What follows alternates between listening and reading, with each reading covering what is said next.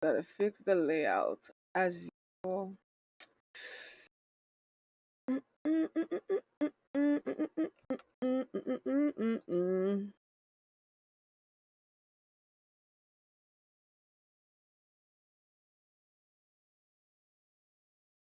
Frustrated when I'm like, hey man, like, yes, don't, like, this is an outlet for people to try to really get a genuine response when you make stuff up. Yeah. Especially, I mean, I don't hate it as much as the people who run things through ChatGPT.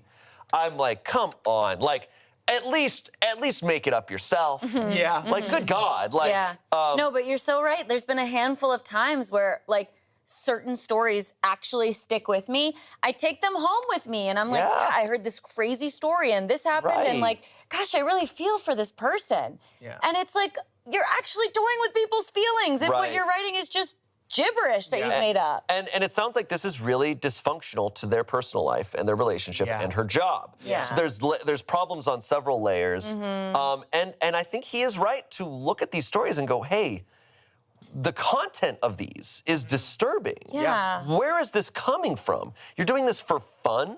Yeah. We have some comments here. I never thought I would have read about a relationship between two grown adults ruined by Reddit. My God, we've come a long way. OP responded, it's actually f***ing appalling. I only ever use Reddit for news or stocks and junk. Meanwhile, she's actually seriously addicted.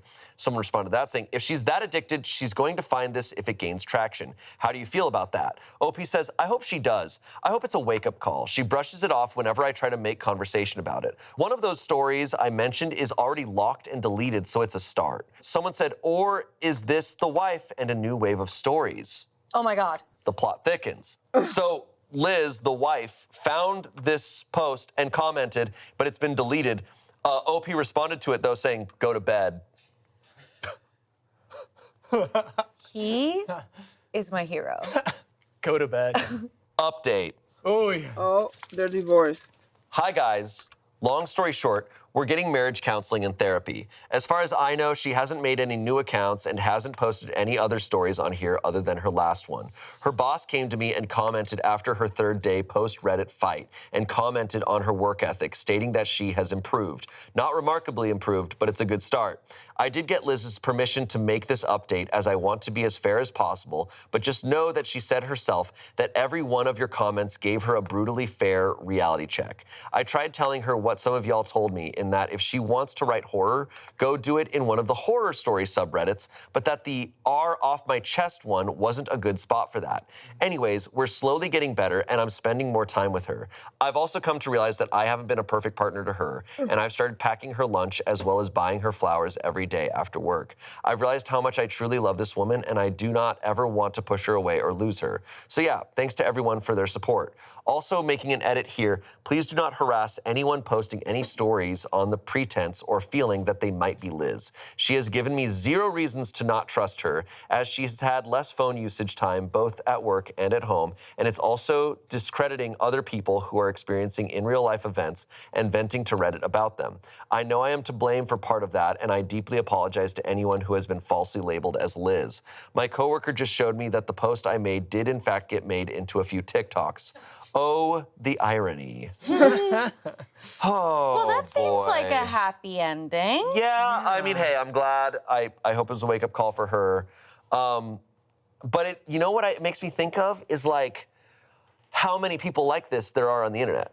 A countless amount. And what's crazy is like there's, for most people, we have two selves, our self and our internet self, right? And it's just like, isn't it scary to be like, I don't know what people are doing on the internet. They could be making a fake account. Yeah. Because there was another story, and I can't remember if we read it on an episode or not, where a woman found out that her husband, who was a sweet, loving, great guy, she found out that he was a horrible, horrible internet troll. Like going on subreddits where women were posting and just talking horribly about them. Like any photo of a woman, he would go on and just discredit her looks and just rag on it. And she was like, she found this out like, oh, this is what you're doing anonymously on the internet. Oh, man. And it's just like, it's kind of the same with this where it's scary, where it's like, hey, just because you're making a throwaway account, doesn't mean that's not you anymore. Yeah. It is who you are. Totally. But you know what? I want to give him a lot of credit for the empathy that he's showing, though. Yeah. Because Yeah. it's such a real thing you're talking about with these two selves, that internet self. It sounds like she just got lost in that, you know? And 9 to 13 hours is a lot. It is a significant amount. And I'm sure if you are constantly just like scrolling and reading and writing and just like really, really getting immersed in that, like, I just feel like, again, it's not an excuse, but it's just an explanation that it sounds like she really did become addicted Yeah. and found herself maybe making choices that she wouldn't otherwise make. Especially now through therapy and counseling, it seems like she actually is reeling back. She's taking the opportunity to right her wrong. Yeah. And that progress, I feel like, should not be going under the radar. I do agree. Her behavior was so interesting, so extreme, that I really hope a therapist can like dig into it and get to the bottom of it, because it might be symbolic of something going on deep down. Yes. It's scary, like, because obviously, like, very grateful that she had a husband who was, like, wanting to hold her accountable and be good. Like, it scares me the amount of people that could be like that are just alone and, like, doing these things and don't have anyone to hold them accountable So or, like, true. hope for them to be a better person. Yeah. Which is, like, unfortunately, I think the reason there are so many awful people on the Well, he internet. got one 'cause shot. They don't have people to hold them Right. accountable. But I think this is like even just a testament to relationships, right? Of like, nobody's gonna show up perfect. But Sure. if you're willing to grow with people and see their flaws and be able to be like, hey, like, we're gonna work on things together instead of just expecting them to be this like flawless human being, I feel like that really does show how much he actually cares about her. 'Cause he's able to sort of put that to the side and be like, let's work on it. Let's make sure that we get you to be the best version of yourself. Yeah. Absolutely. Really honorable. What a ride. Wow. Well, I had such a great time reading these stories with you guys. Liar! Hey, guys. All of these stories were fake. I wrote all of these stories. Every single All right, word. Liz. False. Not true. Lies. Thank you both for being here. You're welcome. And thank you for listening and watching this. Let us know what other themes and subreddits you'd like to see on this show. We'll see you next Saturday. And that's the truth. Oh, baby. Bye. Hello and welcome to Smosh Reads Reddit Stories. I'm Shane, and today's theme is roommates. And I'm joined by my two current Roommates roommates, again? Tommy and Damien. Roommates are terrifying. No. We were so quiet. I know, but I found you. Oh, shoot. I God. heard you and I found you. I've been under it. Yeah. I've been in the floor Someone's part. been eating my Chef Boyardee. It's not Boy or me. okay. So it's gotta be It's Damien. me. Yeah. Okay, Well, tell you what, because that was Shane. funny, Damien, you're kicked out. Okay. Don't worry. We're gonna both move out tonight. Don't you worry. You guys. Please add Velcro sound effect as we do that to just show that we're tired as Jesus Christ. We're sleepy. We've done roommate episodes before. I know you have. I think we've maybe. done so many roommate episodes. I've had Yeah. roommates before. Yes. Roommate stories always, they kind of irk me the most. Yeah. In weird ways, like family stuff, They're marriage terrifying. stuff, relationship stuff. That stuff is brutal.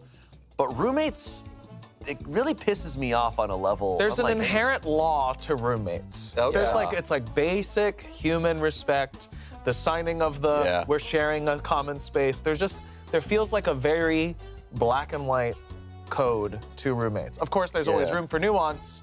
And that's where the fun happens. And that brings us to today's episode. Yeah. There's also like an inherent entitlement that I think you see a lot in stories like this. Yeah. And you also, I yeah. had someone do that unironically while Really? traveling recently. I was like in a hotel, it was when I was in Chicago doing the 20-sided tavern, and then as I got out of my elevator, like there were 3 girls, and one was like, are we gonna go to Megan's thing? And they're like, yeah, but I think we're gonna go. It was like, she fucking chewed it. She chewed the word. Hold on. I was like, yeah. It was wild. It's my favorite thing to do. Yeah. All right, well, should we get into some of these Where can I roommate fucking stories? grab it? Yeah. Okay. Before we get into this episode, we have a unable to fun grab announcement to make. Smosh Reads Reddit Stories is going on tour. That's right, we're bringing Smosh Reads Reddit Stories to you live and in person across the U.S. and internationally. We'll be heading to Denver, Los Angeles, London, Boston, and Montreal, and we would love to see you there. If you haven't been to our live shows before, I really highly recommend it. You get to see us there on stage. Likely one of your favorites will be there. And by favorites, I mean all of them. It's such a blast to see you guys in person and to get your responses from the stories I ask, whether you think they're an asshole or not. And the audience is always losing their mind. You get to be a part of that. It's just an absolute party. Tickets are selling fast, so be sure to grab yours by visiting the link tree in the YouTube description below. And if you haven't already, be sure to follow the Smosh socials to be the first to know when we announce events. Now back to the show, and hopefully we'll see you there. This first one comes from Relationship Advice. This was posted in 2025 in December. How bad is it that I, 22-year-old woman, sleep at my boyfriend's place 6 days a week? My roommate doesn't like it. So this person's roommate does not like it. Doesn't like that she is not at their place 6 days a week. Where are you going?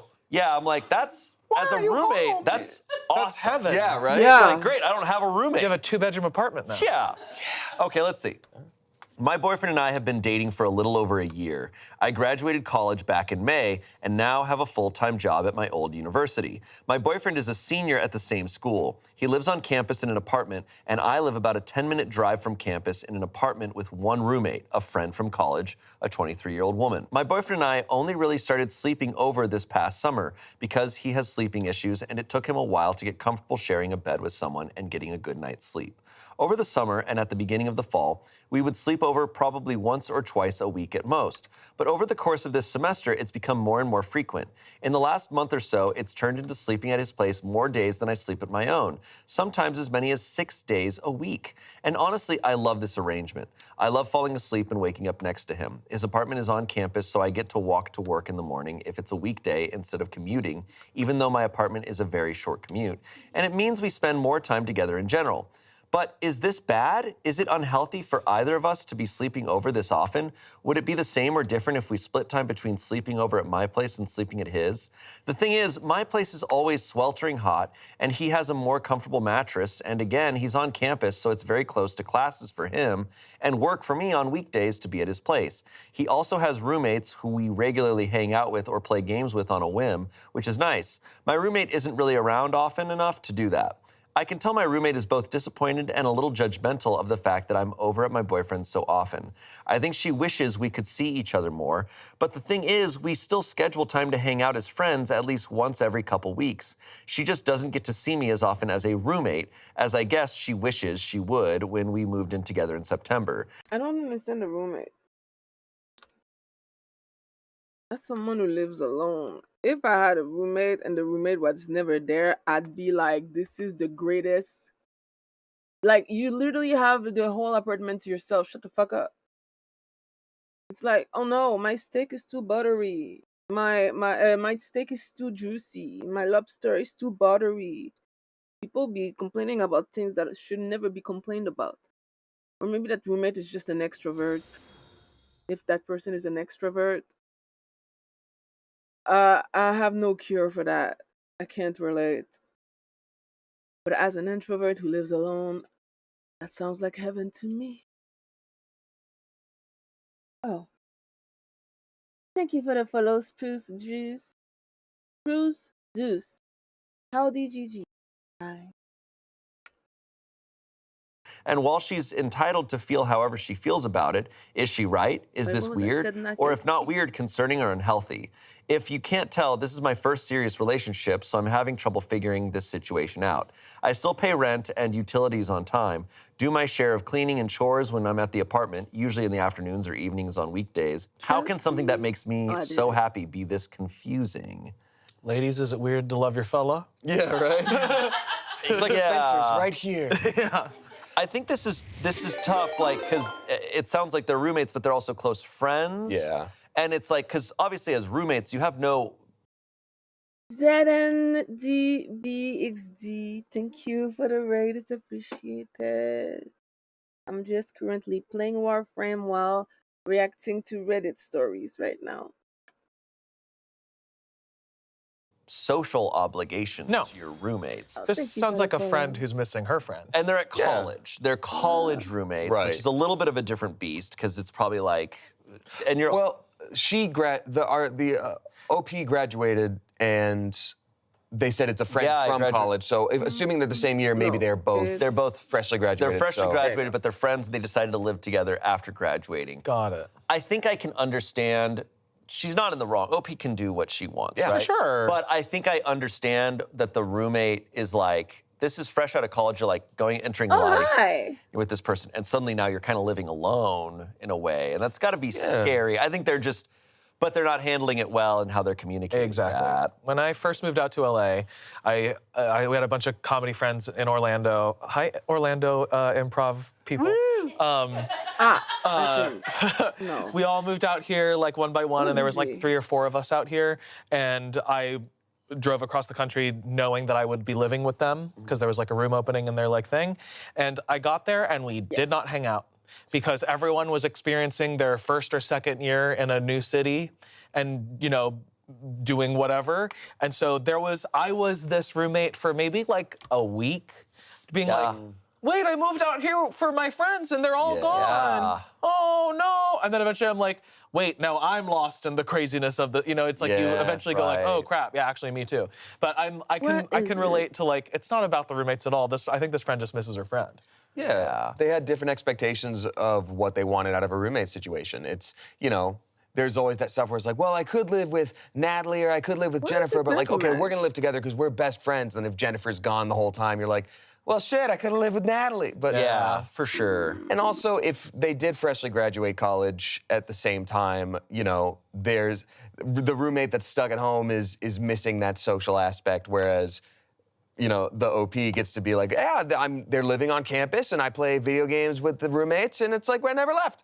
Yeah. So no, nobody's wrong. It just has to be a conversation of like, I am sad and I miss you, but also sometimes the work has to be done internally of like, you miss your friend, you miss social lives.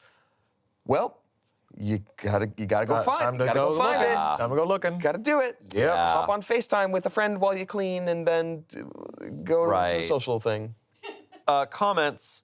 The first comment here is long, and it says, it's a big boy. It's a big comment. Where the hell is the No. As the rest of the commenters so far said, it's your life and your relationship. I'd only add to offer a bit of perspective from your roommate.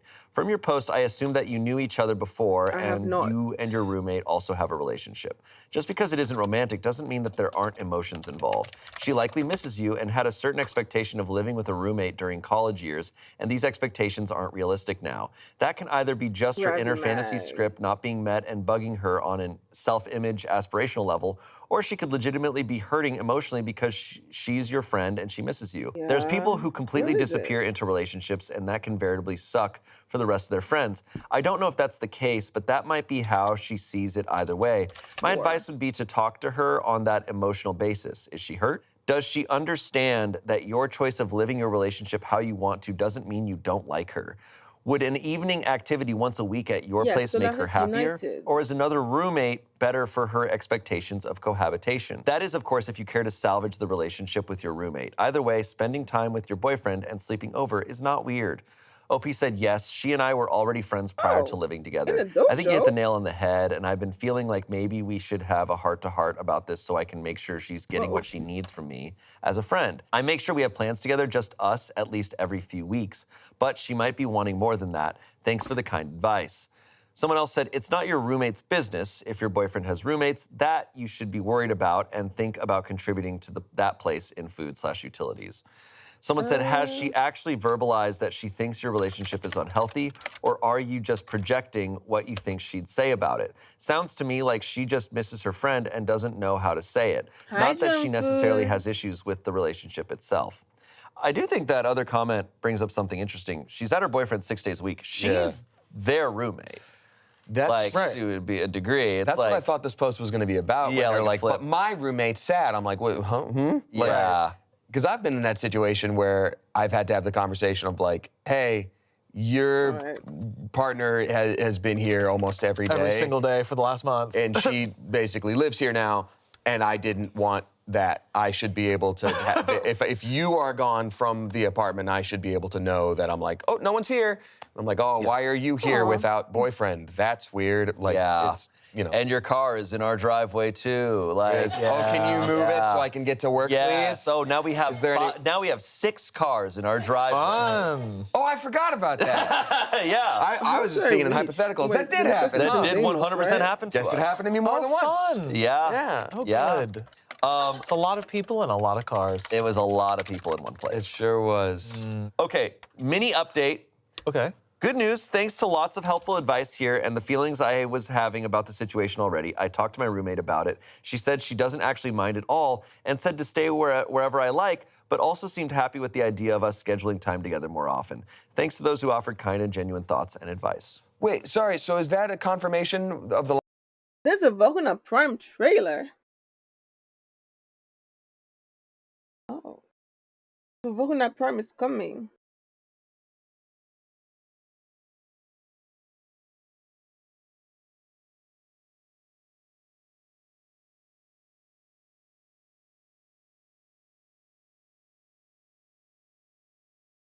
Oh.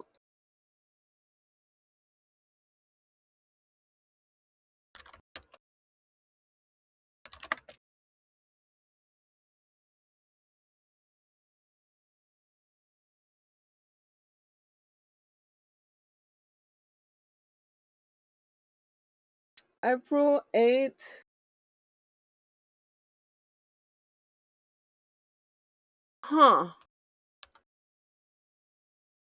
Okay. I kind of have to see it now that I know that it exists. And now I'm curious. Warframe.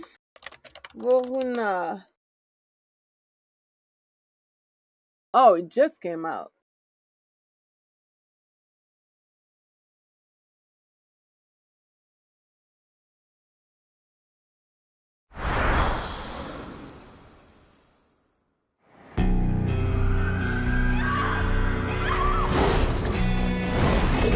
The drums are silent. The Emperors lie butchered by Tenno Blade.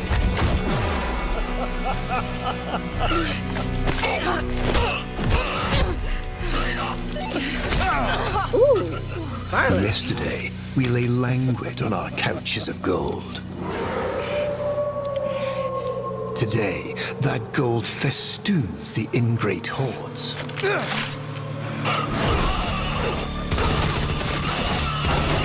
Hey, yo! How they howl, these motherless pups.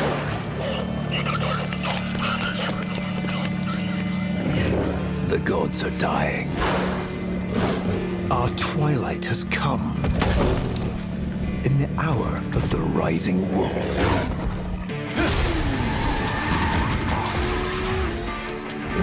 Since when do they make trailers like that?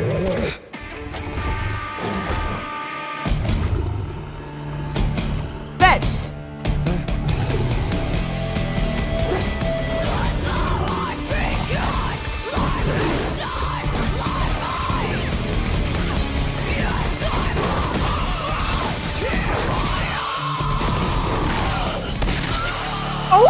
Oh my god!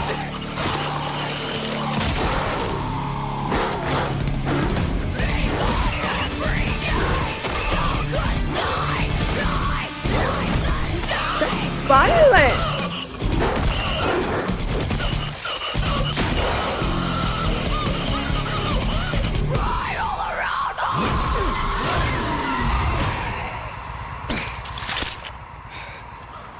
I don't think it's gonna work, boo-boo.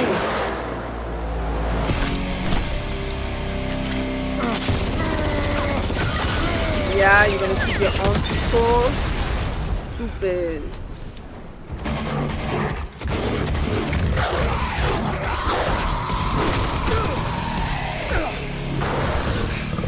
Did I not foretell our ending? I gasp. I lust after this preferred death. At last, immortality has savor.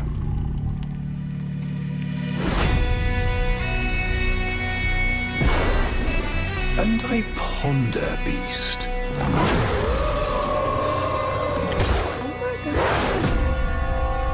Do you have my scent? Varuna. Oh, yeah. We just got Gary. And now we're getting Varuna? Varuna's looking quite interesting. I see. I might buy it too. She. I mean, it's gonna be depending if my check is unlocked by then. But if I can afford it, I might. I mean, somebody gave me Gary, but I still want to get the Gary Prime access, you know? Like I want the full kit and you can only buy it with real money. But at least you get a bunch of platinum with it, so it's kind of worth it. Cause that shit is expensive. It's like in Canada, it's $170, bro. Like, damn.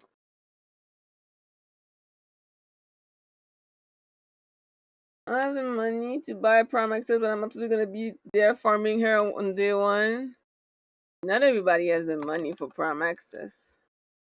Prime Access is expensive. Germ food. Oh, germ food. I didn't know you were with us. And now you're bleeding out. Sir, what is your zoo? Died?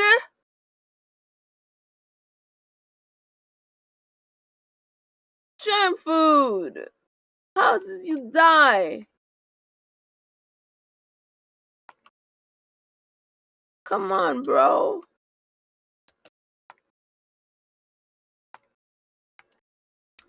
We are doing the Netracell. And you can come back to life, mind you. In this mission, you stay dead. Child. And I'm the one who have ADHD.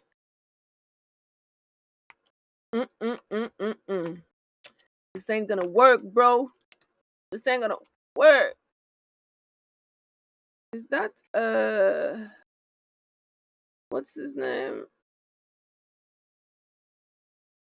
Universal poison is down.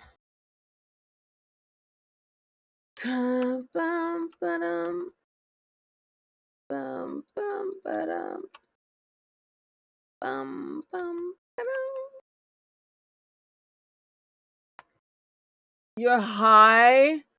I can't relate. I only take prescription medication like a good little citizen. Truth be told, drugs never do me good. Drugs literally always fuck me up. Like I never have a good buzz. It's always pain and suffering whenever I take drugs. So, you know, it's not worth it.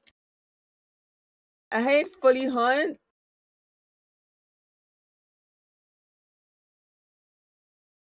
I love Fully. She's pretty fun.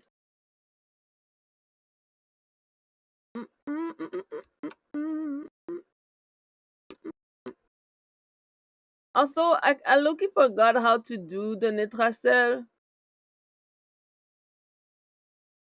Like, I'm not gonna lie, bro. Oh shit! Wait a minute. I'm dying. Where's my shield? But yeah, I'm like not sure. Kill enemy to lower the security level. Ah, okay, I see. So I gotta kill shit. Say less. Say less. How do you do the book again? Like I forgot the.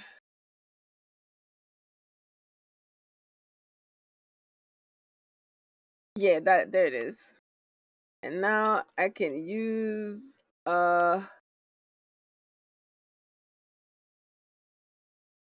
How do I use the book? There you go.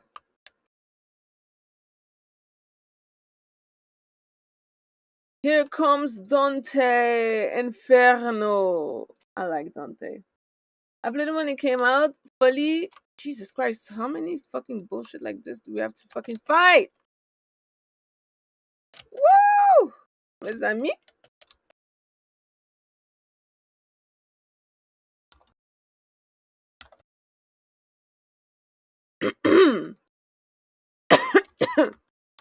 I only played Fully this week because I started playing again like 3 days ago.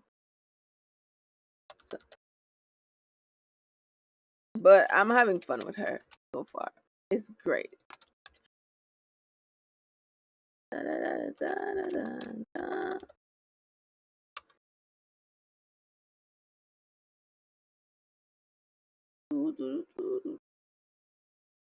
Eliminate enemy to lower the security thing. We have to kill more enemies. I gotta finish my stories. They already patched it a bunch. They did. Like, they patched Fully. Was there a problem with Fully? Was Fully not working properly? Again, not that I would know. I started playing Warframe again like 2-3 days ago. I am absolutely ignorant of anything that has happened while I was not playing this game. I just hope that Gary Prime Access is not gonna leave the store anytime soon, so I can get my money up and buy it. And I also saw the Vauban Heirloom. The Vauban Heirloom also looks pretty fucking cool, but if I get the Gary Prime Access, I'm gonna be able to buy the Vauban Heirloom with the plat. Mm-hmm.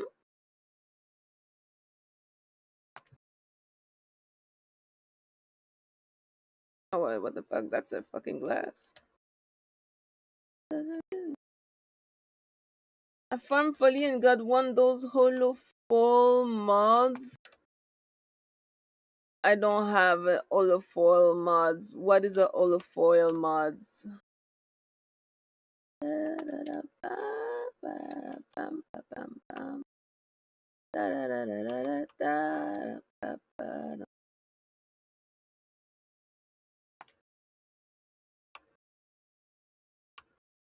Ooh, got some Entrati Lantern. We love to see it. Oops, I can't go there. Yeah.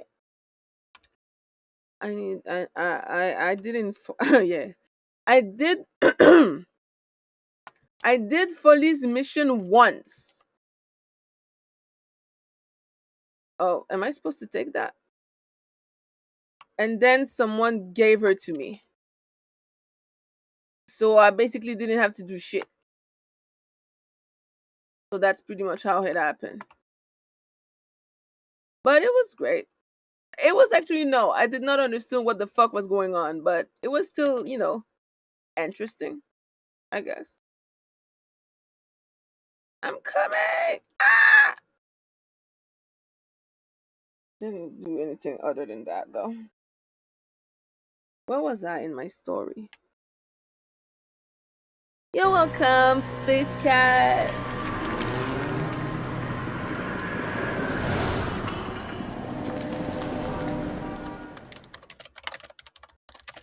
Island boy. Did that just send you into a fight? Is that fucking Charlie?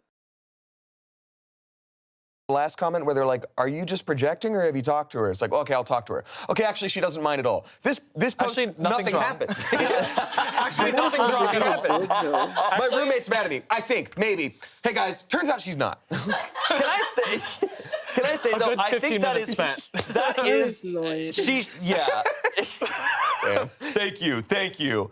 I do think that's the perfect use of these subreddits, though. Yeah, is when it's for just sure. like, hey, like, am I crazy about this situation? It's just like, well, have you talked to them? It's like, okay, I'll talk to them. But you got to talk about it with anonymous people online first, Yeah. and just kind of hear yourself type it out. But Oh, it is yeah, fun. yeah. I literally did Fully mission once, so I'm not sure I'm ever gonna get my hands on something like that. I feel like these Reddit stories are always one way or the other when someone's like, I'm just gonna go have a conversation. Either it's like, hey guys, it turned out to be nothing. Or it's like, hey, it turns out my roommate has been drawing me as a little piggy and has been trying to make me turn into And one. sleeping under my bed at genetically. night. Yeah, Yeah, saying it's oink, oink, oink as I sleep. Yeah, trying to make me think I'm a little piggy. When I'm at my boyfriend's, she dresses up as me and pretends to be me at our apartment all day and all night. Ah, dude, that would suck. Anyways. And maybe I am a bacon boy. You're a little bacon boy, and ham is a carcinogen now. Oh, that's right. And that's not good for you. This episode of Reddit Stories is sponsored by ZocDoc. We read stories about people finding their perfect match on this show every week, but it shouldn't just stop at finding the perfect boyfriend or the greatest roommate. You need to find the perfect doctor for you. That's why I use ZocDoc. ZocDoc is a free app and website that helps you find and book high-quality in-network doctors so you can find someone you love. Whether you're looking for eye care, dentistry, primary care, or one of the other 200+ specialties offered on ZocDoc, you can easily search by specialty or symptom to find the perfect match for you. When you're ready, you can see their real-time availability and click to book instantly. I asked ZocDoc to get me some new friends. It sadly couldn't do that, but I'm still trying. But it did get me the right appointments with the... I don't care about ZocDoc. I want to hear stories.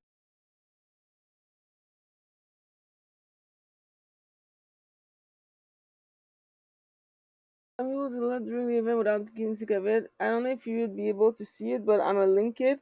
I'm gonna farm Atagraph then. For now, I'm okay with just getting Folly and her weapon. Wait, you're gonna link it where? Oh. Are you like gonna send it to me? Chain beam weapon. Why? Okay.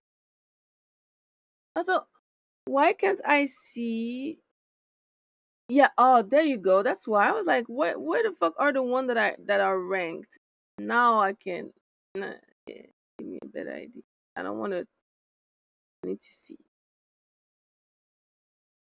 Chaining one. I want them to make one with an innate acid shell effect. I don't know how much I care about Police weapon.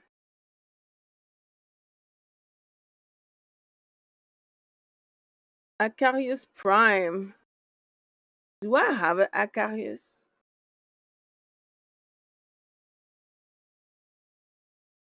I have an Acarius Prime? Huh? No, I don't. I don't think I have that. What? Overwrite something that I don't have?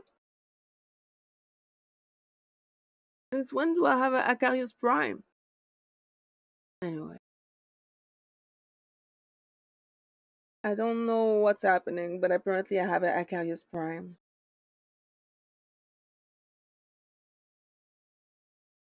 That's cool. I do like Beam Weapon in general quite a bit. Also, I just wound up with all the blueprints for it while I was working on Folly herself, so why not make it? I mean, if it's like one of the weapon that came with Folly, I have it. The friend that farmed Folly for me farmed Folly and her weapon. No, wait. No, that's not true. My friend farmed Yari. My other friend sent me Folly like the package from the store. The galvanized diffusion mod? What about it? I have it. I have this mod. I have all of these mods. What is interesting about this one? Is it different than the one that everybody has? Oh, did you put like some art in it? You should take a screenshot then and post it in my Discord. Maybe I can't see it. For reasons. They would need to fix that. It's okay. I believe you. I dead and dissolve. Yes. I don't think I need to dissolve anything else.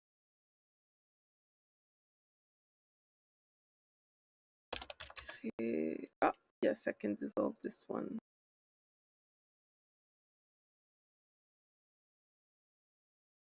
Of it just to be for swagger to be able to show it off. Exactly. That's why I'm like, maybe they need to patch that. So what are these red mud?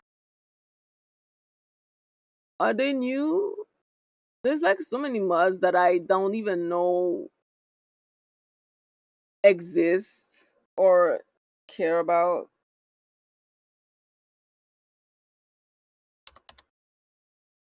Does mean nothing together.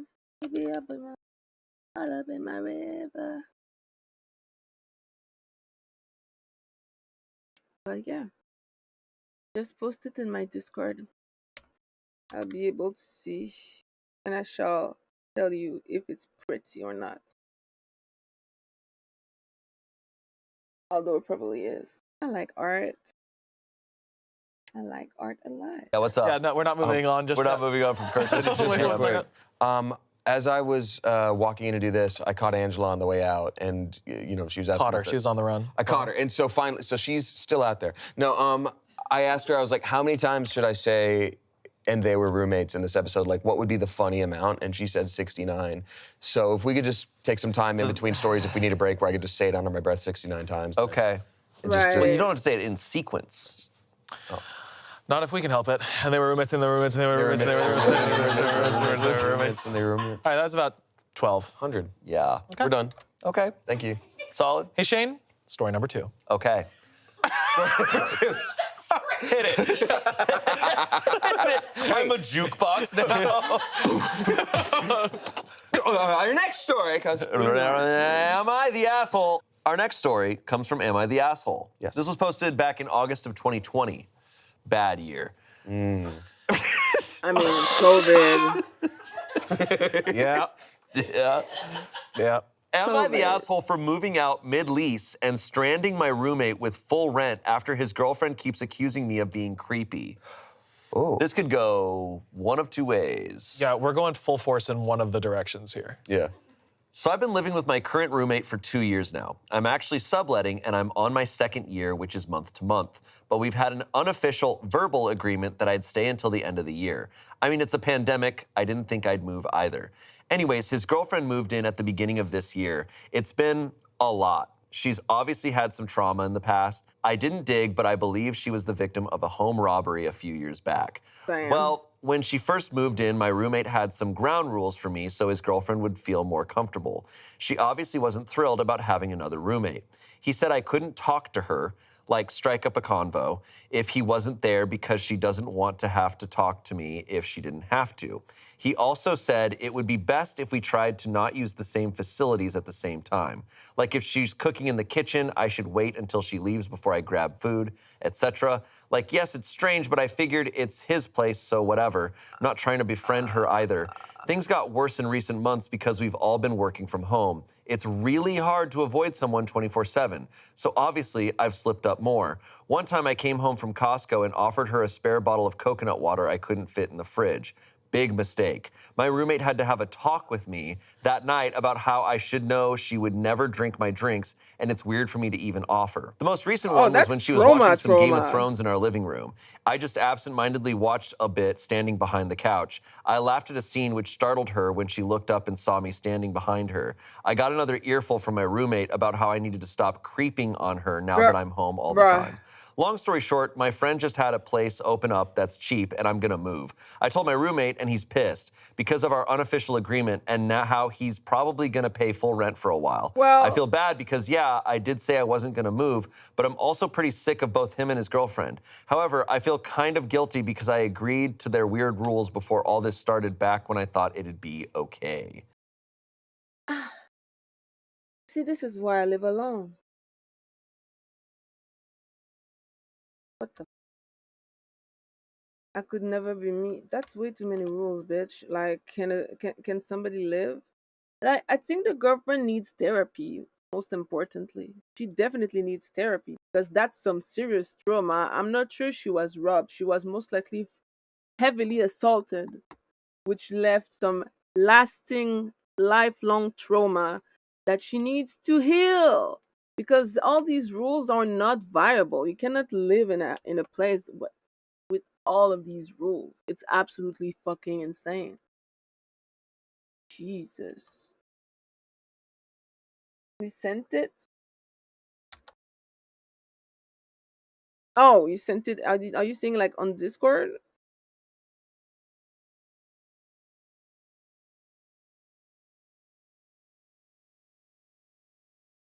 Mm, mm, mm, mm, mm, mm. Ain't nobody. If you sent it, I don't see it. So, are you talking about like you linked it?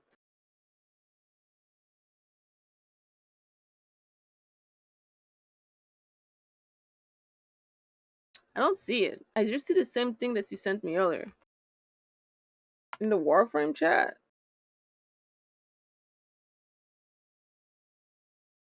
Ah,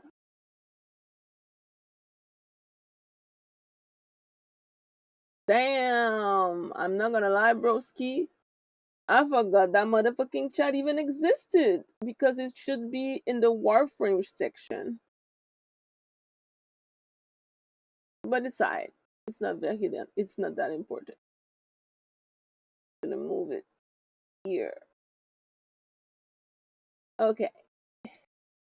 And I see it. It's pretty.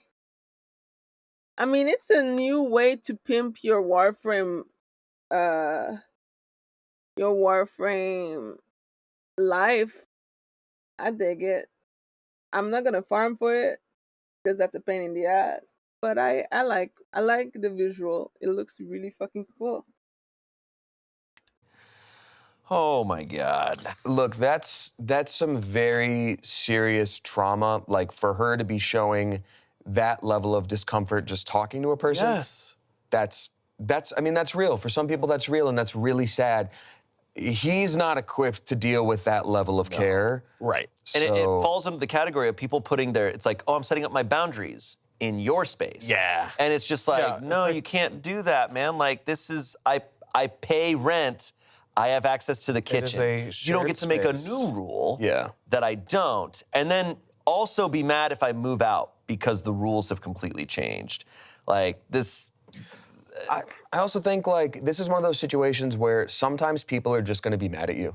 Yeah. Like you know. I've had to learn that's the biggest lesson I can impart to anyone out there who's younger. Stick to your own morals, and if you hear everybody out and you can't work it out that everybody is happy the whole time, sometimes someone's just gonna be mad at you. It's gonna be. Yeah. it really is such a hard thing to accept, especially like I'm so terrified of upsetting people. Sure. And so many of us are, and it's just like you find yourself in life at times where it's like, oh, all roads lead to someone being pissed off. Yeah. Especially when it's one person and it's like there is nothing I can do to stop you from being mad at me in some way or another.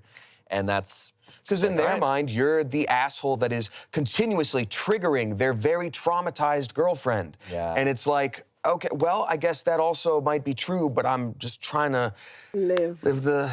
Yeah. I mean. And I feel like that's very much a situation that comes up a lot with roommates. Yeah. Because I've heard this type of story a lot. Really? Especially when it comes to a new partner moving in. Like, that's a hard. very tricky situation. If, someone and a partner are now in a space, like, they are going to have their own dynamic that they want to fulfill in the space. And it sort of ends up being 2 versus 1. Sometimes, like, not 100%, but It's kind of inherent. It's If there's inherent. a couple and then a single guy. yeah. It really is. I wonder if anyone's ever done like I wish there was a book on this, on like the dynamics of roommates and the amount of roommates and the amount of partners and Sure stuff. there's a book on it. Because it's like, because I'm like, Book I on think, everything. I imagine if you had, there's a book, there's You just sound so many. exasperated by a Barnes Some and Noble. guy You're like, there's a just so- book there's on a book. everything. I've been to a I walk library. in there and I go, whoa. We can't stop guys, these things. Home improvement section. Turn it down. I need 4 total. But I feel like The Bible. you walk into a library and be like, you gotta One stop. Punch Man. But I feel like if you have a bunch of roommates, if you have a house with like 5 roommates, someone having a partner in that, it's like, well, it's a little equal territory. But it's the 2 roommates and one of them has their partner move in. As you said, they're outnumbered. Yeah. And it's like, I never really thought about that it's kind of an unfair situation. Yeah. Unless they're really cool about their ground rules and really smart about it. But they're not here. Yeah, there's a way to do it. It's just like this. This is not it. This just like kind of sucks for everybody. And also, I'm assuming that the girlfriend doesn't pay rent from the sound It sounds of like not, because he's moving out and he's gonna have to pay full rent. Yeah, it's like he has to pay full rent. I mean, There's a solution there, and it's that she pays some rent. that she pays some rent. Yeah. It sounds like the owner of the home is in a full like caretaker situation. Like you can't talk to her. She's not paying any rent. And that's a fine dynamic if that's what works for people. But for that to be sprung on you as the other roommate, that's hard. That's where my problem lies as It is well. too much. Trauma is such an intense thing, right? I mean, obviously. This might be a bad situation for them right now, but it does sound like they just need to have the 2 of them live together. It sounds like having a third person there anyway is like not good for I don't think anyone would what be she able to needs do or yeah. You So it's simply like- can't. Right. So even though like he'll have to pay rent and stuff, maybe this is just like a good inertia to go find a cheaper place where the 2 of them can just live together. Yeah.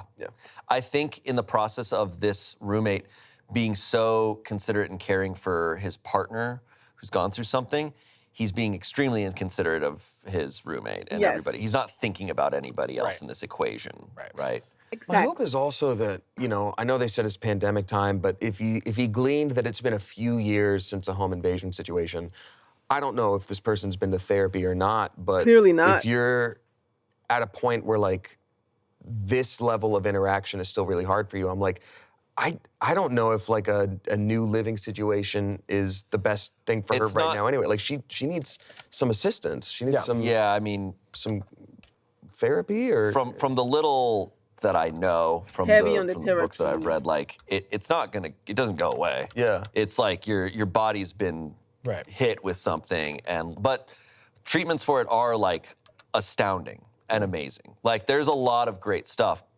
It's extensive. It's not going to be overnight, but like it's just I think this roommate who's dating her is probably not aware of that extent. It doesn't seem like it. If he's just like, just avoid her. Don't come in the kitchen. I heard you were talking to the girl. Yeah, I'm like, this is not a normal situation where you can just be. Yeah, I have more of a problem with the roommate than I do with her. But anyways, tough situation, especially in 2020. Yeah, that's tough. Yeah, you don't need a whole other stressful thing layered on top of it. You don't need a whole traumatic event going on. Biden was just sworn in. God, in 2021. Sorry. Comments, not the asshole, that's an insane way to have to live. Get out ASAP.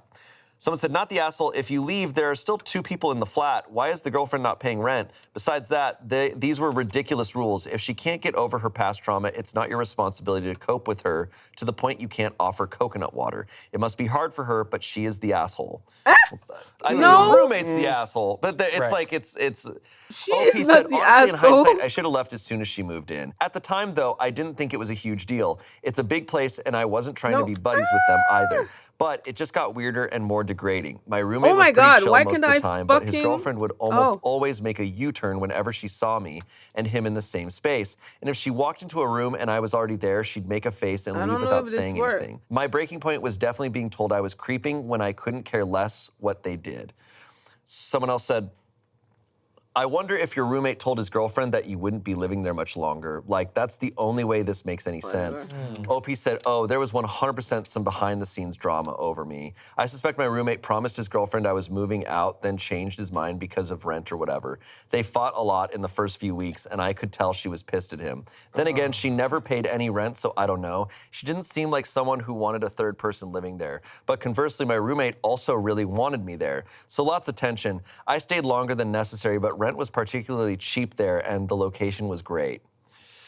It's a weird situation, and look, I could, with Reddit stories and stuff, I could say, I don't trust this roommate and her, what they're saying is going on, but I have to take them for their word. Yeah, we can only do it with what we got there. Yeah. Cut to like the reality is he's behind her watching Game of Thrones, like, yes, I like this part.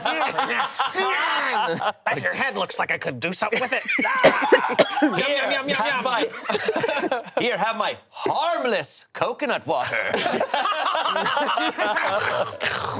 He does walk around the house like, Yeah. Yeah, it's like, okay, if I saw it. It's like, oh, she has trauma. He's like, He's Tony Collette from Hereditary. Oh my god. Jesus Christ.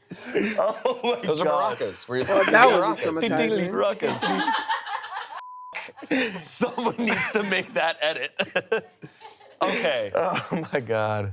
Moving on. Our next story comes from Am I Overreacting? This was posted in 2023. Am I overreacting? Roommate put clothes in the dryer before leaving for hours and is pissed I moved it. I'm gonna predict that this is gonna be the unreliable narrator thing where he's like, I just moved it. I put it on the roof. Why is he mad? I built a sail out of it. Yeah. so the person who wrote this moved it? Yes. They left it in the dryer forever. And they moved it out of the dryer. All right. Today I dyed my hair, then went to wash the towels I used. I can't put them in my dirty laundry because they have dye on them, which would get on other clothes. The washer was open and the dryer wasn't running, so I assumed it was empty. So I put my laundry in. Then once it was time to switch it to the dryer, I discovered my roommate had done a load of laundry and left it sitting in the dryer. She had left our apartment a few hours before I discovered the load and didn't tell me anything about where she was going / that there was a load in the dryer. Not wanting my clothes to get moldy / gross from sitting wet, I texted her to see if I could put her laundry somewhere. These texts are what happened next. Okay. Do we have the texts? We have the texts. OP says, is there somewhere I could put your laundry from the dryer so I can dry my laundry? Roommate responds, we'll be home later tonight to grab it. At 7:51 p.m., which is when this is all happening, OP says, what time at? I'd like to dry my laundry as soon as possible so it doesn't sit around soaked for too long. They don't respond.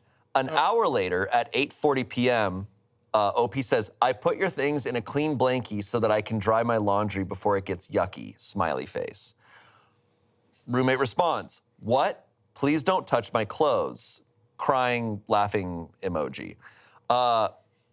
OP responds, my clothes have been sitting wet for a couple hours and you won't be home for a couple more, crying emoji. Next time, can you please hang around until your laundry is out of the dryer? That way we don't run into this conflict. I don't mind taking yours out when I need to use the dryer, but if you prefer I don't touch your items, it is best you take them out when they're done yourself. Roommate responds, life doesn't always work out that way. We had somewhere to be. I'm on my way home. I wish you would have waited a little longer or done your laundry on a different day than the day I do mine. Let's try to do laundry on different days. OP responds, I understand this is distressing. However, I had no idea you were on your way home.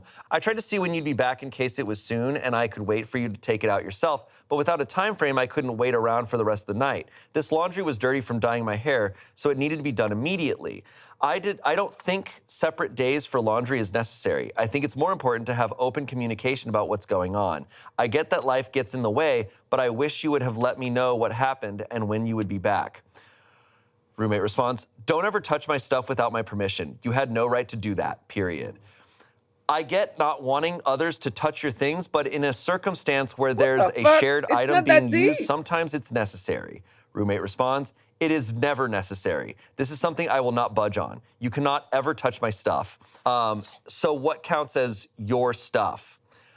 Roommate responds, I told you I'd be home soon. If it had been hours later, I would have told you to move it. OP says, it had been an hour.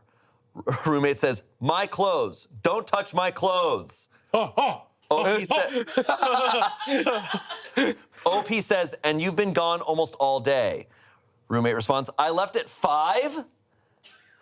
OP says, it's been 4 hours. Roommate says, don't do your laundry after me, then especially if I've been gone. OP says, I didn't see there was any... Life doesn't always work out that way. If I have an emergency, bitch, I'm gonna do my laundry. Ooh, this is why I live alone. People are crazy. ...thing in the dryer because it was done running when I put the load in. I assumed because you weren't home, you weren't using the laundry, which you weren't. I think we need to talk about this in person. It is not realistic to tell me to just not do laundry if it's a day you've used the washer. For example, sometimes things become dirty and need to be cleaned immediately, which is what happened with my laundry today. Roommate responds, just please don't touch my things, okay? That's literally all. It's not even about the laundry. You cannot touch my things. Oh my God, killer. I'm like, shut up! Killer. We share the road with these people. I truly, holy God. I'm also like, stop texting her. Yeah. You're not getting anywhere. This person's not even, somehow not reading your texts. It started off, I was just mad at the like clothes are sitting in the dryer roommate, and now I'm just like, both of you, stop it. Yeah. Stop. Just, it's not gonna be like, oh, this is the text that gets through to her. Yeah. Like, stop. Yeah. Oh my God, holy. Wait, was that actually the end of it? Okay. Oh, good. I tried to see when she'd be back, but she didn't respond for an hour, so I took her laundry out of the dryer, wrapped it in a clean blanket, set it aside, and put my laundry in the dryer, which at this point had sat wet for 2 to 3 hours while I waited for her to get back to our apartment or respond. She finally got home after 5 hours of being out, and she's pissed I touched her clothes. Was I in the wrong? No. Okay, that's all we got.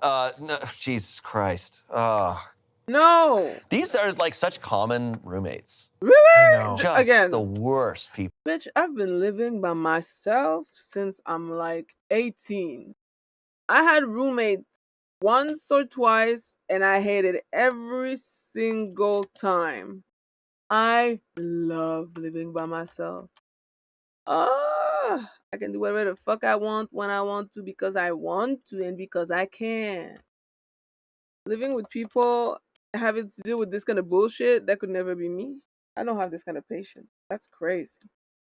Like, holy fuck. And the girl who needed to do her laundry was so nice and considerate and respectful. Like, I hate when someone has good communication and is still being met with foolishness. Grow the fuck up. You're a whole adult. You pay rent. Like, just fucking learn how to be a normal person and communicate properly. Holy fuck. I swear. Absolute commoners. It's just like amazing, like when you're 20 and you have a roommate like that, and it's just like, I already know you will one day be thrice divorced. Like, it's just like, when you just are like, yeah, I know you're gonna just piss off everyone for the rest of your life. My clothes, my clothes, my clothes, my clothes, my clothes. Stay down. Wait, have you seen like the what is it with the dog? You're like trying to piss him off, rage baiting my dog. Oh, when you leave the food, then you close it. And the beagle goes, oh! That's what I imagine this is this conversation we've had, where it's kind of like, oh, that poor dog, but almost like, just give him the treat. Give him the treat. Yeah. I'm sitting there yelling at my phone, too. Yeah, really. The verdict is not overreacting. Someone said, I deal with a similar issue with people I live with, leaving their laundry in the dryer for days at a time. Days? Now I just put their laundry in a basket while my laundry dries and put theirs back in the dryer when it's done. Yeah. Yeah, I mean, because, like, there are types of roommates where it's like, whoa, like, you leave laundry in the dryer for a long time. You're, like, all these things. But sometimes they're extremely chill and they don't care that you're moving it and stuff. It's not that that's a good thing on them, but it's like, at least there lies a fair about all of it. Yeah. But it's one thing to be like super lazy about what you're doing with your stuff and then also telling people not to touch it. Yeah, the laundry girl said, that's her name now. She was like, sometimes life happens. And it's like, yeah, exactly. Sometimes life happens, so let me move your laundry. So I gotta use the washer. Yeah. Right. It's not sometimes life happens to everyone but you. Yeah. I also think it's so odd that, I don't know, I feel like if any situation like this that I've been in, I would use like a laundry basket. IKEA bags are great for this. Go ahead and take the clothes out, and then when you see the person, be like, hey, by the way, I put it in the bag, it's here. You don't tell them. To even text it first and be like, would it be all right? How many hours in the world? Like, because clearly this is already hell. This is already hell. Like, again, I think Sorry, I think the person that is being so weird about their clothes and leaving it in there for hours, of course they suck.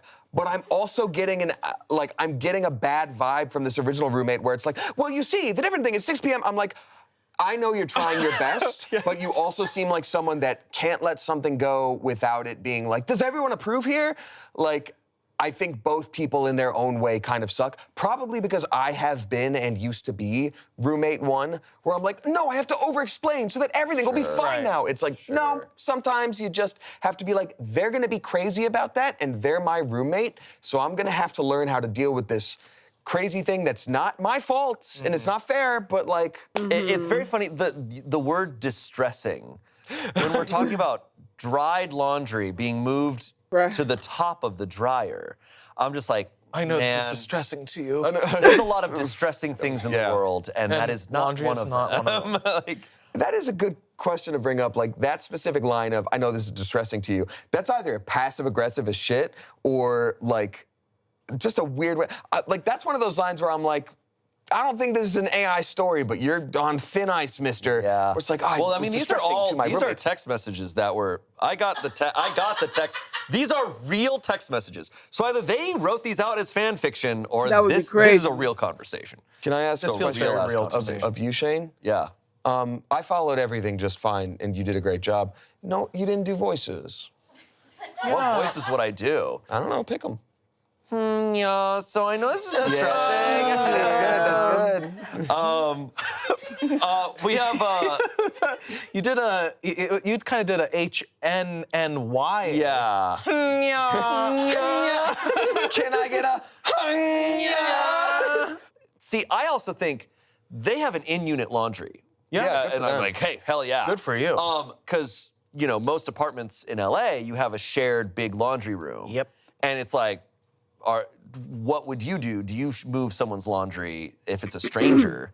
You walk in, all the dryers are either in use, and there's one that's done, but there's laundry in it. And you're like, okay, I'm gonna leave, come back a half hour later. There's still laundry. That same laundry, do you move it? As a dryer, I've done it. At a certain point, there's times where you kind of I've have done no it. I've choice. folded people's laundry before. That's You very fold it. nice. That's very nice. Folding other people's laundry is But it's great. kind of it's a tough thing though, where I'm like, sometimes when I moved it, I'm like, I don't want to fold it because that implies that I've gone through it. I've touched your clothes. Right. And so I'm like, am I What's weird? the alternative? You magneto it up? Well, no, I just just leave mean it in like, a I mean pile? like to intimately like fold your clothing, especially if Got there's it. underwear and stuff. I'm like, I don't give a shit, but I'm like, I don't know what they think. I'm like, it's in a pile it's not like it's not gonna wrinkle in the dryer. You're gonna have to put it back in the dryer anyway and do a little It's- tumble. Yeah. I got the impression that both people in this story were women. I think Yes. there is a different vibe for us as men to be like, you've gone through someone's like intimate Well, clothing. I'm a big fat pervert. Sure. Okay. So you either have to leave a note being like, "Hey, girly, folded it for the girls because we both are girls," or you have to be like, "This reminded me of your head is delicious." I wear underwear So that first story was actually me. Okay. I'm a crazy little pervert. great. Yeah.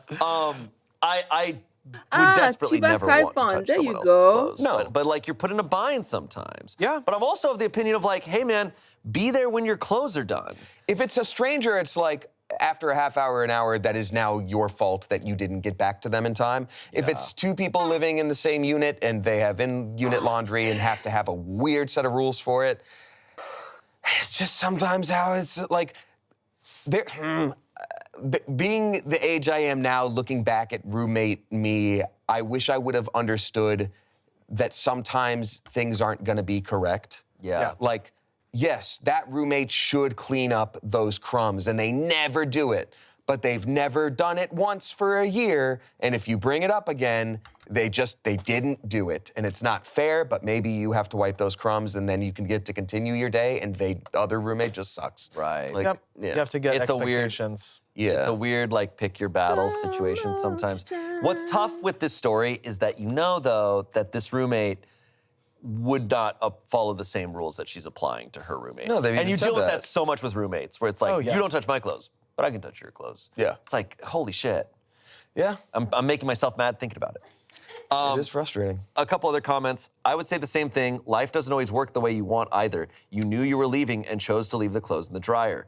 Someone said, your roommate is an asshole. She doesn't get to tell you to just not do laundry after her. If she doesn't want her stuff touched, then she needs to move her shit out of shared spaces.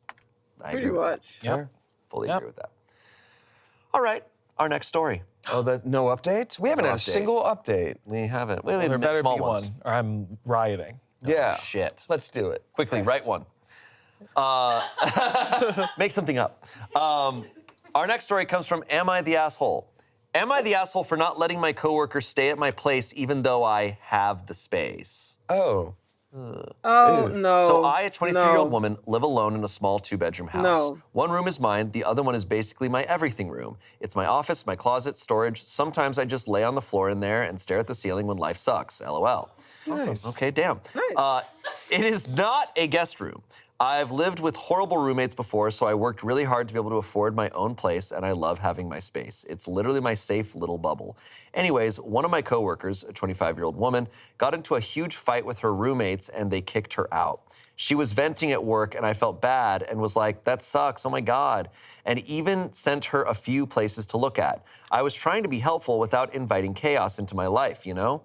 Later that night, she texted me saying, hey, I was thinking maybe I could just crash with you for a few weeks since you live alone and have the space. A few weeks. A few weeks? If you're willing to invite me. Yeah, it's I have to cope with it somehow. You have 12 hours.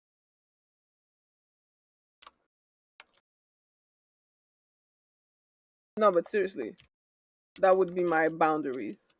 You have 12 hours. Lol. No, but honestly, that is insane. Insane. If there's one thing that I could never do is bring a fucking coworker in my home. Unless I really like that coworker and like she's a bestie, but it doesn't seem to be the case. And even if she was a bestie, I don't know how people can have roommates. I can't. Our roommate, so we're gonna kick you out because you keep biting our necks. Yeah. It's really not chill. If I hear that someone, like a coworker who I'm not like really close friends with, if I hear that multiple roommates kicked them out, sounds like I'm like, you're coming nowhere near my place. I'm sorry. Also, like, I barely know you. Can I come over for a few weeks? Yeah, just a few weeks. Until I few get weeks back is on my feet. crazy. Or whatever. I literally got that sinking feeling in my chest. No, no, no, no. I'm not even close to her. We're cool at work, but we've never even hung out outside of lunch breaks and complaining about our boss. She doesn't know anything about me, and I don't know her like that. Why would she live in my house? So I replied super politely like, I totally get that you're going through it, but I really value my space, and I'm just not in a place where I can have someone stay with me. Like, I was nice, didn't ghost her, didn't ignore her, I just said no. The next day, she's acting really weird. Then another coworker tells me she said I let her be homeless when I have an entire room to myself. Like, girl, first of all, she's staying at her boyfriend's place. Second of all, I pay to live alone. That's the whole point. I don't want to feel tense or uncomfortable in my own space. I don't want to tiptoe around a person I barely know. And I definitely don't want to deal with just a few weeks turning into I'm looking but nothing's coming through yet for 2 months. Now people at work are acting like I'm the bad guy. Sorry for not letting a coworker move into my apartment because she had a bad fight. I don't know. I feel bad, but like, also no. Am I the asshole? No. What the dude. fuck? No. Come on. She's living with her boyfriend anyway? Is that what I heard? First of all, she's staying at her boyfriend's place. So how is she homeless? The boyfriend's not a house. I don't know. I couldn't think of a good bit in time. Let's go think of a good bit. Boyfriend's not a house. This just sounds like a bad person. Yeah. I don't really know. Like I just, it's just like, yeah. This is like what I was saying before, like as a frequent over-explainer, but maybe less so now, it's the kind of thing where like, you're not gonna be able to get on the level of logic that this person employs in their life to be kicked out and like also imposed that way and be like, yeah, they're letting me be homeless. I'm like, whatever you going through in life is gonna be everybody else's fault forever.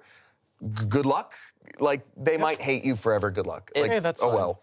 Yeah, you don't need their approval. It's fun to have an enemy. I think it's also, it took me a long time to learn this, but to like be really wary of people who are very quick to guilt you.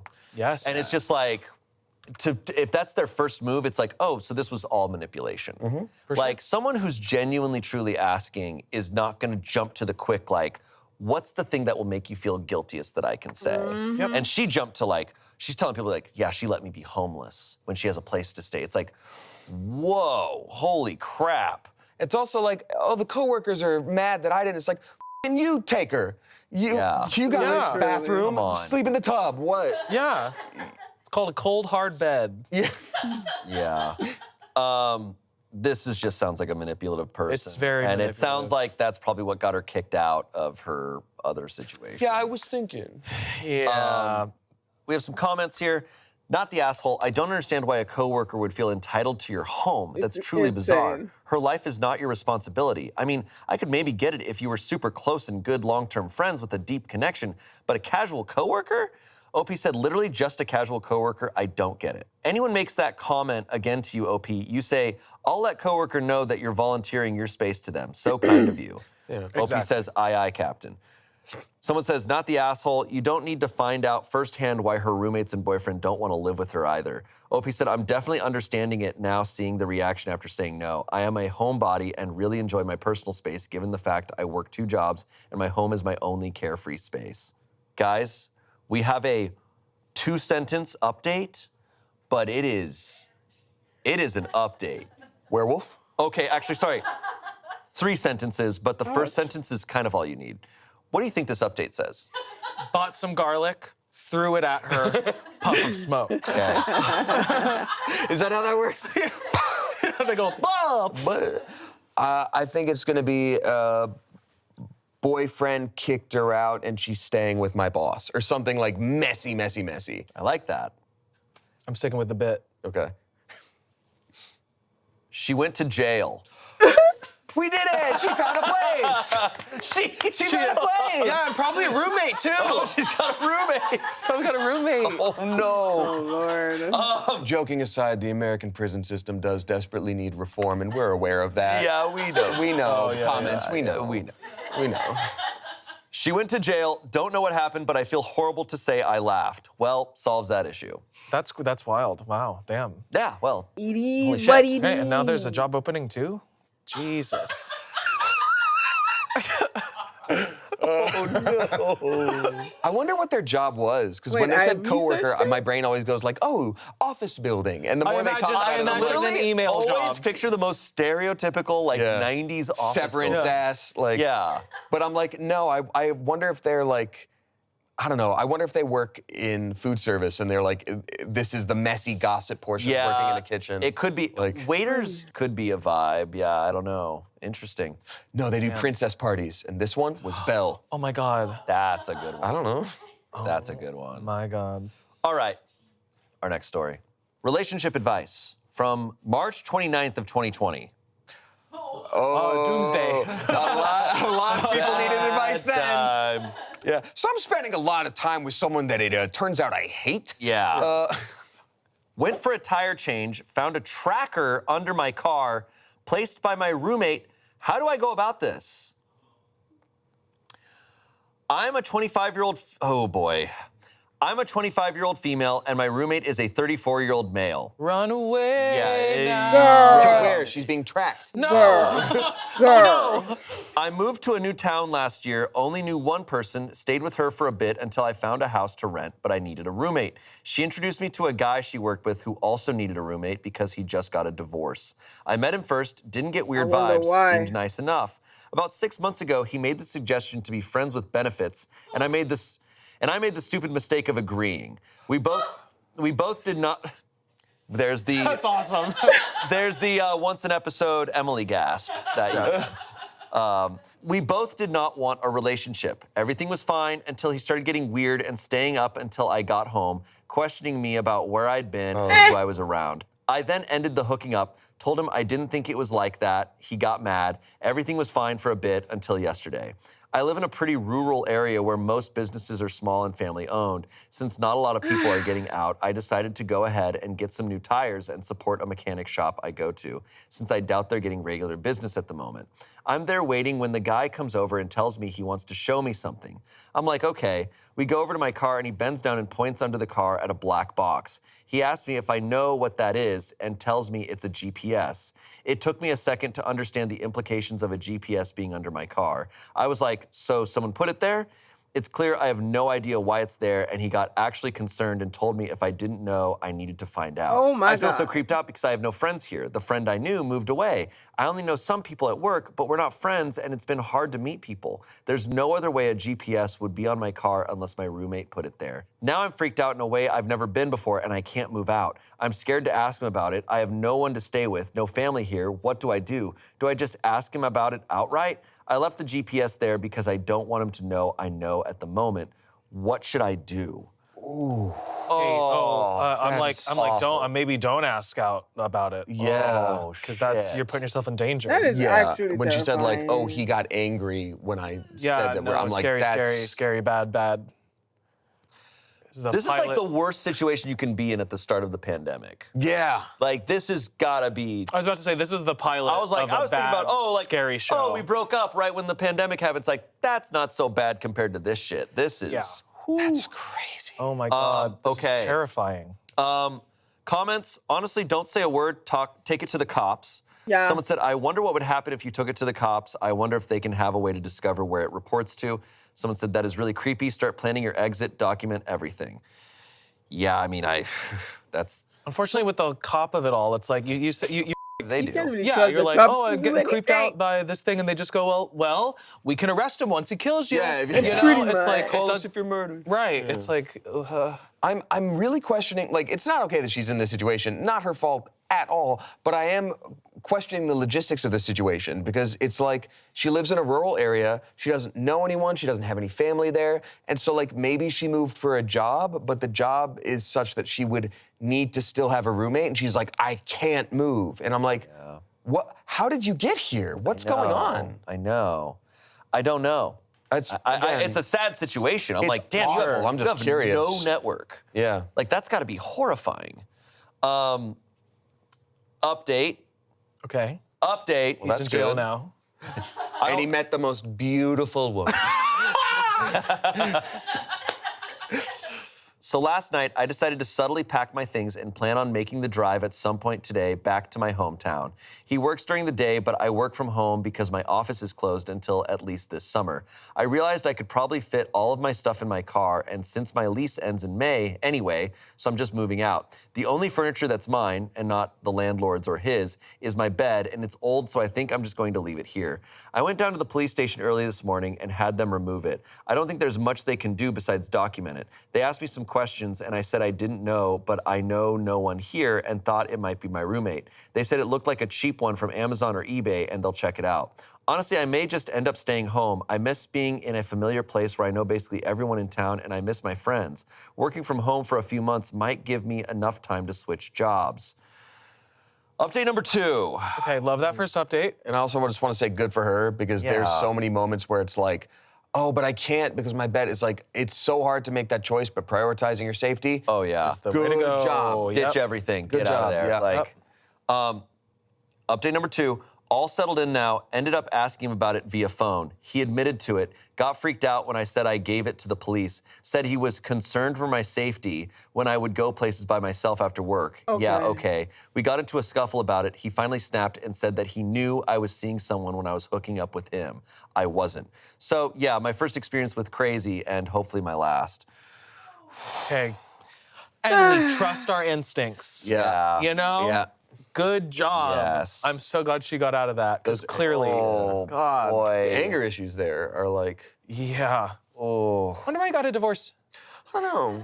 They just wanted different things. She wanted like kids. He wanted to control Yeah. everything. Child. Watch Game of Thrones. I don't know what this voice is, and I don't think I'm ever gonna do it again. Yeah. Yeah. They were roommates. Oof. God. They were roommates, and they were roommates, and they were roommates, and they were roommates, and they were roommates. And they were roommates. We're at like 15. How do you? Very glad she got Sorry, it. Angela. Here's our final story. It comes from the subreddit Relationships, and this was posted back in 2017. Wow. The year the Yankees A won. vintage story. Yes, a vintage one. Yes.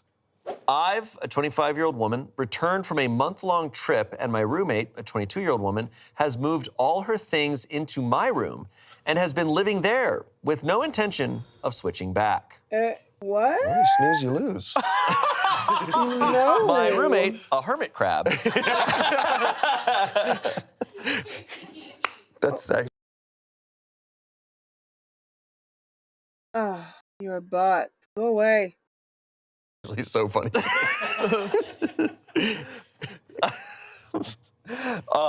So I moved into this flat about 8 months ago. I met Lana online on a roommate website, and we clicked well. She's a bit younger, but seemed mature. We quickly agreed to be roommates. Both of us were under time constraints to find a place to live, but have gotten along really well so far, up until this. Our flat is a 2-bedroom, and to be frank, my room is clearly the better one. It's bigger and has built-in wardrobes. I need to listen to this story. I know it's gonna piss me off. Well, you can push it to grandma. You can also push it to finish. Okay, but how do you add that for, like, that's what I want to know.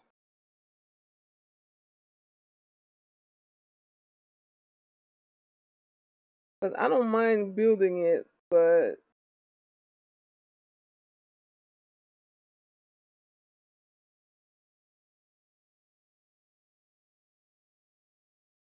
no.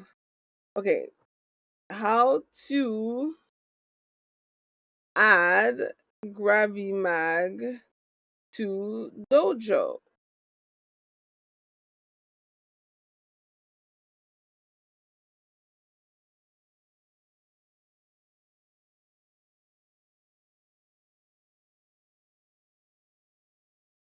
That's not my question.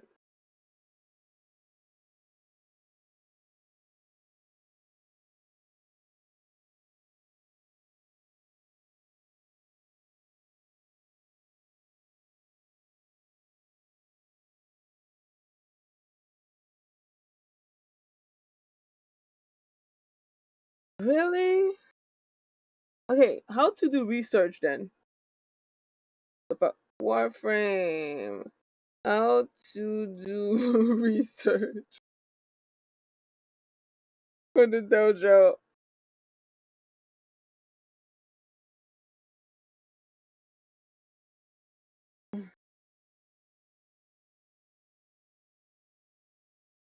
Yeah.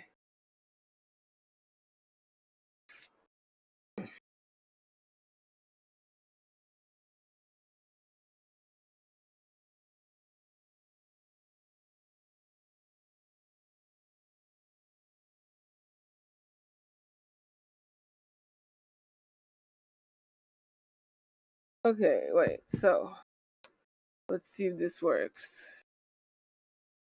When looking for the flat, I found the place first on my own and put down a deposit to take it off the market while I found another roommate. The flat was perfect, cheap rent, and my aunt manages the property, so I was keen to snap it up before anyone else did. The area it's in is popular, so I wasn't really worried about not finding someone to room with. Because of the above and that I was there first, I took the bigger room naturally. Duh. When showing potential roommates, including Lana, around, I was sure to show the smaller room and say, this would be your room. We moved in 8 months ago, and it's been happy families. All right, enter the lab. Enter the lab.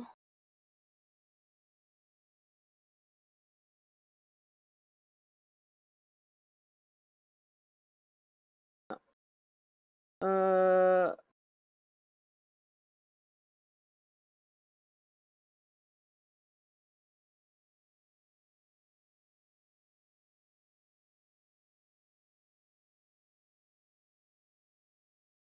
Okay. No. What the?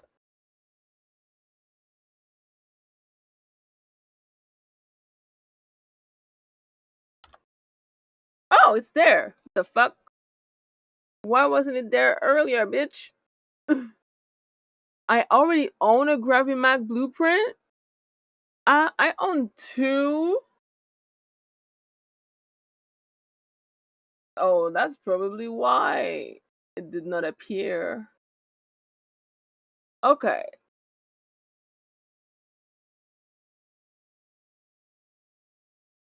All right then. Never heard Lana complain about her room because I have about 6 times the wardrobe space that she does. I told her she's welcome to store her off-season clothes in there or whatever she wants to store as long as she's not popping in every morning to get dressed. She was happy with this. Just over a month ago, I went traveling. Now, I'm not the biggest fan of having people in my room, but I told Lana if she had someone stay, her sister, friends from home, they could sleep in my bed. She said thanks, and as she's been such a great roommate and rarely has guests except her boyfriend, I didn't worry at all. I came back yesterday, I was exhausted from the flight and traveling and just wanted to shower and sleep. As I walked in, Lana was in the living room with her boyfriend. We said hello and hugged, had a very quick catch up, blah, blah. Then I dragged my suitcase to my room, opened the door, and found it full of stuff that was not mine. I kind of yelled, "What the f***?" and briefly thought I was so jet-lagged I was confused, but opened the door to Lana's room and saw all my stuff. I walked into the living room and asked Lana what was going on, and she said, "Oh, sorry, I forgot to mention, we put my stuff in your room just because it's bigger and you weren't here and you said I could use it." I was honestly so tired I could have passed out then, so I probably wasn't in the best state and told her to move it all back immediately. She said they were in the middle of making dinner and I looked tired, so I should have a sleep. Her boyfriend then said, "And anyway, you pay the same rent, so isn't it fair that you both get the big room at some point?" I was getting really frustrated and could feel tears welling up, hysterical from lack of sleep, so I just said, "We'll deal with this tomorrow and it's getting moved back." And then I went to sleep in not my own room. I've woken up now and I'm so pissed off. Lana's at work, so I can't talk to her. But what should I do when she's home? Move her shit. I feel like this is going to turn into an argument. I don't think it'll be as simple as, okay, let's swap now that you're home. Oh, God, Jesus. I wouldn't even fucking ask. Bitch, this is my place. You are a guest. Like, we're gonna fight. I would fight. Because, and again, this is why I live alone. We're gonna fight. This is absolutely insane. The audacity, the lack of boundaries, of respect, but mostly the audacity. You actually thought you could do this shit is crazy. We're gonna fight. I might catch a case, because that's the kind of bullshit that I would never be able to allow. Like, no, the audacity is too big for me. I don't get it. Anyway, anywho. What's so tough about roommate shit is like the legality of things is so brutal that it's like, I don't know. It's like, because I'm like, yes, she's awful. She did a horrible thing. I don't know what you do. What legal I don't know what you do. I think you move it back. You move it back, bitch. She's at work. I think you move it back. It's time for that. Yeah. Holy crap, what a bold move. To not even like text to be like, "Oh, sorry, I forgot to mention, I completely flipped your life upside down and I moved my life into your life, and so that was a thing that happened. I'm sorry." It's like, "Can you move back?" "Oh, I'm sorry, I'm making dinner right now, and no, I'm not, and I'm also not gonna do that." Yeah. I don't want to. I'm making dinner right now. Obviously, 100% on OP's side, this is a crazy move from Lana and presumably her boyfriend that is whispering things in her ear like, yes, and you pay the same rent.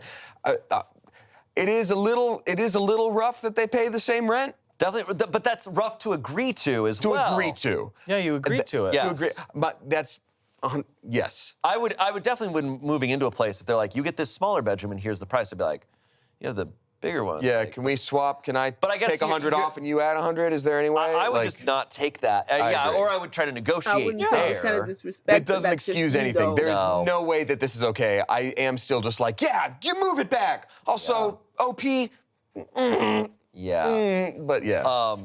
When people do something so audacious that it's kind of mind-blowing. Yeah. And it's kind of such a bold power move that you're scared to interact with them. Yeah. You're like, "Wait, how do I draw this boundary back?" They're not playing with the same set of rules Exactly. that everyone else is. God. Yeah. Like, Hey, I Bam. computer because you weren't using it. You're like, oh, yep, that's Like, this I is- guess then, yeah. This is the Genghis Khan of roommates. Yes. Where it's like they did what? Like, yeah. what do you do? Like, truly. She was even nice to be like, you can store some of your shit in my room. That is very nice. A nice roommate too. Yeah. I was like, okay, maybe they've been assholes to each other. It's like, no, it doesn't sound like it. Comments. She moved your things out when you weren't there. You're off work now. Just swap things back straight away. Start with stripping the beds and changing the linen over. I wouldn't leave it till tomorrow. It normalizes the situation. If she comes home whilst you're in the middle of it, just keep going or ask her to help you. Her boyfriend should keep out of it. I assume he's lived there full time over the last month and he's seeing it as their flat now. Bruh. OP said, yes, this is my worry. I still paid rent for this month. I was away, so I have every right to return to the same flat as I left. Someone said, move your stuff back. This isn't even a discussion. You found the place. You made it clear the smaller was her room. Put a lock on the door and say this isn't a discussion. It sucks she screwed herself over, but that's her problem, not yours. Yep. Lastly, someone said, just move it back yourself while she's out. Her boyfriend gets exactly no say. She agreed to live in the smaller room for the same rent. You are rightfully pissed. Yeah, I would be seeing bright red. Oh my God. Yeah. Yeah, that boyfriend is, what's his name in Lord of the Rings, who's whispering to the guy? What's his name? Wormtongue? Kramer Wormple? What the did you say? His name is Wormtongue, and they trusted him to be an advisor? Is that a family name? Or? Yeah. So what's the deal? Yes. Dude, jet lagged? You're not, we are our worst selves. Yes. I get Oh my upset God. coming home to my apartment after being gone, and past Tommy didn't clean up. Yeah. I can't imagine it. My room's a different room. Yeah. I would go crazy. Hear circus music and just start swinging. Oh, it's tough. Who would be Yeah. fighting? It's tough. Yeah. Oh my God. Ooh. I also am so curious about, like, did Lana need much prodding from the boyfriend? Like, how does that come into your brain where you're like, oh, I can just swap all of our shit? Yeah, I'll just do that. My suspicion is that the boyfriend played a part in this. The fact that the boyfriend there had the audacity to be like, yeah, and it's same rent, so it's fair that you guys both get it at some point. It's like, why are you saying that? Yeah. People You're the will one with say it. it. Because Oh the my God, I girlfriend, had it earlier. because the roommate said we can swap it back, we can talk about it later. But then the boyfriend's like, well, it's also fair, but perhaps we don't. Oh, off, Todd. Yeah.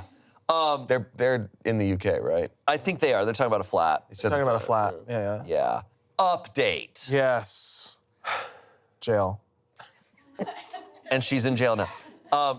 I've taken the advice of most people on this thread and moved my stuff back. It's taken hours, and I'm knackered, but they're from the UK. I'm knackered. Confirmed. But I think if I left it another night, it would be a real problem. I sent her a text when I was almost done, in case she kicked up a shitstorm and came home, to say, hi, Lana, hope you're having a nice day at work. Just to let you know, I'm moving my stuff back into my room. I didn't want you coming home and walking into the wrong one. Yes, I'm petty. No, that was a bad move. If you're petty, you don't Don't text say her. anything. Yeah, once again. Do what she did to don't you. Text. Oh, yeah. Don't set it, because they're not gonna be like, okay, I see your logic in that. It's Sir, we've given the enemy the advantage. Just so you know, we let them know we're coming. that's how it was. It used to be, we're gonna meet for war at 2 p.m. on this day because no one had phones. Yeah. So it was like, you better show up with your best guys and horses. Yeah. Here. By the way, I called the bank. I let them know we're gonna heist it tomorrow, so that it's all cool. They were upset about it. They were not happy. Oh my God. So I guess healthy communication is bad now. Yeah. I'll be talking to her when she gets in because this is out of character for her to the point of it being bizarre. She's never been anything but a model roommate, so I'm gonna give her a chance before we're donezo. If she wants to be reasonable and have a chat about rent portions, I'm happy to do that. She's never had a problem with the rent before, and honestly, I've never had uneven rent amounts in any place I've ever lived, whether I had a bigger room or smaller room. But a lot of people here are saying it's the norm, Requirement. so I'm open to talking about it if she's not ridiculous. Okay, OP. She's already been OP ridiculous. should recognize that it Why is is a it sick so situation. hard to say exactly what I need for this stupid shit? I don't get it. Give me the fucking component. Oh my God. What the fuck?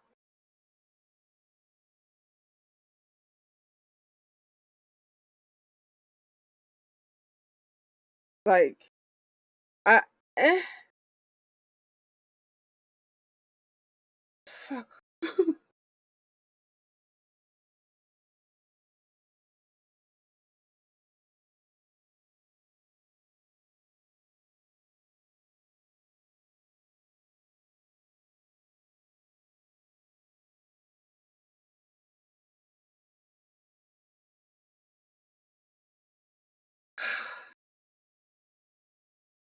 I do not understand. I need to know what it costs to make it. That's it. I do not understand why they're not telling me.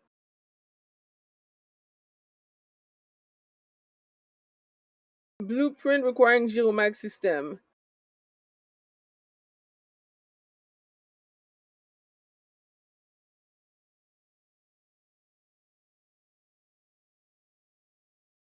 Now wait a minute. Maybe I've been. Yeah, that's why. That's why. There you go. Okay, so Gravimag is what I've been typing Giromag this whole time. That's probably why I was confused. I need. I need. Okay, I got it. Gravimag. Why did I hide? Oh.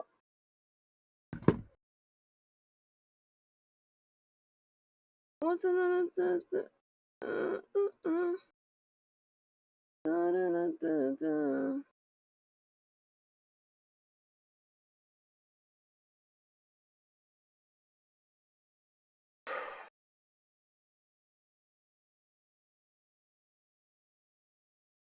There you go.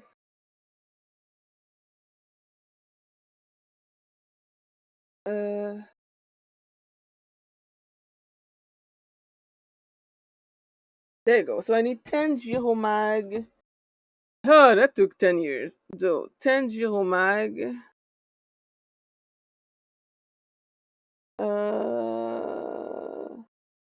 5 Atmos system.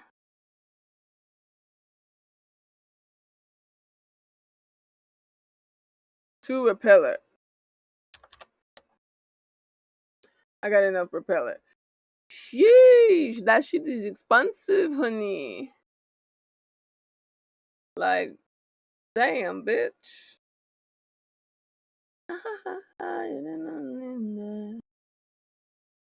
Also, apparently I didn't build Baruch yet. That's crazy. Base Baruch hasn't been dealt with yet. Like this. Pretty sure. Let's see something. Standing.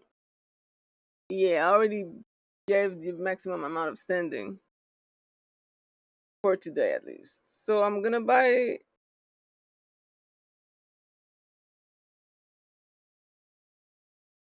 Real quick. Warframe, Baruch.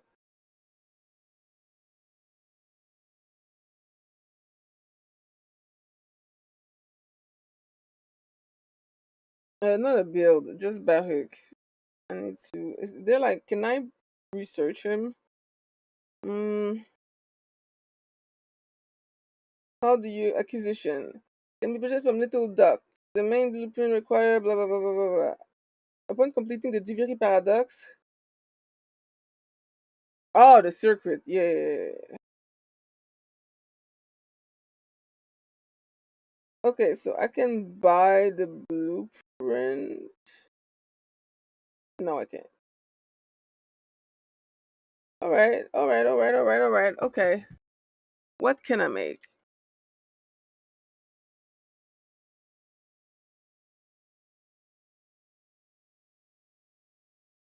I'm gonna buy the blueprint.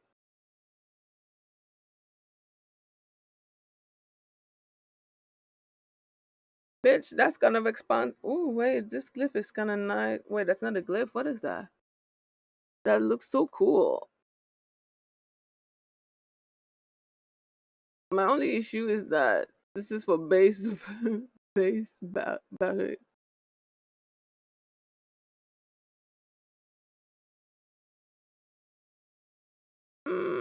Anyway, I still need him.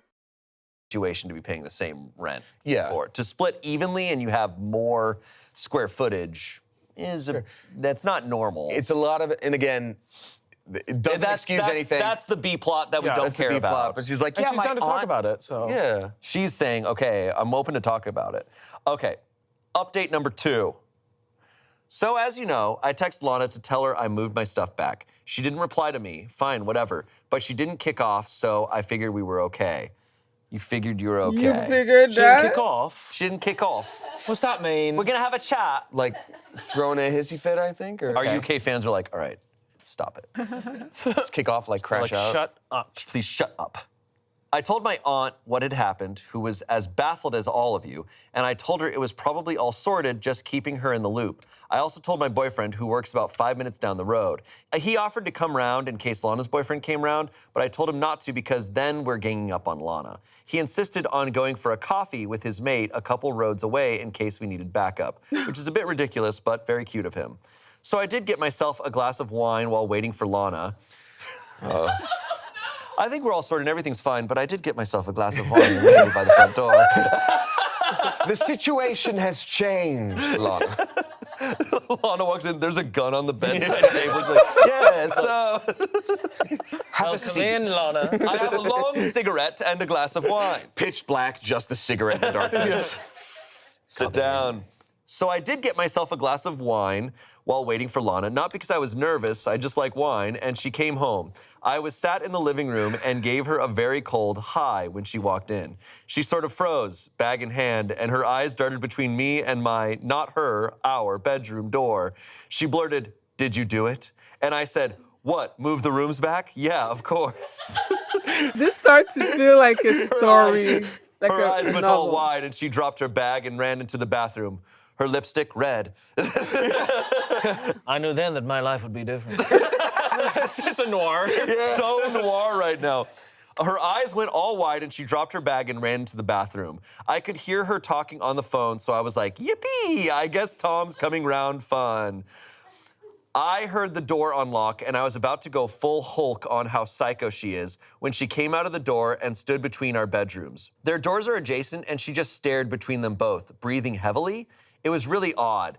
Then I noticed she was crying and getting a bit panicky, so I asked what was going on. She burst into tears and said, "Oh my God, he's going to kill me," and just sobbed. So yeah, it was the boyfriend's idea completely, as a lot of us suspected. She's honestly always been a perfect roommate, which is kind of why I came to this sub. God. If she was generally an arsehole, I would have known how to act, if you know what I mean. Anyway, Lana has a bit of a breakdown, and it turns out piece of shit Tom has always been a bit of a piece of shit. Very jealous, which I always saw hints of, but Lana never mentioned, so I didn't. And has amped up his piece of shittiness, shishness. Are you knackered over there? It says P-O-S-I-S-H-N-E-S-S. POS-ishness, piece of shit-ishness. Ishness. Piece of shit ishness. It's like a small strip of land that connects two larger land masses. Right. He became more of a piece of shit while I've been away. When I left, he just finished school and basically moved in unannounced. And when she'd mentioned he hadn't been home in days, he'd give her the, "What, don't you love me? I treat you so well, you're so selfish, blah, blah," shit, and refused to move. She showed me the text he sent her, absolutely horrific stuff. Things like, "Ring me in the next 5 minutes or we're over. Send me a picture of you at your desk with something showing today's date so I know you're at work." Just abusive stuff. Okay, so she leaves As him we guessed, because he that's moved crazy. it. He did it while she was at work, which is actually a bit gross thinking of him going through my stuff, and I'm considering somehow implying I have crabs or something he could catch just to make him squirm a bit, but I'll work on it. Lana came home and asked him what he was doing. He made out that it was just temporary and that I wouldn't mind. Such a gentleman speaking on my behalf, and he would move it back. And he was doing it for her, and she was so selfish, etc. When it was a few days before I came back, Lana suggested moving it back, and he completely denied he had said that and told her it was her idea to move it. He only did what she told him, but it's staying now or she'd be sorry. So basically, Tom is a prick, and Lana sobbed and apologized and cried, and I fed her wine. She didn't want to see Tom, who obviously assumed he lived there now. So I texted him from her phone saying our landlady, my aunt, was coming round for an inspection and staying for dinner after with my family, and he couldn't come over tonight. He sent a lot of begging, whiny texts, and then went on the offensive and called Lana a liar. So I rang my aunt, explained everything, and had her write us a fake landlord email mentioning the visit and how she was looking forward to fajitas because she's an absolute babe and I make good packet fajitas, which we forwarded on to Tom. He left her alone for the rest of the night, apart from a few texts. I'm not entirely sure what we do about Tom. Lana sounds like she wants to break up, judging from her crying and screaming, I hate him, I hate him, I hate him, into her whine. I think she's scared too, though. I checked with her, and he doesn't have a key, so that's a relief. Good. I told my aunt everything, and she said she is happy to ban him from the flat, but Lana would need to break up with him first and get all that sorted. Thanks, everyone, for the advice. I know it wasn't the most popcorny update, but hopefully Lana will be okay. And we're going to be doing some girly shit this week and avoiding Tom, and yeah, God knows what will happen. And that's the end of the story. Wow. Wow, so What a Tom really twist. was the bad guy. Yeah. I mean, We I called should have that. seen it, That's to be awesome fair. that we called that. Bad, It's always horrible the story. boyfriend. Yeah. Oh, yes, nightmare, horrible Nightmare, time. horrible. But what we called it. We called it, so happy ending? But Fellas, we did it. We did it, guys. Goddamn. Yeah. A lot of partners coming into situations. Yes, that happens. yes, it does It happen. really does happen. Well, it's a big dynamic shift. Yeah. Yeah. But especially with something like this, I feel so bad. Like, good This is on so OP sad. for like immediately being like, we protect Lana at all costs. Yes. And I do like the idea that, like, you know, whether it was OP's boyfriend or anybody else, sort of like, you know, rallying and being like, what do you need? What do we got? You know, and Tom should be thrown into the sun. Yes. Yes. Yes, hurdled. Absolutely. Like, It's kind of interesting because she like picked up on some stuff from before, and it's kind of interesting that her boyfriend was like, we'll be nearby. Do you want us there? I'm like, I'm wondering, like, it seems like everyone was a little a little aware. on edge like, of Tom, yeah. It feels like it's a Reddit story thing. It's also a horror movie thing where it's like midway through, it's like, oh, by the way, here's the monster that we haven't been talking about. Yeah. It's like, oh, you didn't tell us about this element? Like, Yeah. oh my God. Well, now we know. Yeah. Damn. But yeah, shit. So apparently there was another update that we found, and she did break up with Tom. They also moved into an apartment with equal-sized bedrooms. Cute. So our B plot got solved as well. There we go. Great. Yeah. Oh my God. That's a series wrap on this And story. that's a series wrap. Thank you both for being here. Thank you. Thank you for being the best roommates ever. Hey, he's Because we moving live out. here. No problem. Yeah. Yeah. We're going to sleep right here. That's. Oh, can I call the poof for the night? No. Oh. You know what? I think it's only fair that because we pay the same amount for the office, you can have the poof half the time too. Thanks, guys. All right. Well, goodbye. Night. All right, good night, Tommy. He sleeps like that. I'm dating a colony of ants. Can they Oh. stay forever? Oh, I'm actually racist against ants. Oh. Oh no, am I the bad roommate? Oh. Yeah, No. it's really weird of you to not let me have a bunch of ants here. Oh, damn. Interesting. Well, I put trackers on both your cars.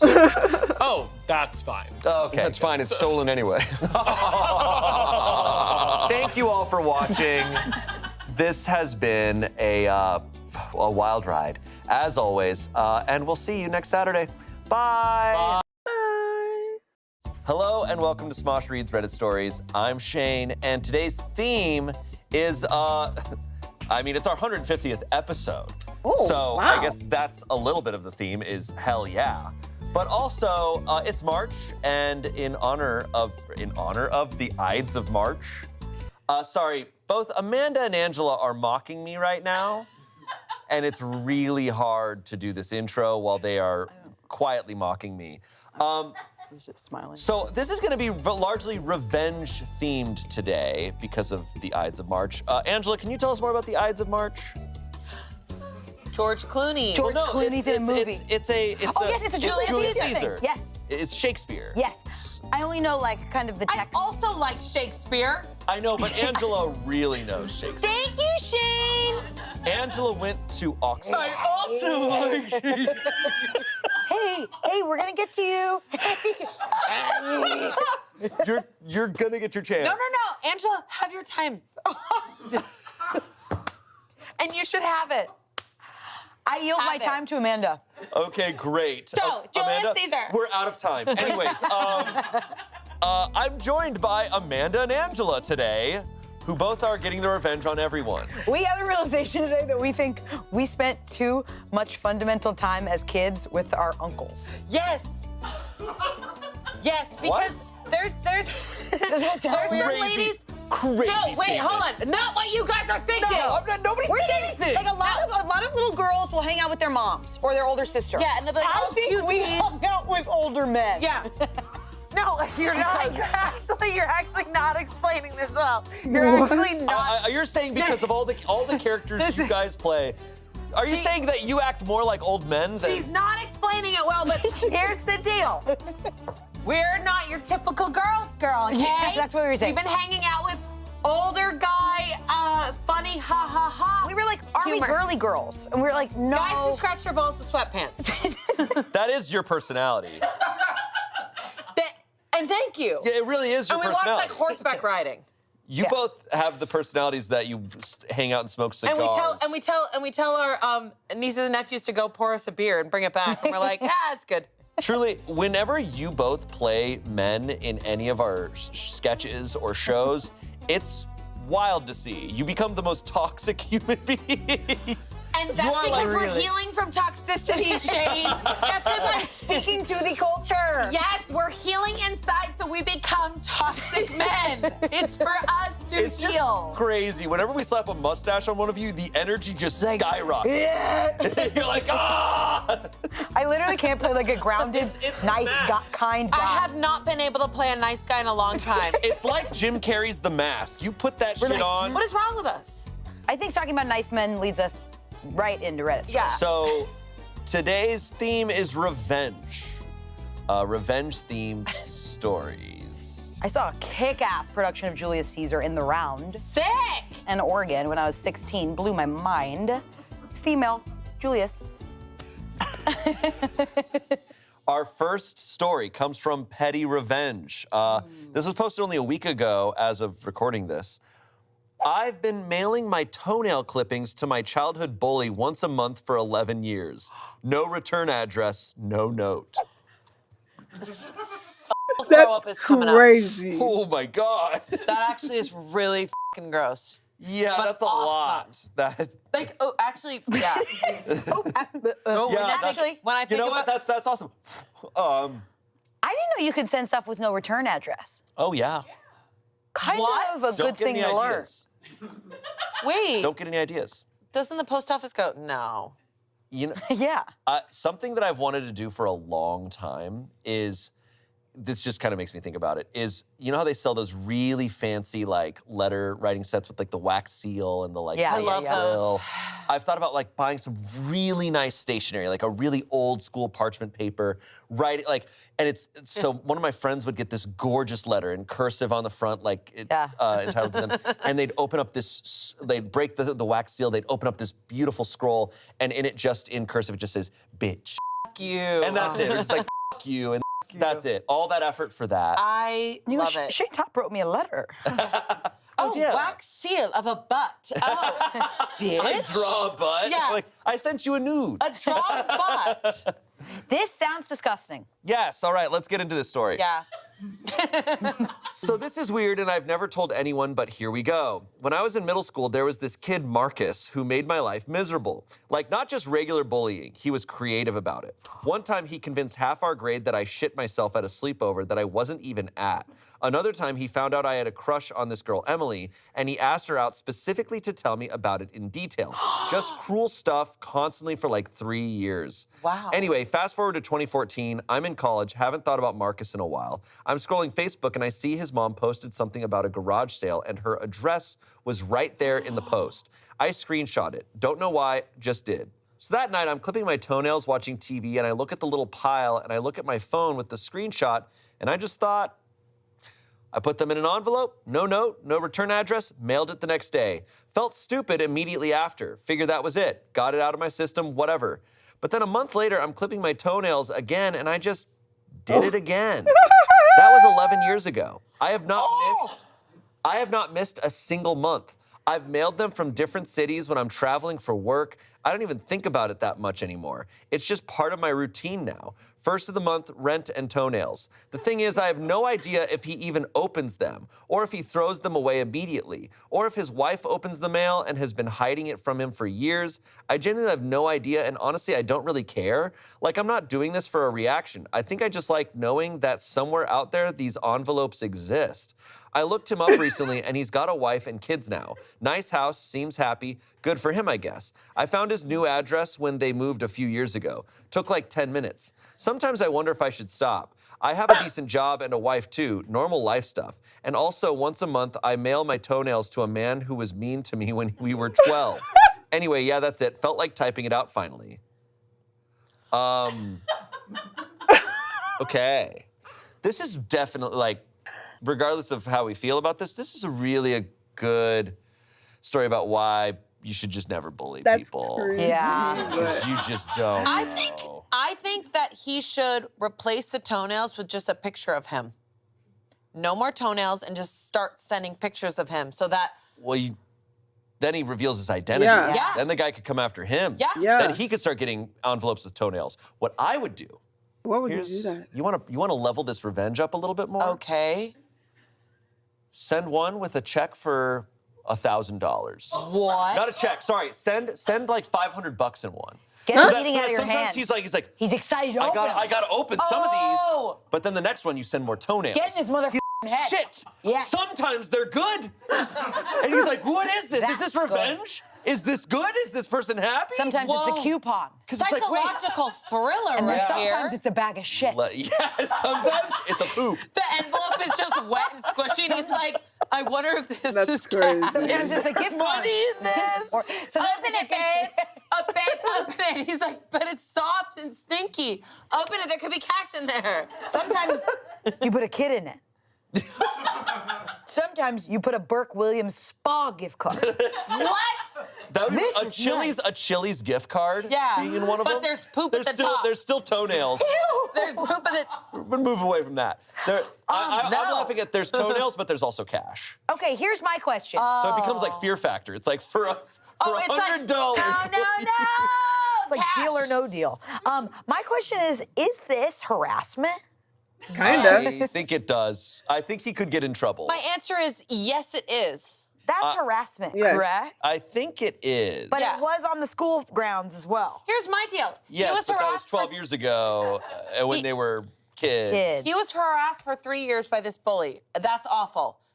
Now you're harassing him for 11 plus years. That's triple the years. Yeah, and now kinda. you're thinking about it. He's not even saying that he's not even saying it's for revenge. It's just a thing he does. 3, 6, 9. Plus yeah, two. You're right. That's what I'm saying. It's like triple the years plus Plus 2. Well done. Yeah, it feels like he should have stopped at 3. I think it's time to move forward. I think doing it once is enough to be like, they're always gonna wonder what the hell that was. I think what's getting weird now is that technically this guy is collecting his toenails. Like at the end of the day, Yeah. he's piling them up. Yeah. No, yeah, it actually does make me kind of want to throw up just a little bit. Oh yeah, it's definitely gross. It is. You know Also, what? does his wife know that he's doing this? Because like that's a secret Probably then that you're not. holding, where it's like your wife finds out, it's like, oh yeah, I've been mailing my toenails to this address for 11 years. It's like, would you stay with that person after you found Okay, that out? Courtney tells that to you tonight. What do you say? I'd be like, and you're done. No. Not And we're we're done. done. You're done. No, I'd say and we're done doing that. Yeah, I would say, like- and we're done mailing those. Yeah, because tonight. picture the wife of the bully. She doesn't know his past like that. She just is like cutting roses in her garden, probably coming and getting the mail and going like, and it's toenails again. If I was dating someone that was doing that, I'd be like, this has to stop. Oh, No, yeah. I'd This be like, has to what stop. But you'd else are also you be like, if capable you're of? doing that, what else are you doing? But I feel like what's happened It's here called with secrets. is we've passed the time where he knows what What he's the- doing. He does, He him doesn't know writing why this he's out, doing it. I think is almost like him coming to, because he does, like when you do something for even more than 2 years, it becomes second nature. Just like Yep. even bad behaviors. Yeah. Yeah. This is like the Count of Monte Cristo. And he kept sending those letters. Great filled with movie. Toenails. You know that. George Clooney. But we don't know if he's told his wife or not. If his wife is just like, yeah, he does this. I doubt she knows. I bet she does. Now. my advice to people is like, hey, if someone bullied you as a kid and you're still not over it, and you find them on Facebook, like send them a message and be like, hey man, you messed me up when I was a kid. That really sucked. Like, That's why he said send a do picture that. of himself. Because you're not gonna get closure. He's not getting closure. He's still doing it after 11 years. Yeah, I also feel like I'm not encouraging this man to bully, but I am like, get online like everybody else. The male has other stuff to do. Yeah, exactly. Get your revenge doing something else. The post office should not be touching your stupid. Yeah, it's inside the envelope. It's still disgusting. Yeah, but he's wasting envelopes. I'm working at a post office getting paid minimum wage, and I pick up a mother envelope of toenails. Yeah, I walk. I move. Some tree out there is getting cut down. It's like, I hope I'm gonna be the great American novel. It's like, no, you're gonna be an envelope for toenails. Literally. Yeah. This episode of Reddit Stories is sponsored by Quince. You know that feeling when you put on an outfit and just feel great? You feel like you can take on the world and you look good doing it? That's how I feel when wearing Quince. Quince offers items made with premium materials. The fabric holds up to wear and tear, which means I can wear my outfits season after season. Additionally, Quince has options for men, women, babies, and kids. From polos to jeans, you can find everything you need. I really like their everyday steals section on their website. While browsing, I get great gift ideas and inspo for my wardrobe. Recently, I've been eyeing their Mongolian cashmere Henley sweater. I also like that I can layer with Quince. If you've watched Reddit Stories, you've seen me wearing this Quince jacket a lot. It's super comfortable and helps me elevate a basic. Back to the show. Comments? You should skip it 1 month so he thinks he's finally free of toenails. Then boom, 2 months worth of toenails in the next envelope. Oh, okay. That has 20,000 upvotes. That's crazy. So just to double the order? Just to double, just to save them up. Skip a month. Bank them up. Everyone wants this to be a psychological thriller. Yeah. Literally. I still think the cash is hilarious. I think, yeah. Sometimes the envelopes are good. Someone said, just for curiosity, does anyone know if toenails can be used to obtain DNA? Yes. I believe they can. Oh my God. Someone says, I know everyone is saying never stop. I think the opposite. Stop for a few months. Let him think his nightmare is over. Then restart it just to torment him. Okay. Someone said, wouldn't it be funny if he read this Reddit post? Someone said, all I'm going to say is if that guy ever goes missing, you're going to be the first suspect. Someone replied to that and said, and bullied more than one kid, so he still has no clue who it is. He did probably bully multiple people. Yeah, but he's got his toenails. What if this guy What if this guy's the has freak? an underground lab and he's doing like February toenails? Boom, boom, Here, boom. let's. You want me to move this up one level? He finally goes, you know what? I'm sorry I sent on all those envelopes. I'm gonna go visit this guy. Say I'm sorry. He goes and visits him, and the guy's like, hey man, for sure. Like, why don't you come to my man cave? We'll hang out for a bit. He goes down to his man cave. In his man cave, he has a statue of him made of his toenails. Yep. And he's like, oh, flipped it back on you. I'm the freak. I think I would just go, ew. And then they kiss. And that's why he was bullying him. Because he's obsessed with Because him and Zembo was And we have a sim here. Zip zap. We're in a silly zone. No, the revenge, it's like, I like some funny revenge, but of course, we talk about it all the time. When it outweighs what you're doing, what are you doing to yourself? My thought is always like, because I get where I'm like, you want them to feel what you felt. You want them to feel, like, isn't the ultimate goal for them to like kind of wake up and be like, whoa, I can't believe I was doing this awful thing. Yes. But you're not gonna get it. And it's just also like, man, you're committing so much of your life. Kind of that quote of like, oh, they're living rent-free in your head. They're living rent-free in your toes. Your life in a way revolves around this person who is awful, and you should just get them out of your life. Or like you are 11 years into stopping once a month to stop and think about this person and give some of yourself and your time and your efforts to this person. He's probably thinking about it more. Every time he looks at his toes, he's probably thinking about his bully. Ugh. He's probably like, la, la, la. I keep going back to the postman who probably delivers that every week. I was thinking about the postman too. Or girl. That's so true. Post girl. Post girl. But boy, I don't think that falls under petty revenge. I think that's under something different. That's some serious revenge. That's What's some with the long-term bus revenge. tonight? Actually annoying.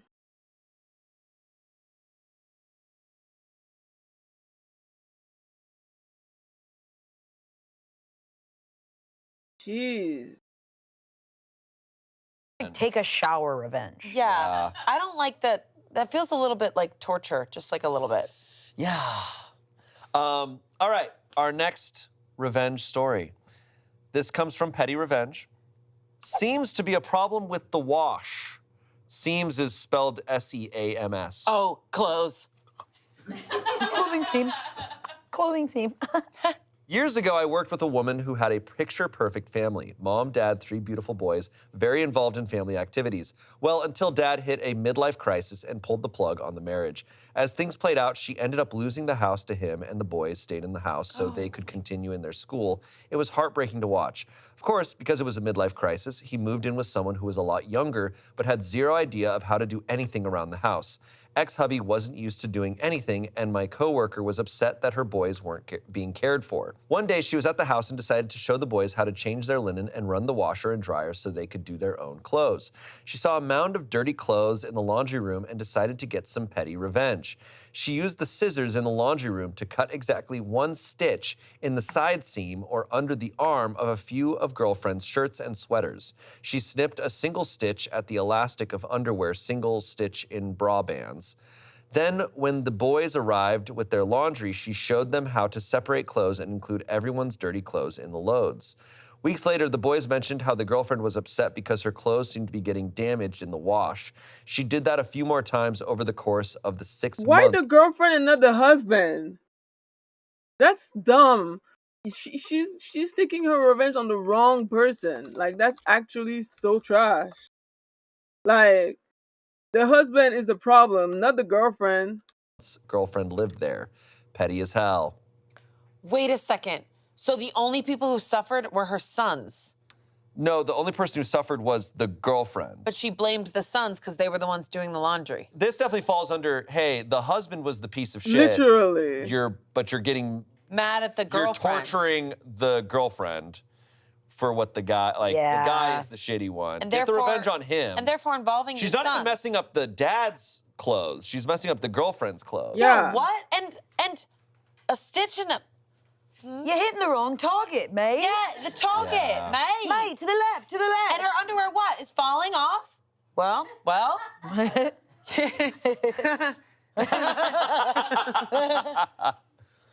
No, that's bizarre. That's a bummer. So our verdict, is it good revenge, is it bad revenge? It's not even revenge. It's not. It's not revenge. You completely did not get revenge on the person who did this to you. Yep. You're just doing horrible things Oh, to hi, someone who has Colibsidian. nothing Just to do with cut you. holes in the butt area of your husband's pants. Yeah. Yes, you got judging Comments. Why did she do it to the woman and not her husband who vowed to stay by her side in sickness and in health? I mean, apart from deep-rooted misogyny, of course. Probably taught the boys to hate the women and tolerate their father, too. Opie said, I think she was hoping things would blow over and he'd get back together with her. He had a great lawyer and she had one that wanted her to play nice for the sake of the kids. In the end, everyone lost. Yeah. Someone said that's messed up. The girlfriend and not the man who blew up her life, not cool. Someone said, my great aunt did this in her nursing home whilst recovering from a broken hip. It's because another resident had been stealing from her. She took her own pair of scissors. How she was able to take her own scissors there, I don't know, and cut up the woman's clothes. Well, then that's funny. The woman's like, dear Georgia, what happened to my shirt? If she's stealing clothes from her, she can mess her Yeah. clothes up. Like, Yes, that's that's fine. different. Yeah. Her own clothes if she's being stolen from. There's Vengeance in a retirement home? That sounds funny. Yeah. Probably brutal. Brutal. Is what he got to lose. Oh, Yeah, take a picture of their kids. What? Hey, Girl. pitching. No, No, bad you're right. pitches. Girl. No bad pitches. Let's not In go the too far retirement home, now. they're just cutting off their toenails and throwing them at each other. Hey, John, open up. Ah! My grandma shares a room with somebody in her retirement home, and the girl next to my grandma's always got her TV louder than my grandma's. And I always go, huh, let me turn yours up, Grandma. And I'm like, this is a shared space. Oh, God. Can your grandmother even hear her TV? No one can hear anything. That woman can't hear her TV, my grandma can't hear hers, but it just pisses me off that hers is louder. Yeah, I get it. Subtitles. And my grandma's is on a 1-second delay, so the answers to Jeopardy get spoiled. It's f***ing annoying. Or sometimes you walk in there and you go, what the f are you both watching? Yeah. And you go, how'd you land on this channel? They're Wait, both watching that's infomercials all day. invasion? Wait, every time I see an old person, I'm like, where do they get their shoes? where do old people Shoes get their for shoes? cruise. No, truly, I look at old people and I'm like, I've never seen those shoes before. Shane, shoes for cruise. Yes. They have fucking like, And they they have, have like- jagged things on the bottom so they don't slip. But I'm like, where do you find them? My Where? grandma has so many of those. The ones with like all of the Velcro. They're big, black, weird, like soft, cushiony, but the bottom's like sandpaper. Shoes where Frankenstein would walk by and be like, oh, where did you get those? Petty revenge. I pretended to not know what Brooklyn is. That's good. That's good. That's good. I used to work at a medical office, and it was a chain. The culture was very corporate. I didn't really fit in there, but I tried to keep my head down and do my very best at my job. One girl there seems to really not like me, which is fine. I'm not a $100 bill for everyone to like me. Interesting. I've never heard that phrase before. I'm not a $100 bill for everyone to like me. Yeah. Next. But she'd do petty things like unplug my monitor and keyboard before I'd get to my desk in the morning. Jesus. We also shared documentation responsibilities, and she would neglect her end, which I wouldn't know about until I'd get an earful from my boss. So I decided to get back at her in the pettiest way I possibly could. Her entire personality was being from Brooklyn. Like, oh, believe me, I'm from Brooklyn, I know pizza. Or I'm from Brooklyn, we don't stand for shit like that, yada yada.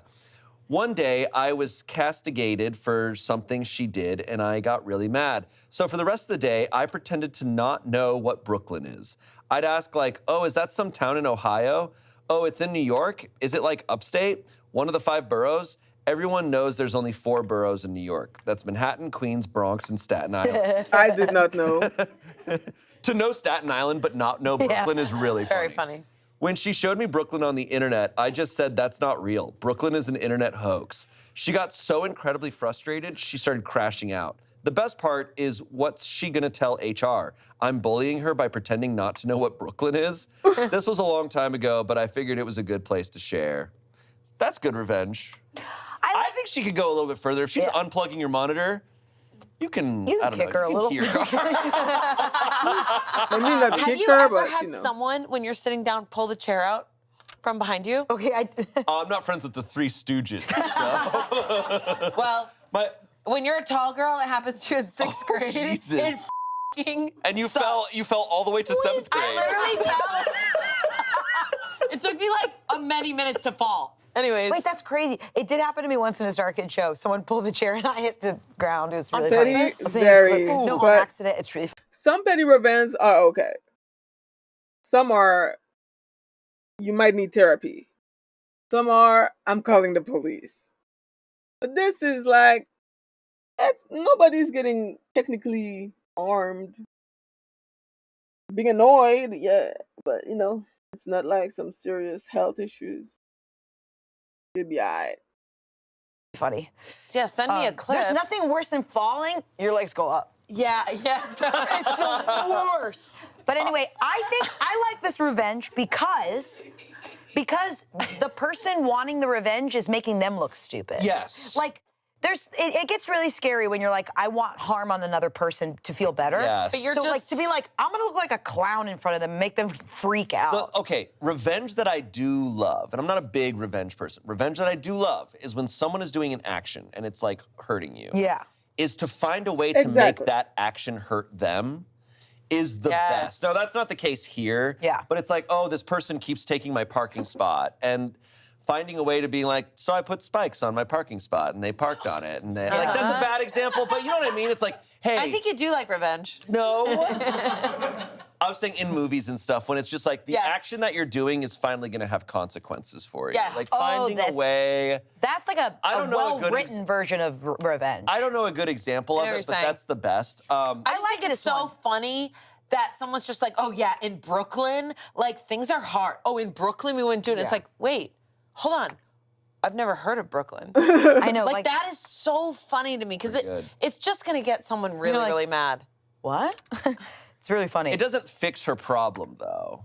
Like that. I don't think revenge ever fixes your problem. I think like asking that of revenge, you're never gonna be really satisfied. I think revenge is like related in like feeling like better, which is tricky territory. It's catharsis for people, which is a slippery slope. Yeah. That's why I'm like very hesitant about revenge, is because I'm just like, all right, it gets into the weird zone and like, I don't know. Do you know what would be really good revenge, but awful for an older person? Wait, what? Okay, we're back to old people. Don't do this. Don't do this. Underground parking lot is moving their car. Is they park somewhere and then you go earlier and move their car. Stop I would never do that. What are you talking about? I would never do that. What Why are you person are you getting revenge on? And what a weird way to like go underground and get to move the car. Listen, my papa lost his car in those goddamn shoes. He lost his car. We have to move on. We can't do this. We got underground parking lot, and he was gonna burn it down. And I thought, sure. And no one even moved it. He just forgot where it was. Here. I can't believe. Well, can't wait for you to see that when you watch this back. Going, you know, it'd be nice. Yeah. We have an underground parking lot. We move old people's cars. It'd be really fun tormenting. I would never do it. I didn't say I wanted to do it. I was never You know gonna what'd be do good it. revenge? Tormenting the elderly. Oh my God! Shane said spikes. I said if someone keeps stealing your parking spot, you put spikes on your parking spot. You're like, oh, these old people who are already scared. They have dementia.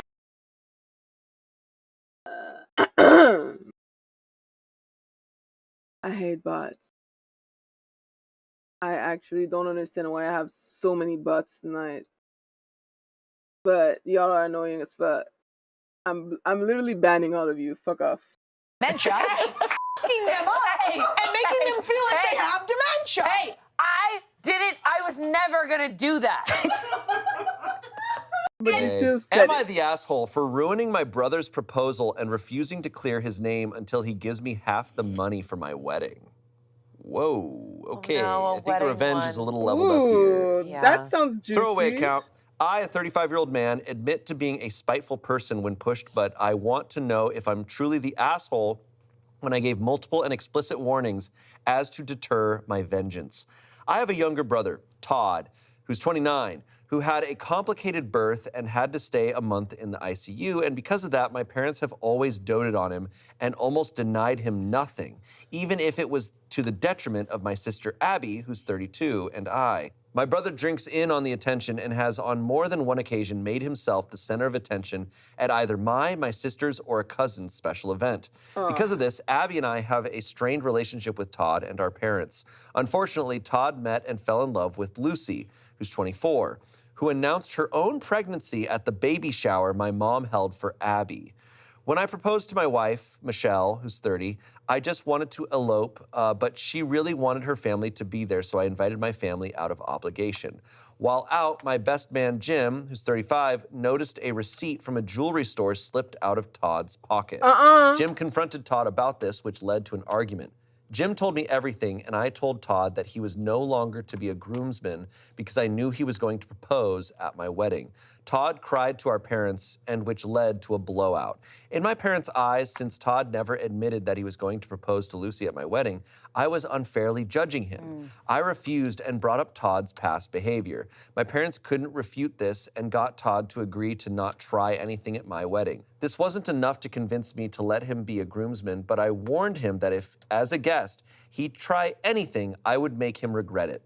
Fast forward to the wedding, and surprise, surprise, Todd walked over to Lucy and proposed to her during Michelle's father-daughter dance, and did it in a way so that everyone would notice. Cue my revenge. Jim and I had hired a woman to pretend to be Todd's side piece who cornered Todd and Lucy and claimed that she was pregnant with his baby. Whoa, they had it in the chamber. Whoa! They had an actor on set. They had an Ocean's 11 sting ready. Whoa! Todd denied this, but when she called his phone, I gave her his number and messed with Todd's phone to incriminate him. It didn't look good. Lucy threw the ring back at Todd and left in tears. When Todd saw the smile on my face, he knew that it was me, and I didn't respond to a single call, text from him or my parents until after the honeymoon. Lucy has thrown Todd's stuff out and has been denying access to their kid. Todd is furious and is demanding that I clear his name. I sent him a text saying that I had no idea what he was talking about, as well as a screenshot of a bill for the wedding, and gave a vague message demanding reimbursement for half of the wedding costs. Michelle knew the whole time what I was planning and gave me me the green light after Todd ruined her moment with her dad. So I felt pretty good, but now even Abby thinks I went too far. Am I the asshole? For clarity, Abby is a sister, Michelle is OP's wife, and Lucy is Todd, the brother's girlfriend. Okay, wait a minute. This is like I'm gagged, but like it's wrong. So obviously the part about him, Todd, kind of losing access to his children because of this is kind of crazy. But Todd, you had one motherfucking job. One. He couldn't. The fucking room said, don't do this shit. The family said, don't do this shit. The parents said, don't do this shit. Everybody said, don't do this shit. And what did Todd do? He did the shit. Todd, you did this to yourself. Oh, this romance is like so beautiful and pity. I'm sorry, I have to stand. Like, you gotta admit when a bitch ate and he hate. Like, I'm sorry. But this is a level of pettiness that I support. Like, I can't help it. I'm toxic like that. I think this is fucking hilarious. Todd, you should have done like, you knew what you knew you should have not done that and you did it anyway. So go kick rock. But also, it's kind of crazy for the kids. I feel sorry for Todd's kids because they're the victim in this. And his girlfriend, because she also is a victim of in this. But this is funny. Todd is kind of a piece of shit though. Like, I can't, because it's like a rule. It's an unwritten rule. You don't propose at people's wedding. But it's even crazier when you were you were told specifically to not propose. And he ruins the bride's moment with her father during her wedding. Like, Todd is a piece of shit.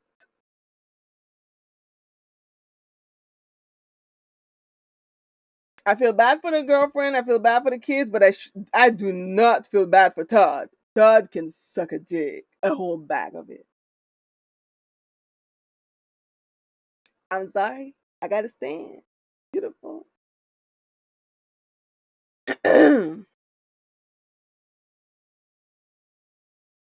Never pissed woman up. I swear that movie screwed the bruh, listen. No, that's not even a girl. It's a man.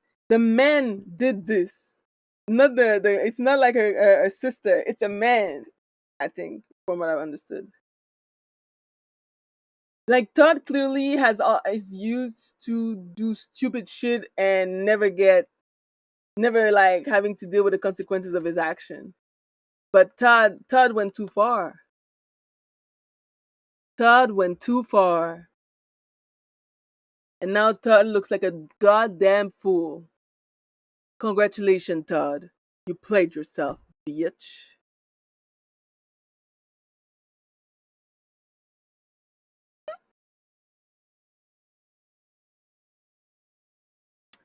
Anyway, I wouldn't have expected all that to happen. All I'm saying is this is glorious. Like, it's fucking glorious. I don't even know what else to say. It's fucking glorious. I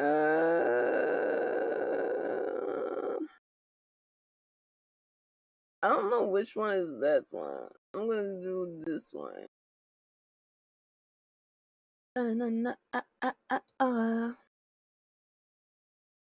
Edit because I keep more. No, I got it. Edit because I keep seeing this and or people were. He doesn't. I don't know if he said that basically Todd has always been like treated differently because he almost died during birth, and because of that, Todd has literally always been treated like differently than the rest of his siblings. Like, to the point, he said literally in the post, he said like Todd was treated so much differently than the rest of us that me and my sister, we have a strained relationship with both him and our parents because of like the way they kind of disregarded us because of Todd and shit. Like, and also Todd is known to do this kind of thing. Todd loves to take away people's moment. Todd likes to be the main fucking character, even when he's not supposed to be the main character. Todd is a piece of shit. But that it's clearly because the parents were always too. He was spoiled, basically, to the point where he became a piece of shit. But now Todd had to deal with the consequences of his fucking actions. Suck a bag of dick, Todd. You know?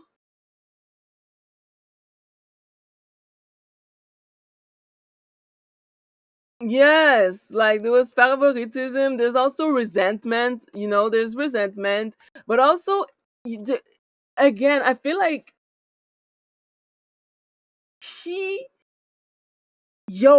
the dude literally wanted to elope because he knew that inviting his family meant that he would have to invite Todd, and inviting Todd meant that he would do some dumb shit at his wedding. He knew from the start that he did not want Todd at his wedding when one of the groomsmen found like the jewelry receipt in his pocket. And like at first the parents were like, "Oh, come on. You don't know you don't know for sure that he's going to propose at your wedding." But then he convinced the parent. He said, "Mom, Dad, enough. You know Todd. You know how he is. It's a fucking pattern that has been repeated itself for like almost 30 years. Stop being blind." The parents were like, "Okay, fine. You're right. Todd, don't propose at your brother's wedding." Like everybody told him not to do that, and he still did it. Like, Todd. Like, I'm sorry, like I said multiple times already, Todd, you a piece of shit. Like, that's kind of crazy. Fuck Todd. All my homies hate Todd. Asking questions. I warned Todd multiple times that if he proposed at my wedding, I would make him regret it. During the father-daughter dance, there was a spotlight on Michelle and her dad with a camera on them that was recording live on a large screen for everyone to see. Todd pulled Lucy out and knelt down right in the eye line of the camera, and that's how everyone saw. In specific situations, I can see an argument of Lucy being innocent, but she's not innocent overall. As stated previously, Lucy announced her own pregnancy at Abby's baby shower, so she likes to steal the attention too. Okay. Yeah, but dude, no, you went way too far. Yeah, No. I feel like all I'm gonna say is yeah, but. Yeah, but are you joking? There's a child involved. Do you think the woman who they hired to be the side piece ate at the wedding? Did they get her through an agency? How much did they pay her? I'm like, where'd she sit? Did she dress up? Like, I just can't believe that. Yeah, who did she say she was After that, friends one with? of our guests, Christopher Nolan, was like, "I must cast you in my movie." She won. Stop inviting him places. You went too far, bro. Yeah. He didn't want to invite him. That's the whole point.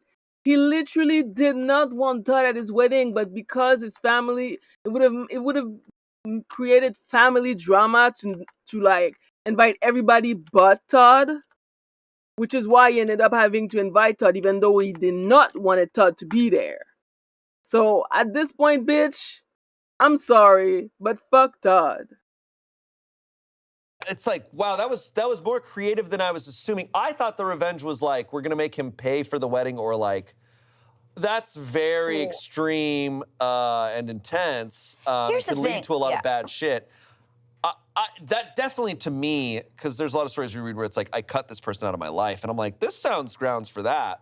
This person does not respect or care about OP at all. Yeah, right. And it's like, Todd is not doing good things. Like, that's ridiculous. Todd's that a piece of shit. Yeah. But everyone's kind of being nutty right now. Yeah. Is kind of my thesis. But here's the thing is, growing up in like an unfair household will with your brain.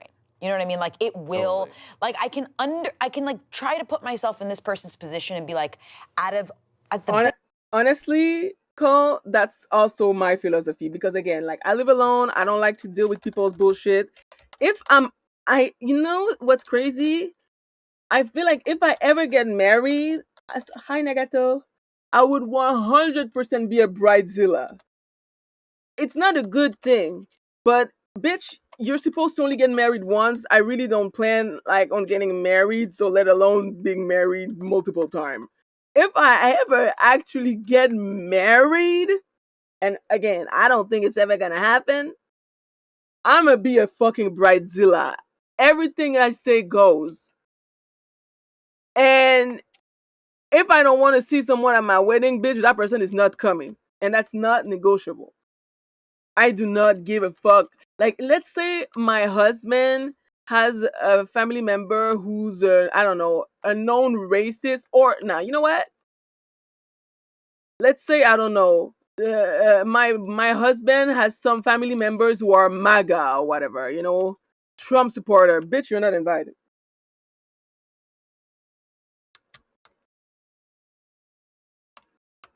You are not invited. Get the fuck out. You are not invited to my wedding. Okay? So, like, yeah, there's like a level, there's stuff that I would make rules for, and these rules better be respected because we're gonna have a fucking problem. I'm not dealing with a bunch of bullshit conservative, anti-trans, anti-LGBTQ, racist, pro-pedophile bullshit at my wedding. Okay?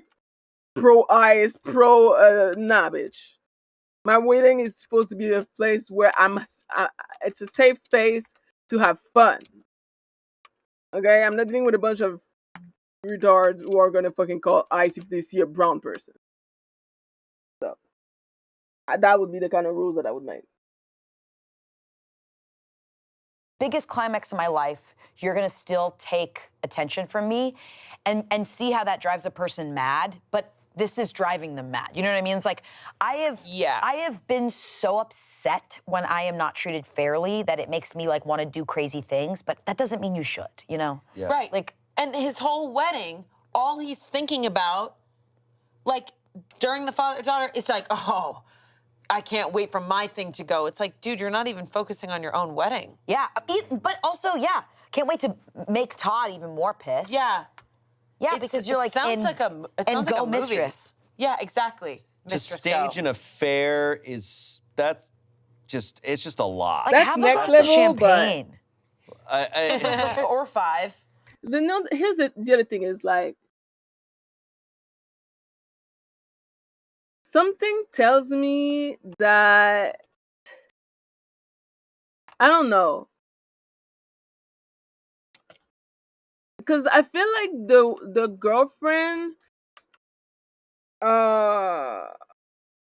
believed that he cheated very easily. You know what I mean? Like, oh yeah, the humiliation, but once the adrenaline goes down and everything, like, you have time to sleep on it. I don't know. Maybe it's just me. I don't know. But I feel like the girlfriend just assumed. I don't know. And I'm not blaming her per se. I'm just saying, like, because if my husband is swearing to me that this is like an elaborated lie and shit, and if I think I know this man the way I think I know this man, I might be inclined to believe him. But I feel like she didn't give him a chance at all. She just ran with this story, and now he can't see his children. Like, I don't know. There's something there. I like, it's just at that point, it's like, as soon as that proposal happens, like, I would have been down for a lot of versions of revenge, but it's like, for one, just kick him out. Kick him out of the wedding right then and there. Yes. Totally fair. Say, like, yeah, you owe me money for, like, stealing the moment of this, but stage an affair is so intense, and especially hearing, like, they have a kid, I'm like, so they're gonna be separated. It's so messy. Also, he's like, my wife gave me the green light because he knows that it's like he's gone too far. To be like, yeah, my wife gave me the green light, so yeah, it's okay. And it's like, no, it's actually not. What would you guys do? I would go up to the DJ and say what car Todd drives and be like, somebody a made white Mazda, you're being towed. Yes. I would have the DJ. But then he's stuck at the wedding. You want him out. I would say something like that. I think I would just be like, I can't believe you did this. Leave. Right. It sucks. I mean, it really is like the hindsight of it that he can't have is like, when you know, when like clearly at Listen, if I tell you multiple times not to do something at my wedding and you still had the audacity to do something at my wedding, I knew you were going to do something at my wedding, even though everybody told you not to do the thing at my wedding, and I decided to plot a revenge. and you end up literally doing the thing that we repeatedly told you not to do at my wedding.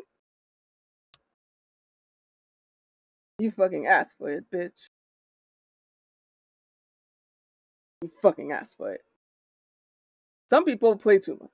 And Todd clearly needed a reality check. Is it wrong? Again, I said it multiple times. I feel bad for the kid and for the girl. But Todd, I don't feel bad for Todd. Todd needs this kind of fucking lesson, clearly. He hasn't gotten this kind of lesson in life enough, so.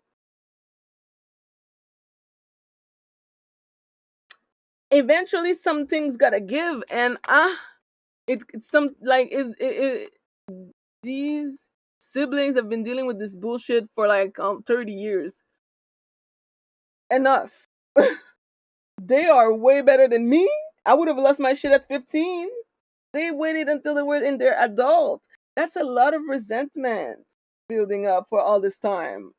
I'm sorry. Didn't a decoy run up on him while they were together? No, he needed a harsh lesson. They've likely been on this ass their whole life. Dude is a putt. He needed to be humbled, and really it was his parents' job to humble their children. Yeah, but they didn't, because he almost died during childbirth, which is why they've spoiled him his entire life. He's like the miracle baby. And so, for some reason, if you're a miracle baby, you can do whatever the fuck you want.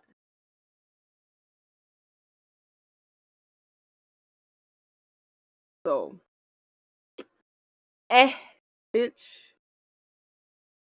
You did this to yourself, Todd. It is what it is. The day ends in 45 minutes. What time is it? All right. So at midnight, I can kill an Eidolon. And now I gotta go kill 500 enemies. Do I need to level some shit? At this stage, he knew that his sibling was such a piece of shit that he's going to steal the spotlight. He's going to do everything he can. It's like, yeah, you don't invite him to the wedding at that stage. He already knew, like, I'm not gonna make you a groomsman. It's like the guy with the toenail. It's like, do you feel better? Are you feeling better? Yeah. And also, just as even stand up for OP, it's really shitty to, like, the father-daughter dance. Oh. Right. Everyone's being messy. I don't agree with awful. anybody. No, but like, yeah, I don't want to discount that. Yeah. Todd is awful. Awful. I don't understand people who want to propose at other people's weddings. I will never understand it, because I'm like, it's not even gets to be your moment. I do You're have at someone Aquarius else's prime. moment. No, it's weird. It is purely. It feels like a purely malicious act. It's weird. And I'm like, you're taking one of your primary moments of your life and using it as a malicious act against someone else. I'm like, that's weird. Did you ever get far enough in Vanderpump to see Sheena and Brock want to get engaged during James Kennedy's wedding? I don't think I saw And they're that. all like, babe, no, don't do this. And why do they want to do it? I mean, for reality stars, sometimes they're like, well, cameras are here. Yeah. Like, they did that at a bachelor wedding, did that, and it was like the Golden Bachelor. Somebody got engaged. I don't know why people are like, well, if everyone's dressed up, might as well. It's a family gathering. It's just like, it's the opportunity. I just think it's so selfish. Yeah, but he did it on purpose because the brother was like, if you do this at my wedding, blah, blah. He already set it up like, please don't do this at my wedding, and yet he did it during... That's just disrespectful. Super disrespectful. So disrespectful. Like, maybe when your family's gathered for a mutual holiday, right? Like Christmas, it doesn't belong to anybody. New Year's doesn't belong to anybody. I think this is definitely an everyone sucks, because I'm not sitting here saying Todd's a good guy. He did a horrible thing.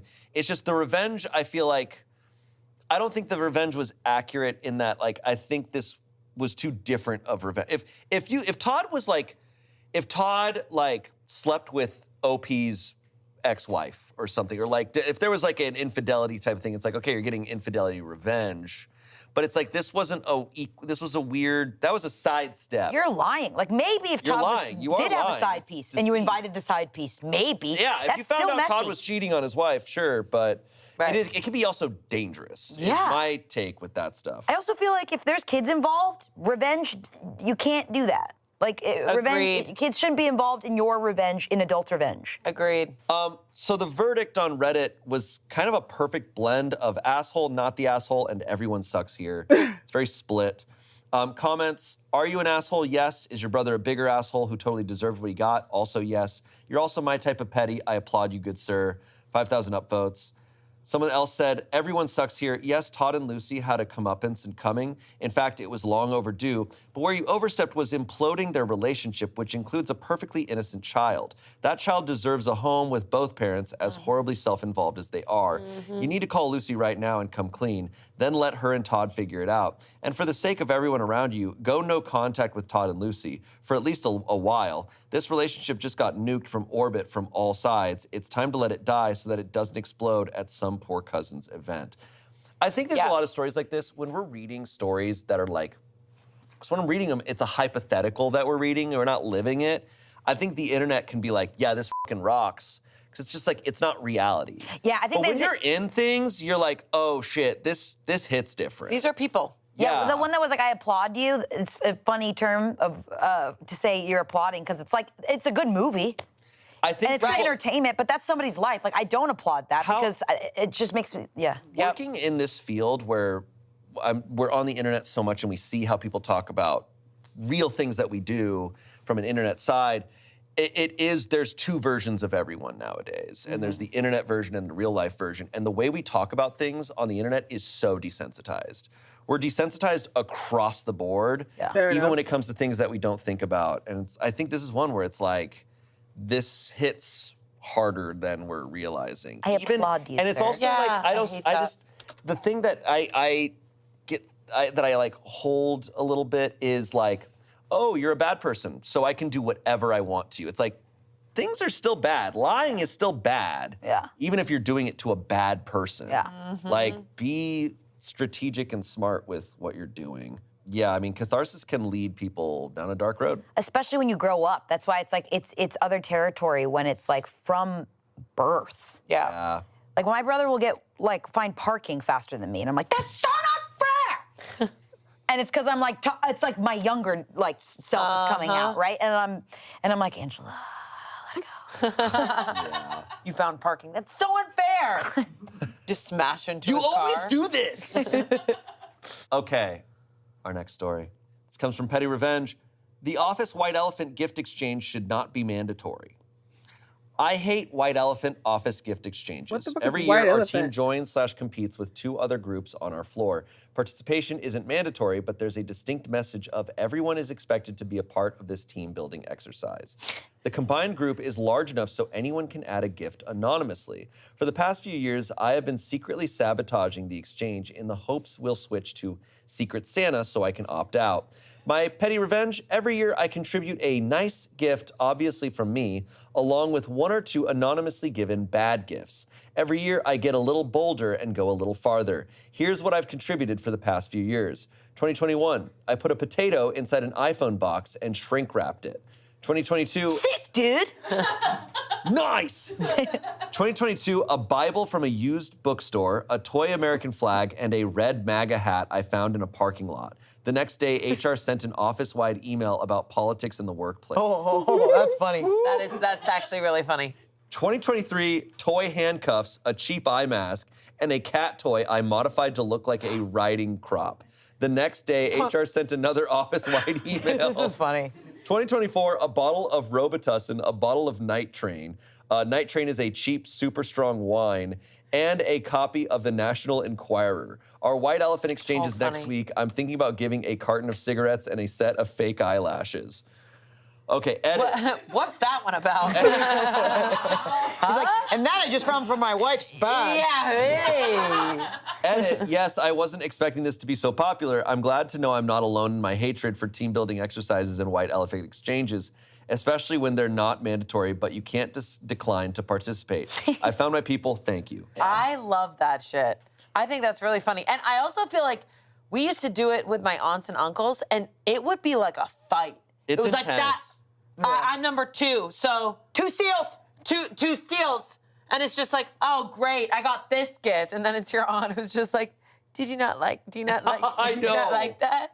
That's White Elephant gift exchanges. As someone with social anxiety, they're awful because you get every gift that you manage to have for a second, you have to pretend it's the best shit. Oh my God. You've ever seen. But then I love social I love just watching interactions. Same, where and people it's go, so fun to watch. Oh my God, a porcelain cow where you put milk in it and you pour it into your coffee. That genuinely happened. And I was like, this is so cute. Oh my God, this is so And you're great. looking at the person who's just like,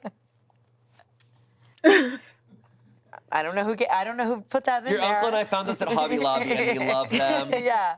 I think this is a fun thing. I don't think there's that, because we're going back This to is good. this is harmless. This is good. This This is is harmless. good. This is very funny. I just need to understand the lashes and the cigarettes. That one's good. The other ones, I'm like, yeah, huh, totally. But this one, I'm like, Yeah. what Yeah, is I need to it? know what theme that is. Is it like, Yeah. yeah, what is it? Comments. OP should put in there a lavishly framed photo of their boss. People will be stuck between not wanting to look rude like they don't want it and desperately trying to not get it. That's a good one. I would do one that's like a T-shirt that says, I hate these white elephant gift exchanges. Or it's like, Oh, that's a good I one. wish these things weren't mandatory. Oh, that's funny. I came to this white elephant gift exchange and all I got was this stupid Yeah. shirt. Yeah, oh, that's funny. Or like just a piece of paper that's like, does anybody not want to do these anymore? And they're like, But it's wrapped in a huge box, and they have to open the box and just find the little piece of paper that says that. Someone said, one year I was trying to sabotage and gave a can of Spam, a book of limericks, and some old Ferrero Rocher. That was the one everyone fought over. Sometimes it makes no sense. Someone said, I always love the gifts that are obviously from raiding the office supply closet, staples and Bic pens for the win. Someone said, who is this revenge on exactly? Someone said, the stupid tradition, of course. yeah, you're just like pissed You're you're just there. pissed. You're just pissed at the world. Yeah. Yeah, and you got them. But you know what? They're participating pretty well. They are. They're making it fun. Yeah, they're kind of. They're making actually it fun. probably. I think they're actually the reason they're still around. Yeah, exactly. Sorry, man. They would have been. In Yeah. your lust for revenge, you brought life to the Yeah, they're situation. like, these white elephants are getting really fun. They're really silly. Those lashes. I Yeah. tried them on and had a cigarette for the first time. My husband touched me for the first time. Yeah.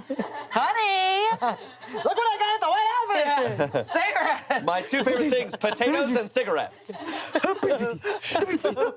know what someone's lashes? It looks like it's an hour-long blank. I swear to God, they always go off script. All right. Yeah. Where's our Where is food? Our final story comes from nuclear revenge. Ooh. Okay, this is spooky. This is revenge. This is as extreme of revenge as it can possibly get on Reddit. Look, this is probably going to be too far for most of us, so let's just enjoy the ride. Okay, buckling up. She cheated on me, so I had a threesome with her former ex-boyfriend and the guy she cheated on me with.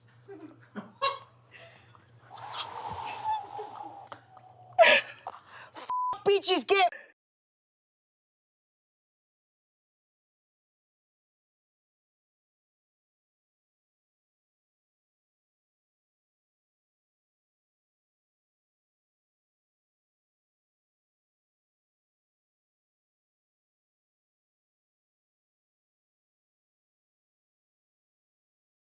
I feel like depending on OP's gender, my reaction might change a little bit.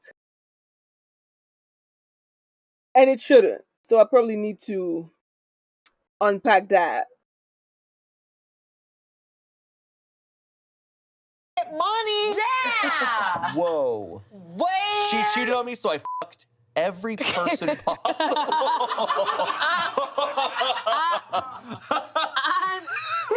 She cheated on me, so I f***ed everyone in America. Yeah. What? I f***ed the entire state of Colorado. Yeah. I fucked all of Colorado and she cheated on me. Nuclear. Everyone meet me at Red Rocks. We're going. I caught her texting somebody else. I f***ed everyone in our town. That wasn't for me. That was to go against her.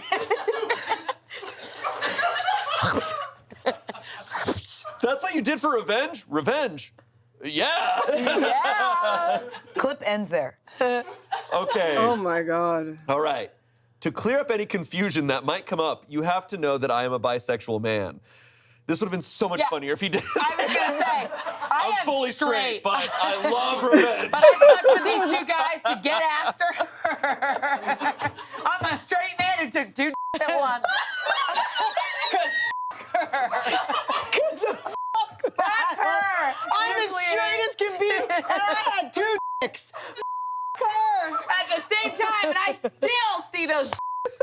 the week. She walks in, he's like, suck it, Brittany! I'm so straight, but she with me. I'm on Grindr every day. And I've been doing that for 11 years. Yeah, 11 years. I got you, Brittany. Yeah. Don't you dare do that My again. husband Charles supports me. I hate man. It's like, I think you're gay, man. He's like, no, I just live a life of vengeance. No, just women lie to me, man. So I men. And that's where the cigarette and the lashes come in. Thank you so much. Thank you so much. Holy shit. I love this guy. I'm so straight, dude. Her. Okay. Okay. To clear up any confusion that might come up, you have to know that I'm a bisexual man. I love sharing this story because I'm still proud of it. A few years ago, my ex-girlfriend cheated on me with another guy. She then had the audacity to tell me that if I was a grown-up, that I could deal with it and that she hopes we can still be friends, but she lost any feelings for me and is fully in love with this new guy now. If she hadn't said that, I probably wouldn't have made this plan. But now I had to teach her a valuable lesson. I was in a depressed state for a long time and couldn't bring myself to delete her number, and she thought I was her friend now. She started to send me pictures of her and her new boyfriend with laughing emojis. She didn't even care about how much she had hurt me. And then one day, while I went through Tinder, I found someone who was quite familiar, her new boyfriend. Of course, I wouldn't tell her that her new boyfriend is on Tinder. In fact, I matched with him, which was quite surprising because I thought he was straight, and we started a conversation. He didn't know who I was. She never told him she was in a relationship while she was flirting with him. But this was perfect. We had longer conversations, and he told me more and more about himself. Over the weeks, we learned more and more about each other, and now I had a plan. I suggested that we could meet each other at a bar. He agreed. Keep in mind, he was still in a relationship with my ex-girlfriend at that time. When we met, we had a great time, and one date became many dates. It took me a few months, but then I got him to the point where he developed feelings for me, and I was his affair. What he didn't know was that I got in contact with my girlfriend's former ex-boyfriend as well. He broke up with her because he came out as gay. I was in contact with both guys. The ex-boyfriend and I got along very well. In fact, I made him a close friend of mine. In our conversations with my new boyfriend, we talked about sexual desires, and he told me that he always wanted to have a threesome, so I suggested one with the gay ex-boyfriend. I knew that he was his type because we kind of look alike, and he had feelings for me, so I asked the gay ex-boyfriend if he wanted to become the third one, and to my surprise, he said yes. I'm honestly still surprised how all of that worked out without her noticing, but it did, and then the day came where I decided to go nuclear. The two guys came to my apartment, I led them to the bedroom, and they started talking to each other. While they talked, I took a selfie from a safe distance, close enough that she could see their faces, but far enough that they wouldn't notice. Then the action started. Of course, I won't go into any detail, but damn, I enjoyed it more than anything in the world. A few days after this, I told him that now that I granted him the wish of a threesome, I wanted something in return. I told him that I don't want to be in an affair any longer and told him that he should either break up with her or I will break up with him. I knew it was hardcore manipulative, but I had a plan and I had full control over him. He actually broke up with her and threw her out. I even got him to move out of his apartment to move in with me, meaning that she lost both her home and her boyfriend. But I wasn't done yet. Because, sorry, this is crazy. This is insane. Okay. Whew, okay, I thought we were gonna... He's just like sitting there, go on. More. I'm like, you didn't stop at the threesome? Like, but I wasn't done yet. But I wasn't done yet. 2 dicks wasn't enough. I called her dad. Brittany's dad. Cut to Ben Savage and Princess Bride. Was that the end of the story? We're not done yet. That's not the end of the story yet. This is nuclear. Wow. Okay. But I wasn't done yet. Because after that, she texted me with crying emojis that her boyfriend dumped her and that she regrets leaving me. I then said, your boyfriend? Are you talking about this guy? And I sent her the selfie I took. No. She called and texted me several times, but I ignored her. My plan was almost successful. There were only 3 things left that I still had to do. 3? 3? 3? The boyfriend, the ex-boyfriend, and the dad. 3. I only had 4 things left. Boyfriend, ex-boyfriend, dad, and find her long-lost brother. And go to Sweden and your brother. Bro, what the fuck? The first was that I told her mother, who hates infidelity more than anything because her father cheated on her mother with another woman. You could say, like father, like daughter. Her mother was angry but thanked me for telling her. From what I've heard, her mother cut ties with her, but I admit that I don't know if that actually happened. And I don't think that it happened, but it would be funny if it was true. The second thing I did was dump him because unfortunately, he was a cheater too, and I hate infidelity as well. Are you My God. fucking kidding me? This is the craziest shit I've read in a long time. Wow. He goes, yeah, we could share these drawers. I'm breaking up with you. I'm breaking up with you because you're a cheater. Yeah. The last thing I did was go out with the gay ex-boyfriend, and after a few dates, we got together, and we are still a couple. Does the my gay ex-boyfriend God. know about all of this? Does anybody know about any of it? In the Well, Mom end, does. She's like, well done. Thank you for telling me. Yeah. I hate infidelity. in the end, I destroyed both her and the guy she cheated on me with, and couldn't be more proud of myself. Edit, okay, for some reason, I still get too many messages. No, the I will not tell you details about the threesome, you horny motherfuckers. So stop asking. Bunch of stupid. Why do they want to know? Go in detail about how. Yeah. But what about the threesome? Yeah, how'd that work? Also,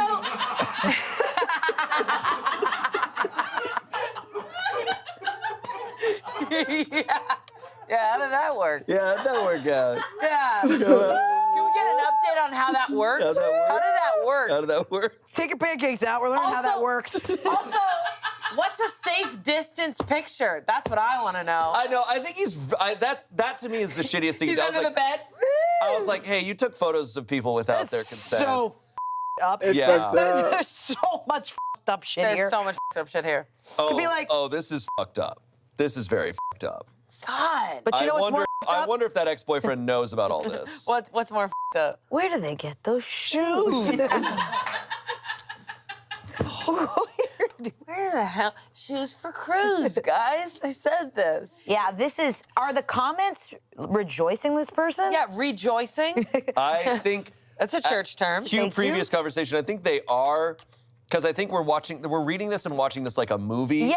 And once again, forgetting it's like, hey, like, because if I knew someone who, like, I hate infidelity. Obviously, I hate cheating. But if I knew someone's like, oh, my ex cheated on me, I'd be like, that sucks so much. And then they went into all this detail, I'd be like, that's crazy. I'm probably gonna distance myself because I'm worried that if I do anything that pisses you off, it's like, this is Eric Cartman. Literally. Like the levels of Well, just if you like. saw this in a trailer with a bunch of hot people, you'd be like, I'm buying tickets. Oh yeah. Yeah. But real people's lives, this feels. I mean, the boyfriend. Yes, okay. The other boyfriend. Yes, he cheated on her with this guy, but like, you had to move in. I was for like, pure revenge. I was like, the threesome felt like enough revenge. Yes. The threesome was, you did it. The falling in love part? This is a patient man. This is quite a bit. You was playing the long game, that's for sure. Comments. Someone said maybe Hallmark could make a holiday story out of this. 2,000 upvotes. Hallmark. This is A HBO. gay story? After They would dark. never. This is HBO. What are we talking about? Pluto TV. Someone said, do I believe it? Kinda. Is it possible? Yes. Do I want it to be real? Yes, I do. Dude did not let her slide. Man really hit her with the Ebenezer Scrooge past, present, future.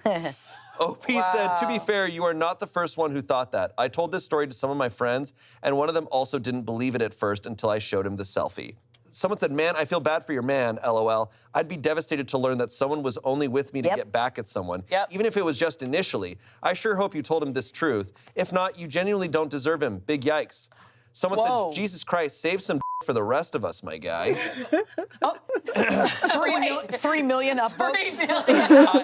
500 million upvotes. And how does it work? Okay. 3 million upvotes. Also, just chiming in for my friend. Yeah, How does it explain work? that. So if you could show us how that. No, I think someone getting with you out of pure revenge is kind of the same as infidelity for me. You're That's a lie. That's a big lie. Yeah, it's a yeah, big yeah, secret. yeah. That's infidelity in a different font. Yeah. But goddamn. This is Wow. so. This is nuclear. Holy This definitely is nuclear. God.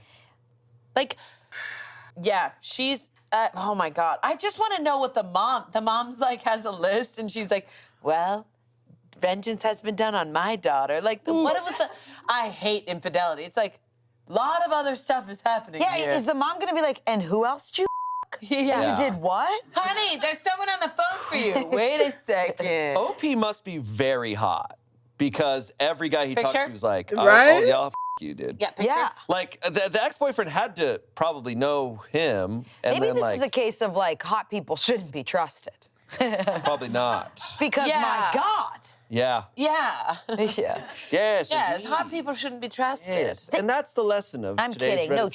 cheaters shouldn't be trusted. What I want to know is, does the boyfriend know this story? Know why they got together in the first place. Yeah, because he thinks, oh, we got together out of just getting together for a threesome. Does he Not know realizing, about? oh, it was all for pure revenge and that he only got with me. He must know because he's telling his friends about the selfie. Like, I don't know. Remember in How to Lose a Guy in 10 Days when they both find out that they're like doing a challenge Yes. and they're both so sad? I remember when I was little, I didn't understand that. I was like, Never seen that movie. oh, you. what? The yellow It's a backless dress. classic. Oh, yellow wait, backless dress. sorry. Kate Hudson. Yeah, no, I've never Okay. seen it. Never seen it. Green light. I'm thinking about 10 Things I Hate About You. Oh, Oh, you've never seen that? I've Heath seen Ledger? that. I've seen that one. Julia Stiles? Yeah, I've seen that one.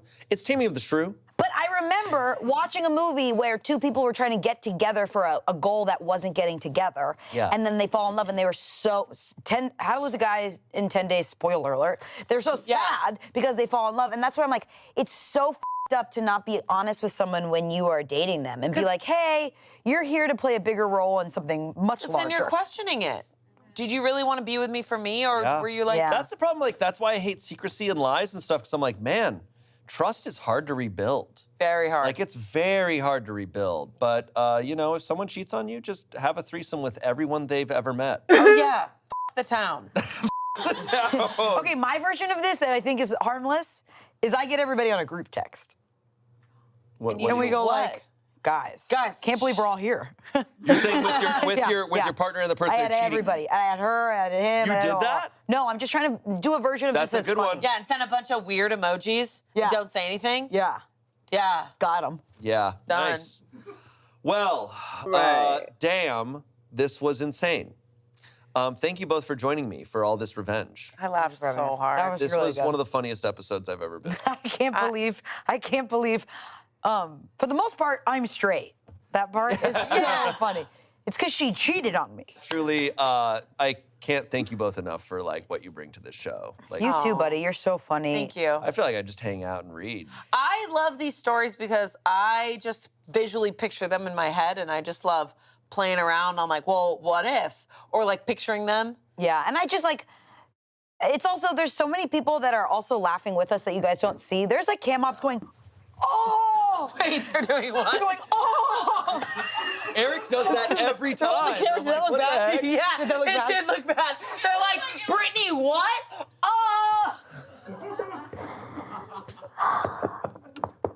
You were talking about getting an Emily gasp sometimes from stories. I get or an from- Emily gasp once a shoot block. Wait, what's that? An Emily gasp is it's funny, but it's alarming. It's an There's some Emily, other ones. No, and Emily Gass was like, yeah. Whoa, Oh, I know. You said that. Oh my God. yeah. I love it. It's your Southern woman. Oh my God. Oh my God. Clutching your pearls. Oh my god. Oh my God. What We the love fuck it. Basically, is what we're my saying is we're grateful setup? to be here. Why am I Grateful for dying? everybody on this team.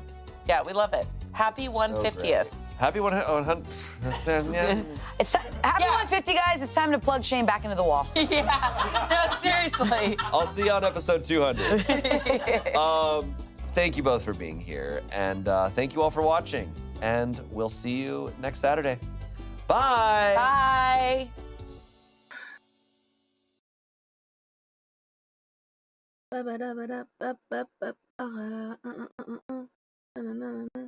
I'm a new woman. Face down. And even though it's 18 number, oh yeah, I forgot. That's why I don't have like.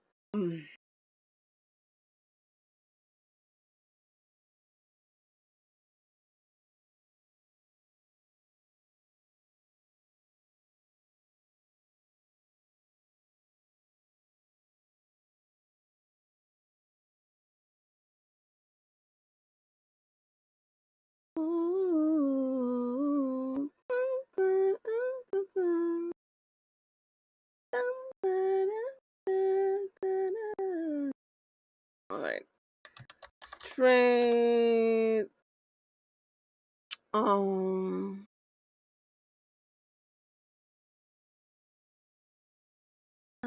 man, if I do that.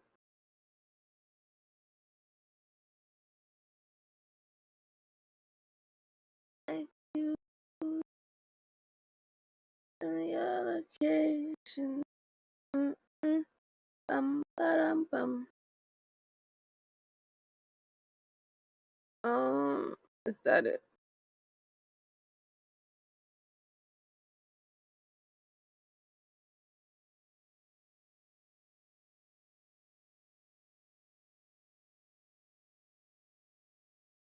All right. I'm gonna go with, cause like I have.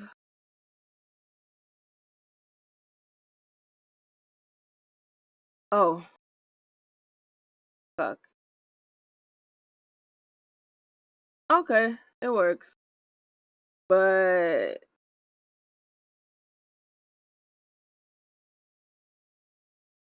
dang.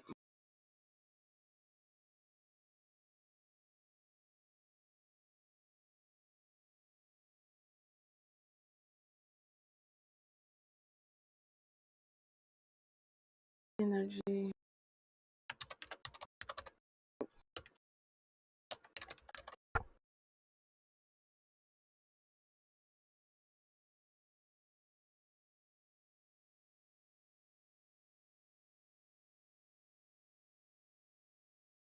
Bro, this one is 185 energy though. That's kind of, I don't have prime flow, so dang. But do I need, holy shit, the difference without it is crazy. How much does this cost?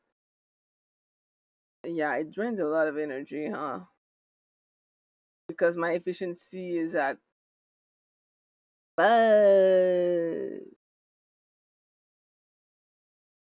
ooh, right. One last episode, I guess.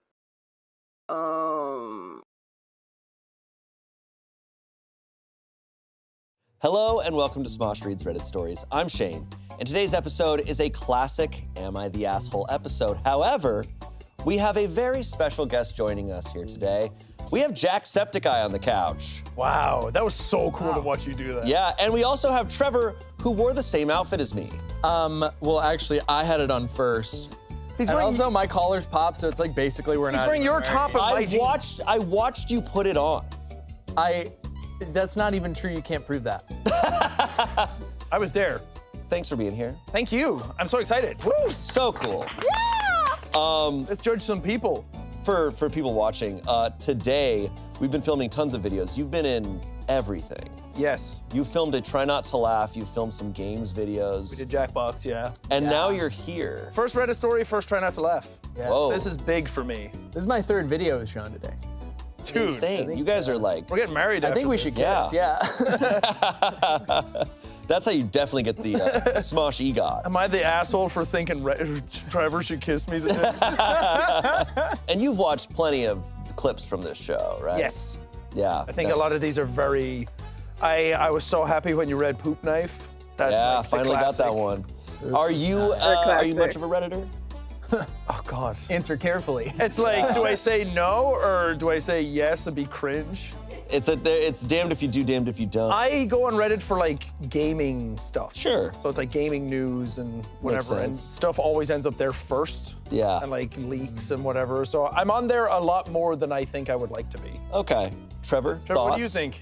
How are you? No, doing? I feel like you guys said it really well. I didn't think that I needed to add anything else. Are you a Redditor? Yeah. Oh no.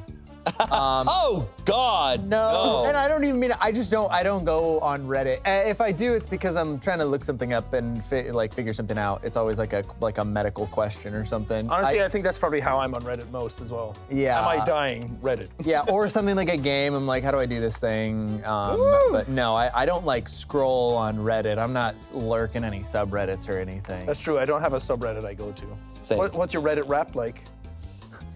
Not much. I do sometimes go on and I get caught up in an Am I the Asshole story, but I'm reading it and then I'm like, wait, I shouldn't do this. Yeah. Like, Even for the stage. This is work. I don't need You can't bring work home. Yeah, no. I'll solve this later. Got some good stuff for us today? I think so. Okay. I haven't read them, but I'm about to. Okay. Read it. I sure hope he did. Nice. Don't give him Sick. Okay, let's hop into these stories. Our first story comes from Am I the Asshole, posted in November of 2025. Would I be the asshole for refusing to bring $100 minimum to Thanksgiving? Okay. No. Let's see what's going on here. Okay. My family and I celebrate Thanksgiving every year with my siblings, parents, and their kids. Roughly 20 to 25 people, including kids. My family is only 2 people with one 6-month-old baby. In the group chat, it was decided that my nephew would cook meat since he bought a grill. He also told us that we could bring the sides. He chose to spend $300 on meat. I messaged in the group chat that we could bring mashed potatoes. My sister responded that every family has to bring $100 worth of food minimum or help my nephew pay for the meat. I'm not totally against the idea of bringing that much food, but just the way it was presented and the fact that it wasn't agreed to beforehand makes me upset. The following day in the group chat, my sister said, Option 1, bring food enough for everyone, not just yourself. Option 2, help Thomas pay for meat, $100/family. Option 3, help dad pay water bill, $200 a family. Choose wisely. Upset, I responded with option 4, don't show up. Am I being an asshole if I don't show up at all in protest to this $100 minimum rule? I mean, what the? That's insane. Choose wisely. Hey, wisely. you want to come over for Thanksgiving? And God, could you just like chip in a little for the water bill? Yeah, and also you have to pay my rent. Yeah. Yeah, we're looking to get an extension on the house and like, we could You- really use the money. Pay off my house. Yeah, this is just absurd. I think it's always weird when money enters family shit like that. Oh yeah, it's messy. I think it's like very reasonable if you're like, hey, I'd love to like cook all the food for Thanksgiving. Like if you could just like chip in like $20 or something, like just Totally. be buying everything. Like especially if you're like younger, you know, or whatever. But asking someone being like, hey, I chose to buy $300 of meat, so can you just reimburse me for that? I bought $300 of meat and I can't afford it, so. Yeah. Yeah, to be clear, what the family is asking for is that between the 2 of them and their 6-month-old, they're asking them to spend like a $50 meal. It's like, hey, you could just go to a really nice restaurant instead of going to the family dinner. Is it a thing at Thanksgiving, because I don't celebrate it, that like you bring a piece of People food, bring like yams and- you bring like your own dish. Like it's like they would bring mashed potatoes, someone else brings green beans. And it's 20 to 25 people. If everybody brought like a couple sides, which is doesn't have to be $100. No, that's what I'm It would be thinking, like- plenty food. That's what I'm also wondering is like when you say like $100 a side, like $100 of mashed potatoes is like enough to fill this room. Yeah. Like potatoes are like all that's in mashed potatoes is like potatoes and milk and butter. It's like That's a lot of potatoes. It's a lot of potatoes. It's weird to be like, bring money instead of just being like, bring a side. How do you quantify that too? It's like, are they checking? It's like, did you spend $100 on Show me these the mashed- receipt. Yeah, bring me the receipt from your house. Yeah, and also the option of bring enough food for everyone, not just yourself. It's like, if everyone brings enough food for everyone, this house is overloaded with food. Yeah, you have excess. Yeah. He's These like, options- I bought $300 worth of meat and it's like 8 ounces of Wagyu. Yeah. Also, to be clear, if all the families help pay the water bill, $200 a family, how much is that water bill? That's a $1,000 water bill. How much water? Way more. Dad's like, well, I'm always in the shower. We filled the kiddie pool. We thought it was We really wanted to have it for Thanksgiving. The verdict was not the asshole poo mode. Like so extremely Poo mode? Yeah, Poo it's when it's voted into oblivion. It's just like everyone's like, My no. God, is that what it's called? I've been read it. It's rare. It's rare. Poo mode. Comments. Not the asshole. This is a potluck, not a charity dinner. If your nephew couldn't afford to buy the meat, he shouldn't have bought it. 15,000 upvotes. Someone said the math isn't mathing. $300 divided amongst 20 to 25 people is not $100 per family.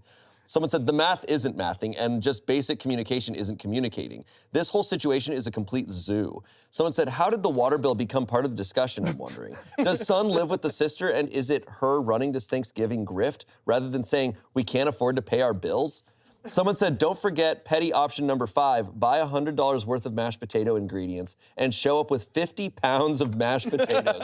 Not the asshole, $100 worth of sides per family is obscene and far too much food. Someone said, choose wisely, would have me staying home, enjoying the peace and quiet of my living room for free, not the asshole. We have a small little update. Ooh. It happened. My first update. Your first update. Oh my God. Can you make a bigger deal out of this, please?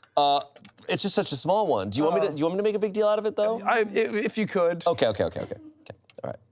And then it seems here we have update. Oh my God! He said it! Oh my God! Oh my God! The food was made out of mashed potatoes! Oh my God. They killed the father. Oh! That's what I would do! I think not They the filled asshole. the kiddie pool and drowned him in it. With mashed potatoes! With mashed potatoes. They filled it with mashed potatoes and killed him in it. Oh, this is sick. Okay, update. I'm a teacher, and she posted a picture of my salary she found online to shame me in the group chat. Definitely not going now. Oh. Whoa. What the fuck? This family's awful. She said, you can't pay our water bill? Broke. Like, what? What a nightmare. Group chat. This you? Yeah, Jesus. What All kind right, of yeah, family? don't go and probably don't show up to any family function. This is the thing about Thanksgiving, right? Where you're kind of like, the meme is that, oh, I gotta go see my family. And it's Yeah. always tumultuous. If you're adding that shit on top of it, I'm like, I'm staying home with my $100 and getting dinner. If the shit like that is happening before you even show up, Yeah. it's gonna be so bad. Holy God.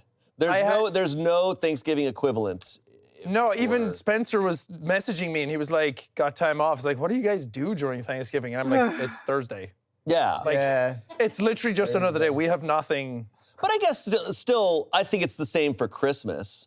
Like families get together and do have dinner. To me, Thanksgiving feels like first Christmas. Like you have That's it. That is what it is. Like it's the kind food of feels the same. The gathering feels the same. It's like a warm-up. Yeah. Warm-up Christmas. It truly is. Practice your recipes. So that's about as close as we would get is Christmas. Yeah. Yeah, it's like if I wanted to see my family, I would.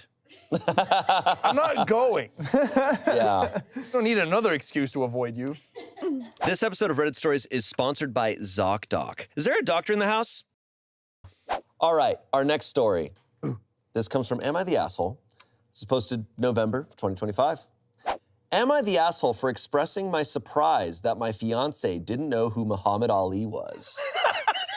This is a sentence that's never been spoken. Expressing my surprise. All I did was express my surprise. You dumb idiot. How do you not know who Muhammad Ali is? You dumbass. He died for our sins.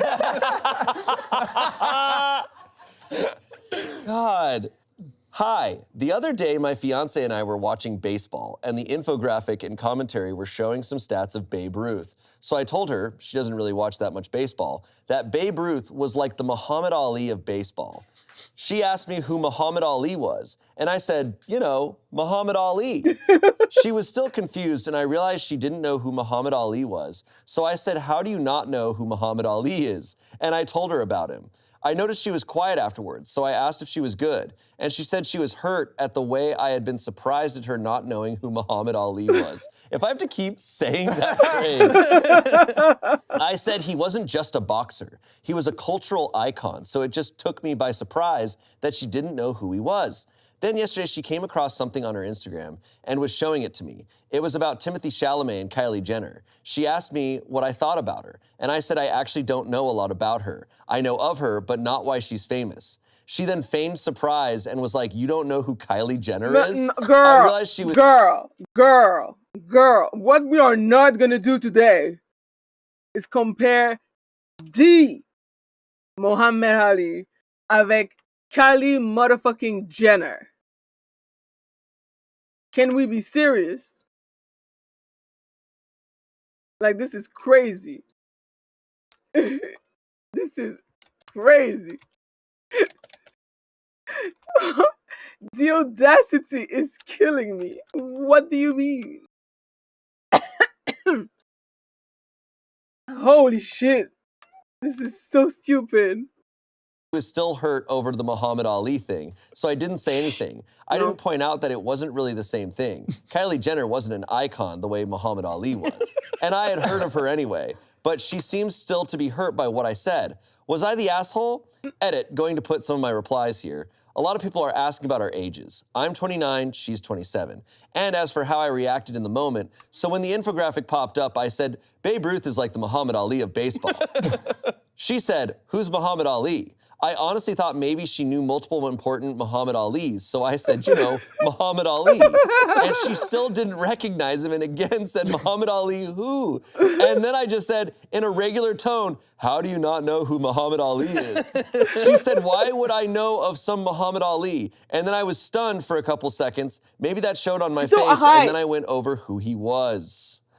Oh, I fear that this is giving, like, I don't trust men on Reddit to accurately represent the way that they said something. Yeah. Because I just can't believe in my heart that if it actually happened that way, that she would have been upset. You like, dumb idiot. I have to believe it's something like, you don't know who Muhammad Ali is? Like, you don't know who Muhammad fucking like, what do you shadowboxing? mean? Yeah. It's such a bummer when people do that. Yeah. Right? Like, it does hurt. Yeah. Even if you're like, you know, I should know who or what. Even just for a movie, it's like you haven't seen Monsters, Inc.? And it happens all the time. Yeah. I get feeling that, like, being like, oh, like, making you feel like dumb or something. Like, you don't know. Kylie Jenner, the Muhammad Ali of the Kardashians? Oh my God. Come on. That time she just knocked out Kim. It's incredible. I think there's, like, he's absolutely right in that Muhammad Ali is like this huge, big icon. There's also a lot of icons in history, and it's okay that someone doesn't know one of them. Yeah. Like, I just think it's like, especially if it's an interest, it's always an opportunity to be like, oh, like, let me tell you about this awesome person. It's cool that I get to tell you about this. Yeah, especially, like, I think it's very reasonable for, like, a 27-year-old woman to not know. Like, if you're not, like, very into sports, like, that is completely understandable. Even if you're not into sports, out of this world. like, I feel like Muhammad Ali is literally an icon that you learn about in history class. Like, I feel like everybody learns. I'm French Canadian, and I know who Muhammad Ali is because I learned about him in class. So I don't know. It's weird. I'm sorry. I'd be confused too if I talk to someone and, oh yeah, it's like Muhammad Ali.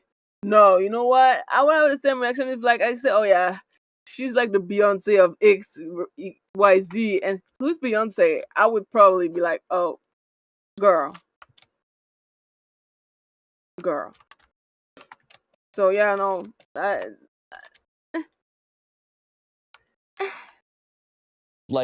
Like it's very much, especially nowadays with the way the internet is so algorithmic, where you kind of get served your interests over and over again.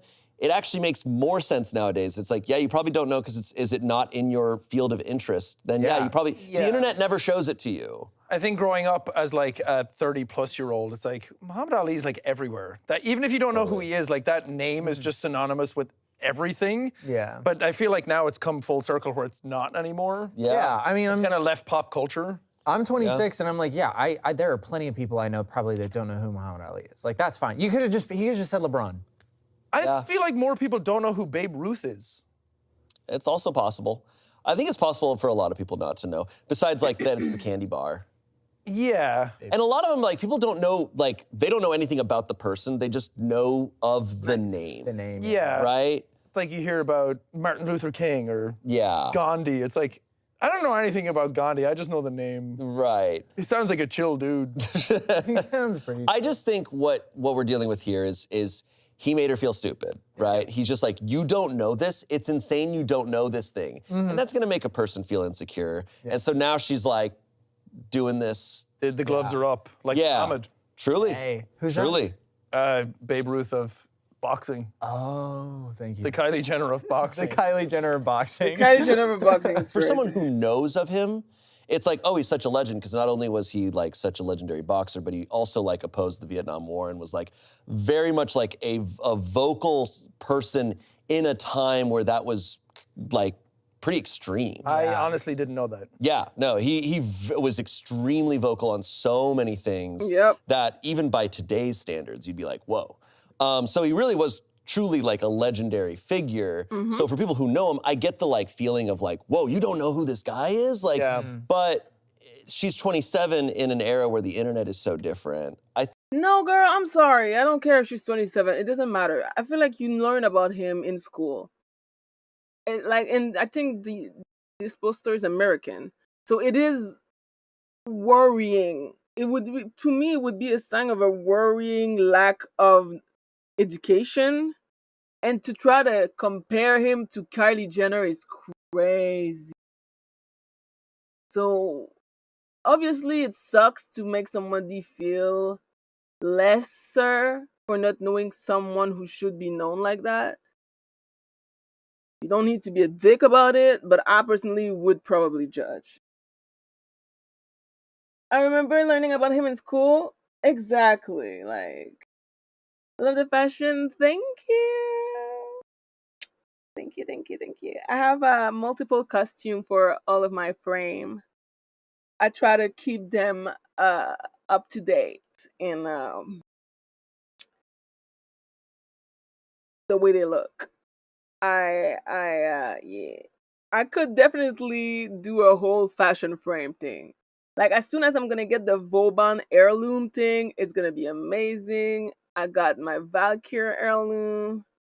My temple looks pretty fucking amazing.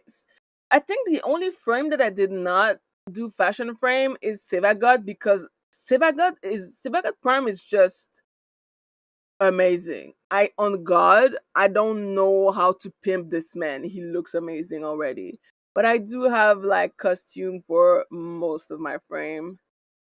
And yeah, I try to ensure that they all look quite great, including Nova. Even the frame that I don't use, I try to make sure that they look, a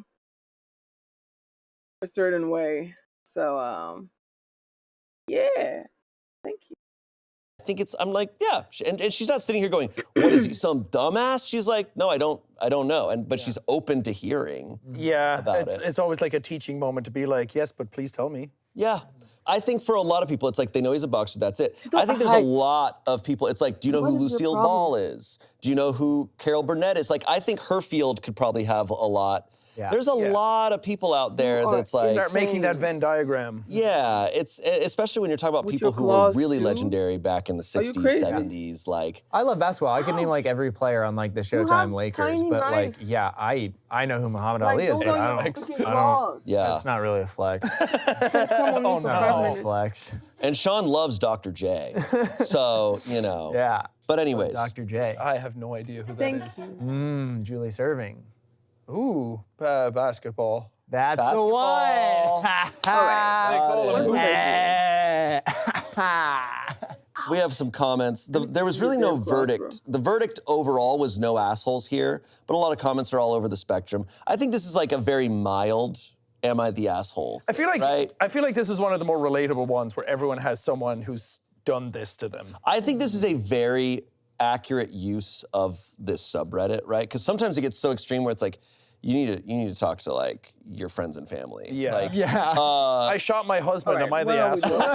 it's like, hey. But this one's a really perfect one because it's one of those where it's like, yeah, I can see what's going on here. But we have some comments. Someone said, this just makes me think of the XKCD comic where there are two ways to handle someone not knowing a specific reference. You could be an ass and say, how can you not know about this? Everyone knows about it. Or you could go in with genuine excitement and go, you don't know about this thing? Let me share with you how awesome this is. How did you go about it? And we don't know. Someone said, this sounds like no one's the asshole, honestly, just that you're both being kind of obtuse, and you'd better communicate a little better or you're going to end up on the rocks. I realized she didn't know who Muhammad Ali was, so I said, how do you not know who Muhammad Ali is? Tone matters a lot. Even if you don't think your tone was insulting, half of it is how it's taken. You should probably have a quiet conversation and just genuinely apologize because she's clearly hurt.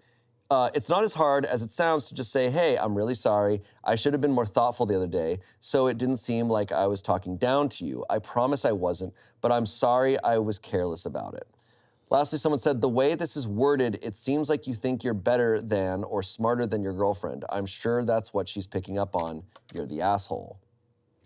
I think much is to be, I think it's true. Tone kind of shifts this in a bunch of different directions. I think Reddit armchair therapist always comes out in these scenarios where they're like, if I was in this scenario, I would have reacted this way. And you always kind of like pick a side. Yeah. I think the way it's worded shows sort of a pattern, like why somebody reacted the way they do is probably because this has happened numerous times. Yeah. Where they're kind of like at their wit's end, where they're like, dude, why do you always react this way? Like, just tell me. Right. You don't have to be an asshole about it. Yeah, I think that there's a very great lesson in this of just like, hey, even if you didn't intend something in a certain way, like your partner, if they take it in a way and it makes them feel something, it's like they're feeling that. Like you can't change that. Like even if it wasn't your intention, it's like just be like, hey, I really didn't mean it to come across like that. I'm really sorry I made you feel that way. Right. And this is probably the best situation to learn that lesson in. Yeah. Something very low stakes to be like, oh, like I can have a takeaway from that communication is key in every single relationship. I think it's important in a relationship to clock to when it's like, oh, are we in a battle of who wins?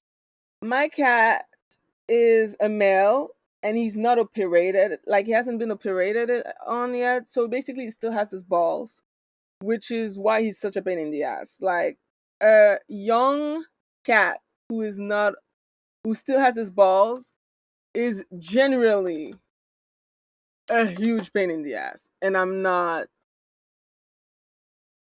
joking. It's terrible. It's terrible.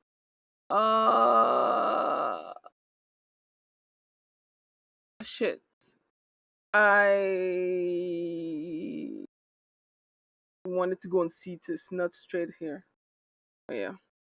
Right now. Like who wins and who loses. Smarter. As opposed to just like, oh wait, like you feel hurt.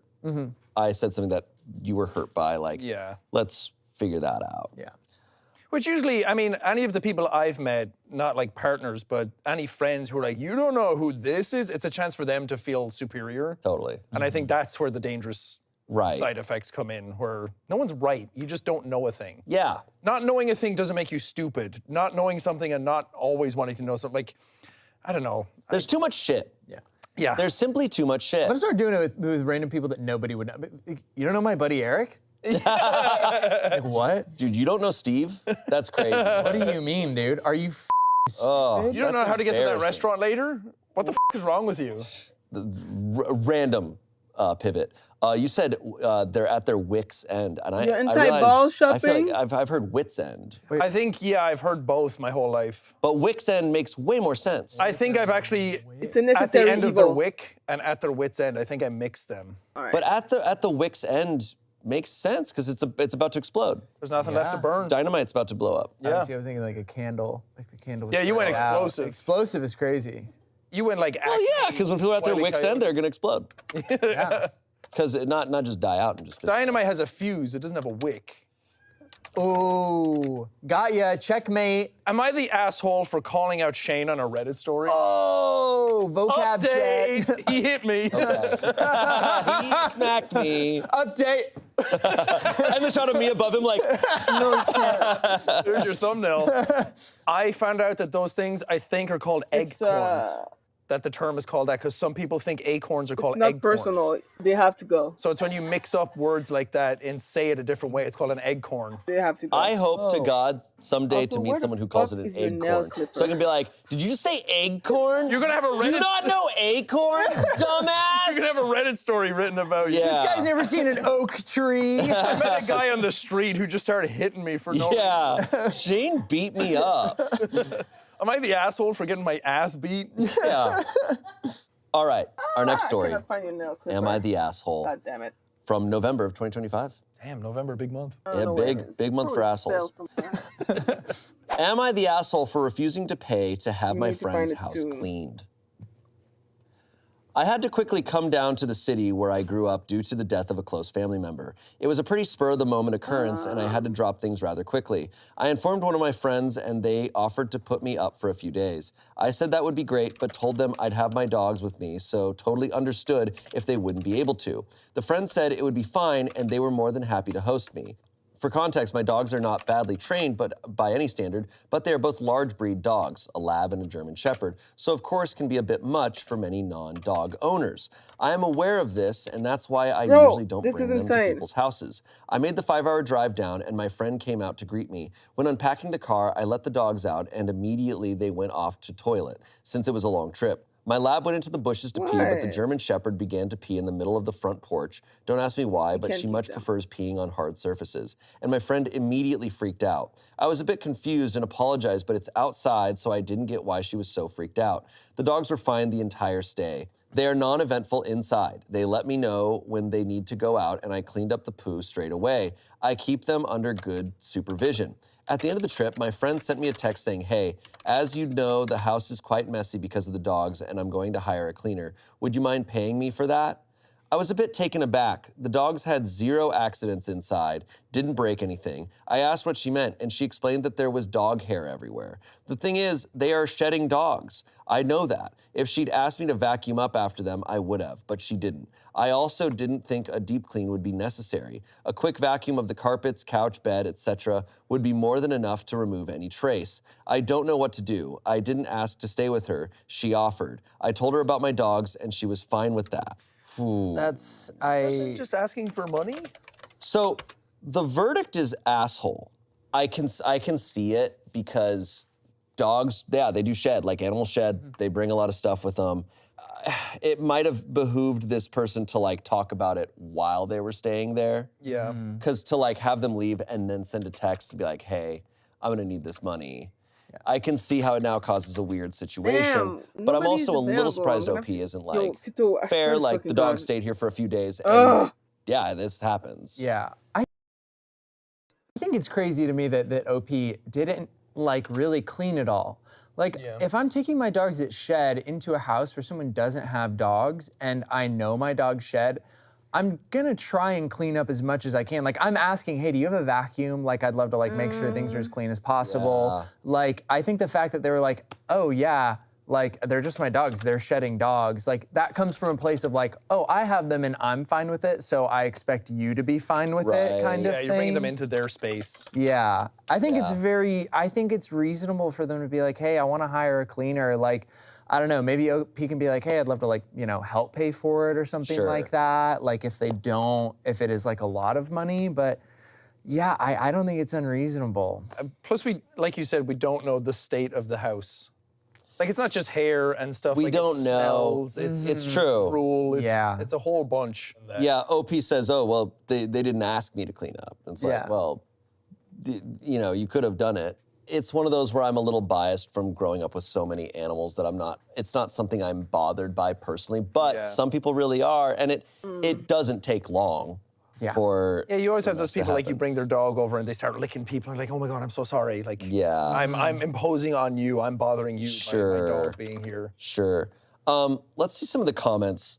Someone said, so let me get this straight, and I say this as an owner of 1 lab but have had 2 at the same time in the past. A friend allows you to stay with 2 large shedding dogs at the last minute and you make no effort to vacuum or otherwise contribute to cleaning before you leave.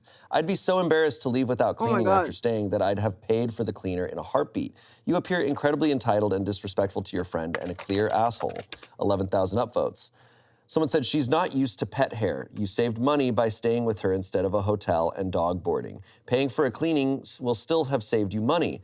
Someone replied to that saying, given that OP didn't even seem to see the problem with the dog peeing on the front porch, I'm guessing OP's hygiene standards are pretty damned low, and a shepherd and a lab in the house for several days means that there's going to be a lot of hair everywhere. Someone said, you should have vacuumed without her having to ask during and before you left. You have dogs that shed. You should have been overly conscious about making sure the place is clean before you left and during your stay, especially if it's a non-dog household. Someone lastly said, pay her. 1.2 thousand upvotes. Yeah, I have 2 dogs, and I like take them on walks twice a day, but we have a patio and we have like a grass pad on the patio and a little doggy door, so they can go out during the day to like pee if they need to. And every once in a while, one of them will pee like on the concrete, and I hate that. I'm like, no, I don't want, like, even if it's outside, like, that's just dried pee now on the concrete. Like, I'm out there, like, rinsing it off, like, getting the water, like, being, like, your dog peeing on the front porch of somebody else's home, like, I would be mortified if my dog did that. Like, if I took him somewhere and they just started, like, peeing on the porch, I'd be like, yeah, I think an important factor of this is that they stayed here for free. Like, they stayed there for free. So yes, paying for a cleaning is gonna still be saving you a lot of money compared to the hotel and everything. Yeah, like jumping into this person's life, you should be helping out where you can. Right. Instead of taking more from them. Right, absolutely. I did stay at a friend's house one time where they had big shedding dogs and there was hair everywhere. And I was like, okay, friends are coming over later. I was like, are we gonna clean up? And I was like, no, not really. But it was so much hair everywhere that I even cleaned up. And I'm like, I'm staying at your house and you don't see the hair everywhere. I'm like, I know you're okay with it, but I don't think everybody else is. Right. You can, I think it's possible for people to get just very used to their situation. But yeah, when you're a guest somewhere, it's just so important to be like mindful of like the impact you're having on the place you're staying in. Especially, we don't know how clean the house was before. And yeah, I'm really kind of curious to see, because I have a feeling it's very possible that this was all like worse than we thought. Yeah, isn't that kind of the thing, like leave it how you found it? Totally, kind of energy. 100%. And yeah, finding out that they didn't even try to clean. And that's your friend. Yeah, it's like, okay. Yeah, it's tough. Yikes. Anyways, moving on. Our first asshole. Yeah, it's rare that OP's the asshole. I know. Our next story. Am I the asshole for not letting a kid eat my food? Oh, I love this. I love a title like that. That just gets me so excited. Yeah, here we go. This was posted in October.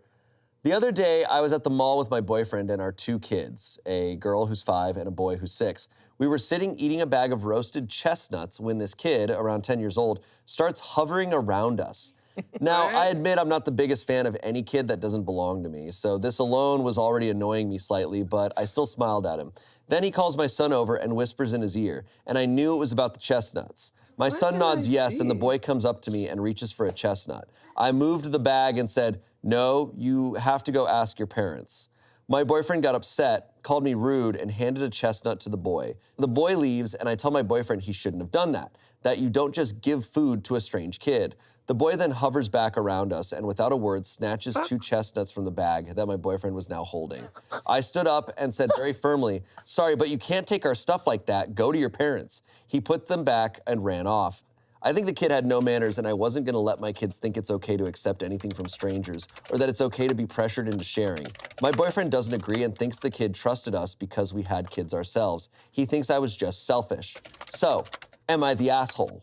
No, I think that the policy of not giving food to a child without asking their parents first is 100% always the right thing. Yeah. You should never just give food to a kid like if their parents especially any form of nut. Yeah, that kid could just die because he's stupid and being like, "Oh yeah, I want whatever's in that bag," and he could just die on the spot. Like, yeah, that's true. Now you killed that kid. Now hey, am I the asshole for killing a kid? For killing a kid? He came up and asked for it, so am I the asshole? I like the concept of asking someone if you can eat someone else's food. like seeing someone eating something and just me asking a random person, like, "Can I have that guy's chips?" Can I have Shane's lunch? Oh yeah, you should. I encourage it. Take it, dude. Give me nut. Give me now, me wanty. Yeah, no, she is 100% right for just multiple reasons. Yeah. The verdict was not the asshole. Comments. Not the asshole, your boyfriend could have killed the kid. How does your boyfriend know the kid is not allergic to nuts? Absolutely never give food to kids without talking to the parents first. Someone also said, also, don't want a strange kid's hand in my food. Someone said, not the asshole, you have no idea if this kid might be allergic or if his parents want him having this food. It is also dangerous that this boy thinks it is okay to take things from strangers. I would have handled it by asking him to talk to his parents and then maybe giving him one with their approval as a lesson to everyone. But you certainly were not in the wrong for simply saying no. Someone said, remember when your parents warns you about not eating food from a stranger? Mm-hmm. Someone said, no one's the asshole here based on your description. This kid may be hungry and knows the best option is to seek out other kids being fed. Like a stray kid. This is awful. I live in an area with a lot of poverty. My 2 kids always have snacks to share. One has literally earned the nickname Snacks by her schoolmates, and I would have just asked the kid if they were hungry and either shared or gotten them something to eat. But I am a softie and don't believe a child should ever go hungry if I can help. Lastly, someone said, you don't give strange kids nuts. Damn. Yeah. Yeah. I got some I'm gonna take a answers. different Wait approach. minute. Okay. Like the fisherman. Uh, Feed a kid a nut, he's gonna go hungry again. But appears to be teach a kid how to offline. get chestnuts himself. Oh my True. god. That's what you should have done. You What take is that nut and before you hand happening? it to him, you dig a hole, you plant it, water it, be like, come back in 20 years. Come back in 60 years. You'll have some chestnuts. And that chestnut grew up to be Barack Obama. So it really makes you think. Yeah, really. Who? You don't know Barack Obama? You don't know Barack Obama? He's like the Here it comes. he's like the Ed Sheeran of presidents. Wow. Well, okay. Yeah. All right. We're going to keep that one in. This is so weird, actually. Yeah, again, as Michael. This is very, very weird. I cannot invite.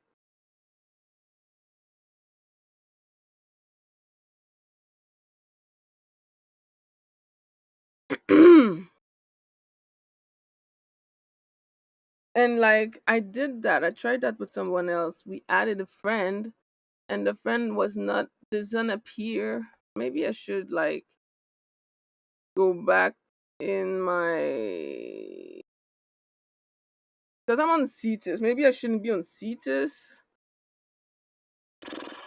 I don't know, bro. This is fucking annoying. Let's see.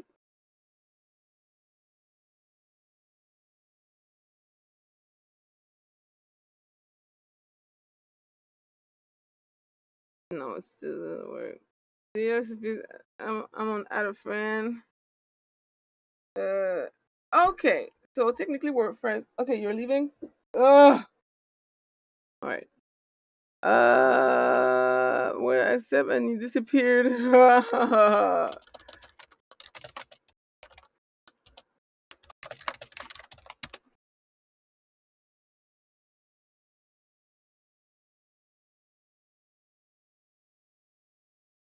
There's a bug, because that's the second time.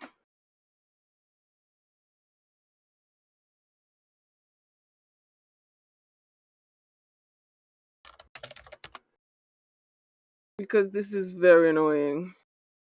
I don't understand what is going on with this game. It's so weird. Like I'm chatting with people, but they appear offline. How does that happen? How? I want to know how I can chat with someone that is offline.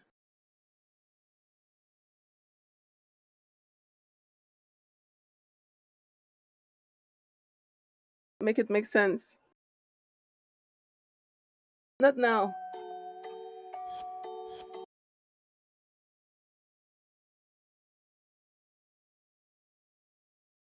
Friends disappearing from my friend list.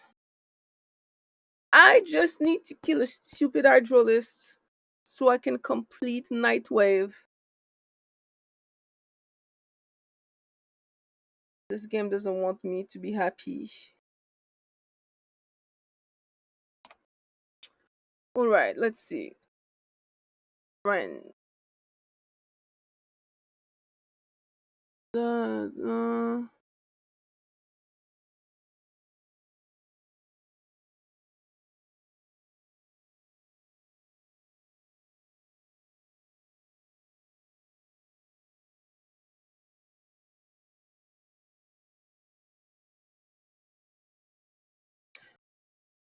I think it was him.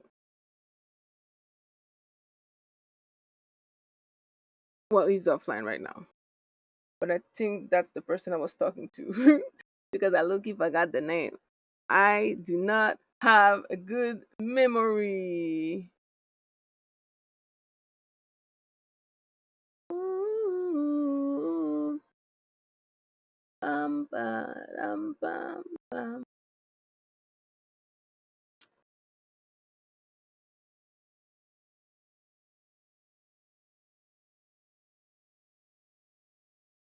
Hmm.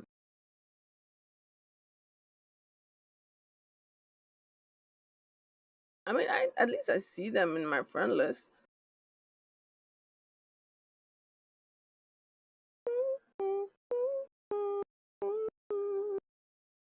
Damn. Some people have not been online in that's a long ass time. Holy shit, bitch. That's years. That's literally more than 2 years offline. Damn. That's a very long time. Mm, mm, mm, mm, mm.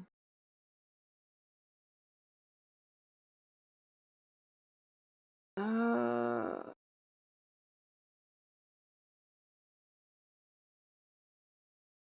all right. I mean, I'm already online. That person isn't. Maybe I should ask again.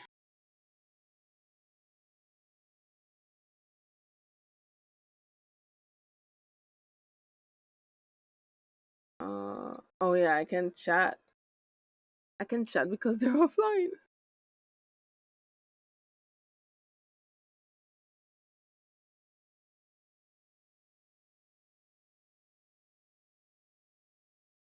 Children farm? No.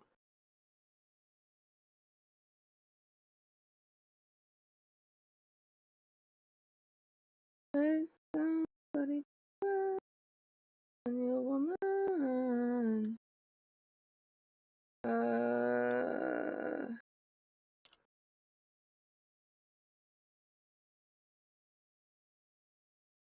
Goat bait. I low-key want to jump on him now that he's online. He just got online. Let's see.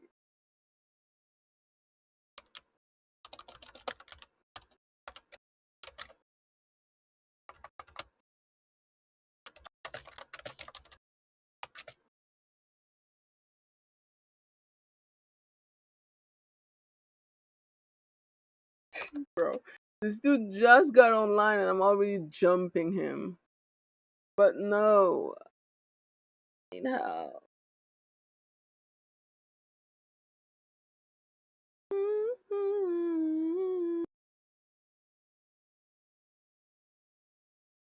Mm.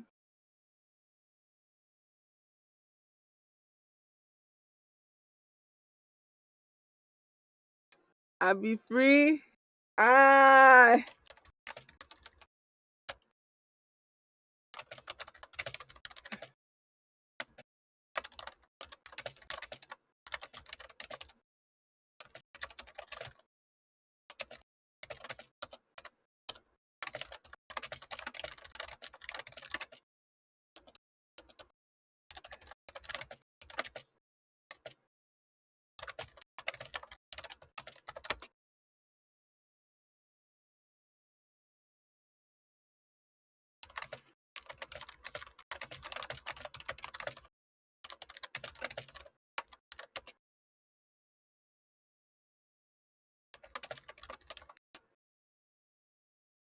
I cannot kill an Eidolon by myself, bro. I can't. And the game is bugged for some reason.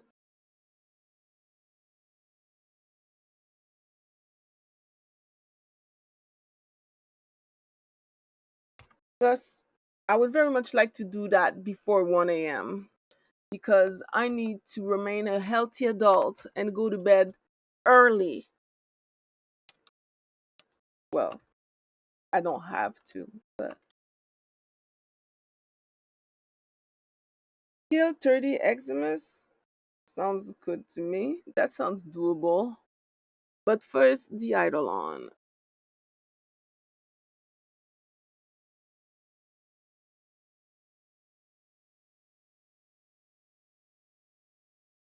Damn, that's an interesting costume to say the least.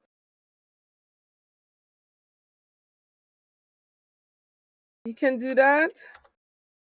Thanks God.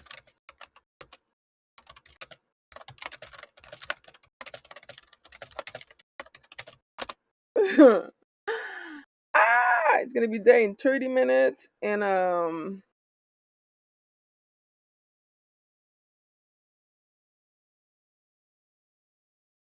I gotta shit.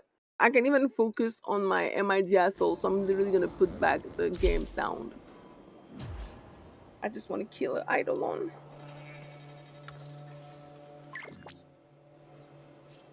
Invite me? Mind inviting me for some reason I can't just join? I know.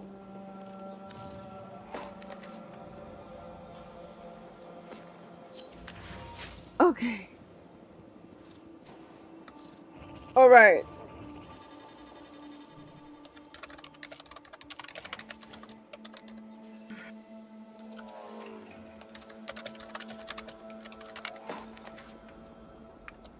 Yes, I was about to say let's go on C2 to get the mission, but he got it. Let's go. Oh.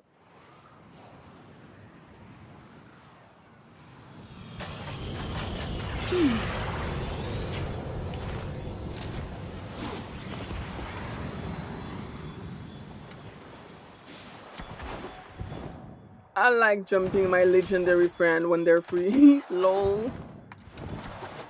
It's important to have some legendary in your friend list so that you can get help when you need it. The other legendary friend that I would normally ask is not online right now.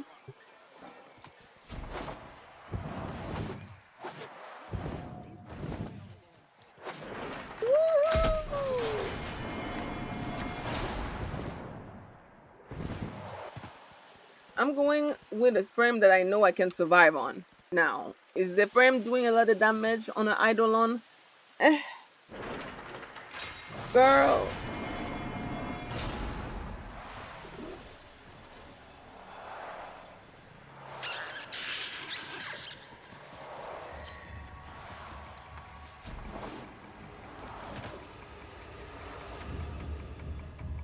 Wait, what the fuck? Where is Gold Bay? Okay, I was like, I'm scared.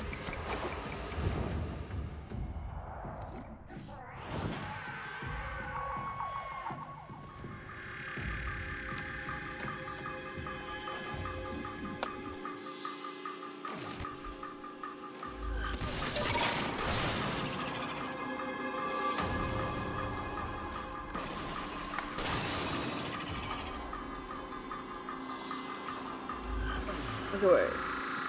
Gold bait is there.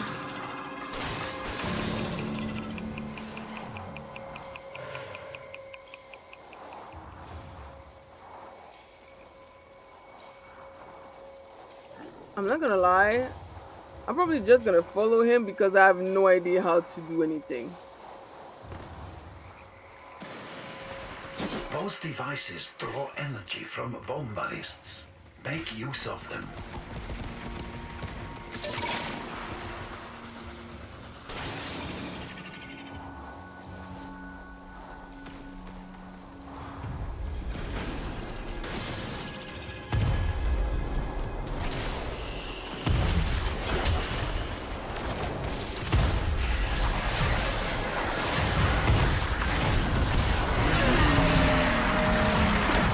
Well, this one is a Terralis.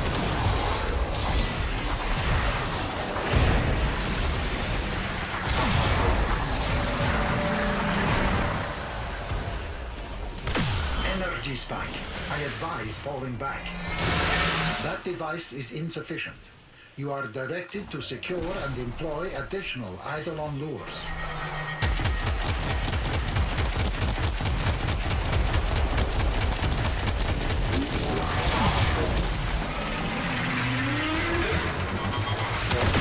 Energy spike. I advise falling back.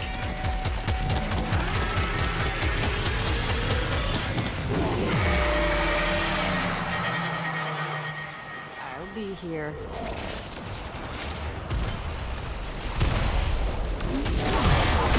Energy spike. I advise falling back. I also have no idea what's happening. You got it, Griffin.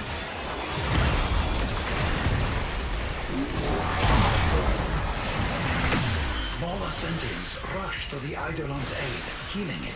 Stop them. Sentient energy contained. You are closing on victory. Act now.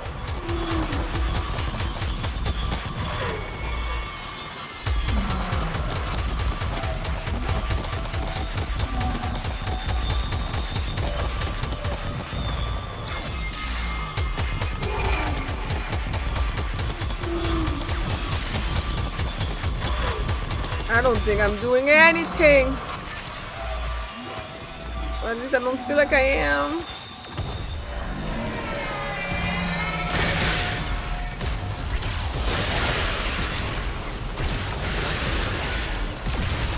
Like, am I doing damage? No. I never do. Oh.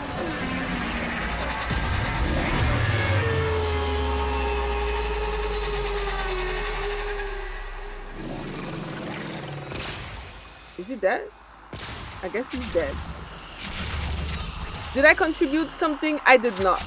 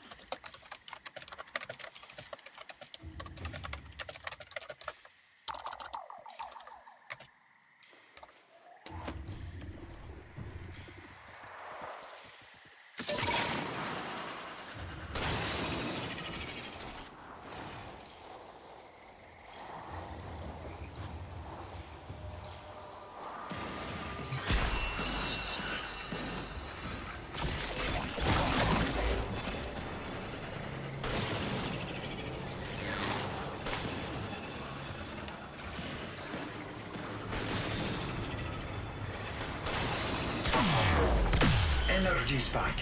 I advise falling back. That device is insufficient.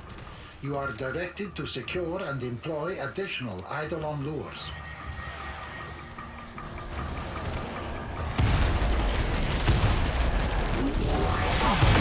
Energy spike. I advise falling back. I'm gonna try with this. Can I?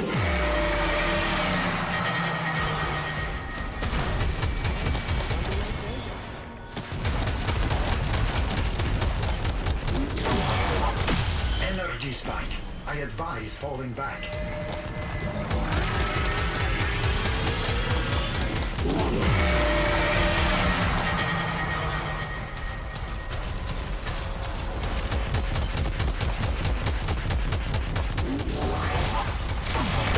Energy spike.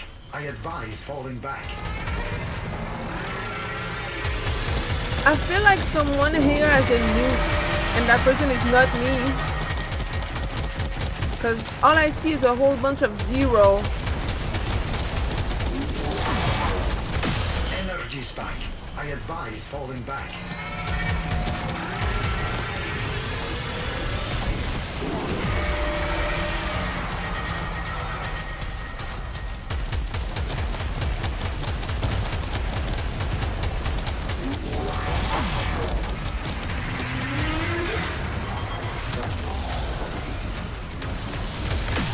Sentient energy contained. You are closing on victory. Act now.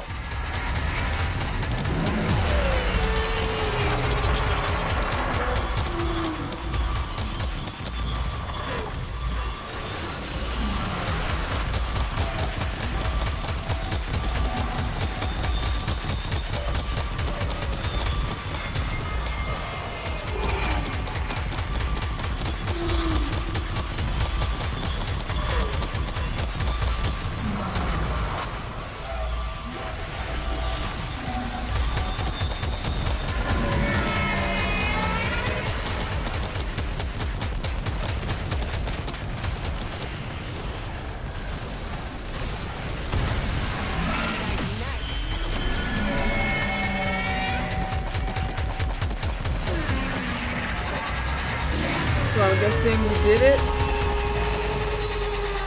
Well, we is a big word. They did it.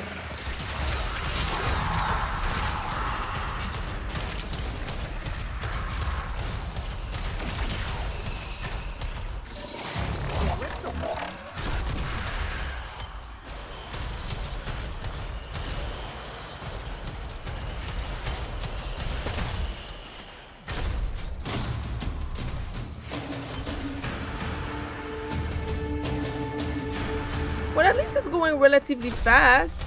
That is unfortunate, but we should try again.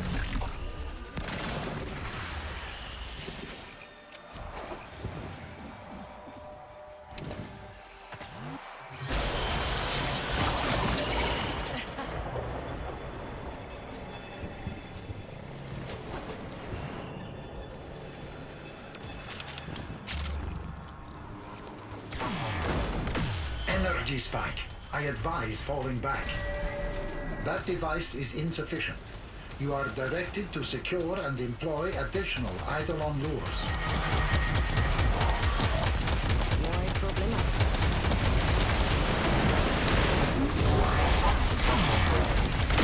Energy spike. I advise falling back.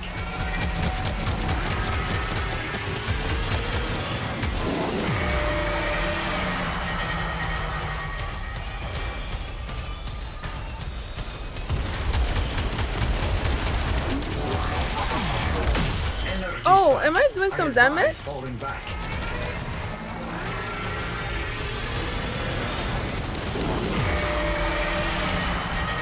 Oh, my shield.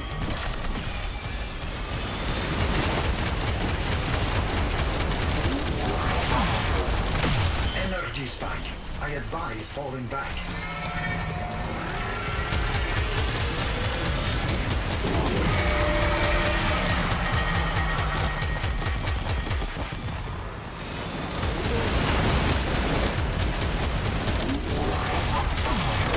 Energy spike. I advise falling back.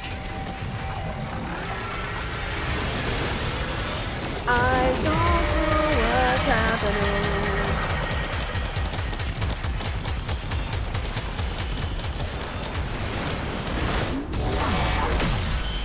Sentient energy contained. You are closing on victory. Act now. When you say act now, what do you mean by that?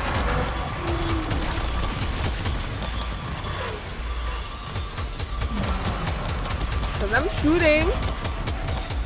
Am I doing damage? No.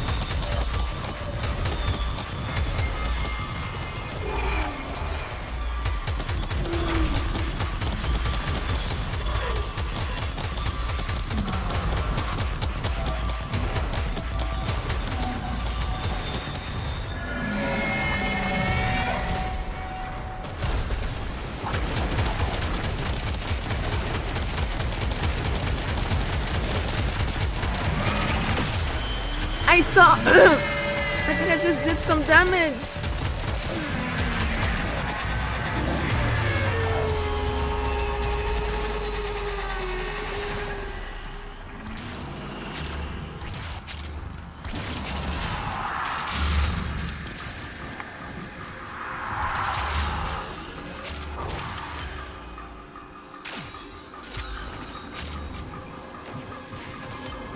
Wow.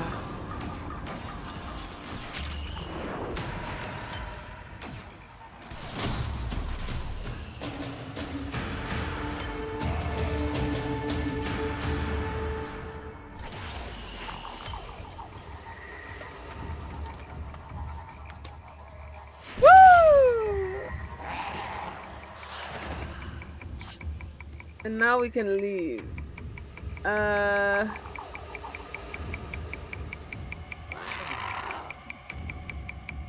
There.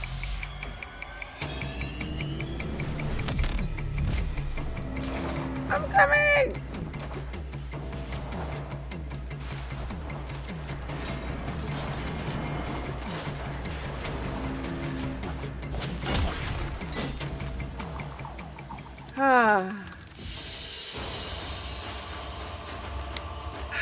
I feel a sense of non-accomplishment.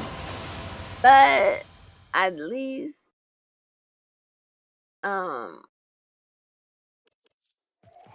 I got wait.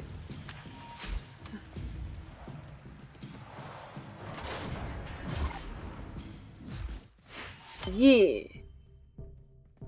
Okay, good. Because I thought We it got didn't as register. many I was miles gonna lose my behind us as mind. we do before us. Coming up next. Yes!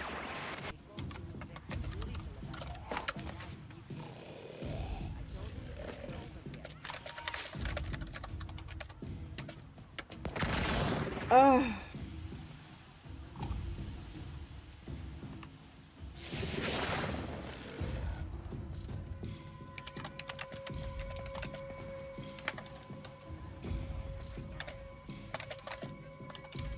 Off order. I'm hiring combat talent. Let's talk rates. This is crazy.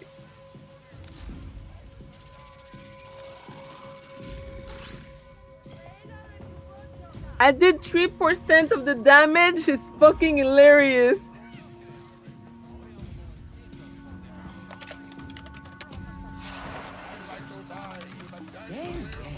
Here's a familiar face. Gonzo sends his regards, by the way. Yo! He's been cutting back on all that Bobby he eats. Says he wants to look better. I tell him he looks just fine. Off order. I'm hiring combat talent. Let's talk rates.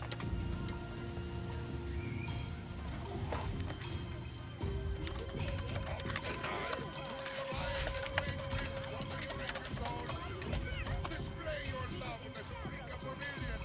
I like those eyes with a dash of rare cerulean. Others and knives.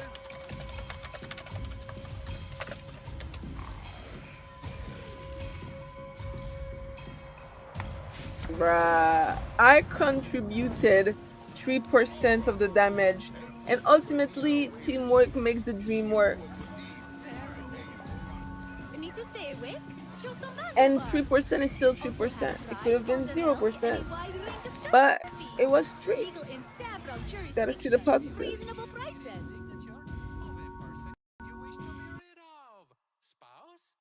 Huh?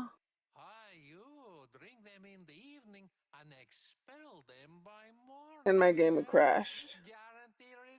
Come on. Warframe, what are you doing? Jesus. Regardless. To be fair, I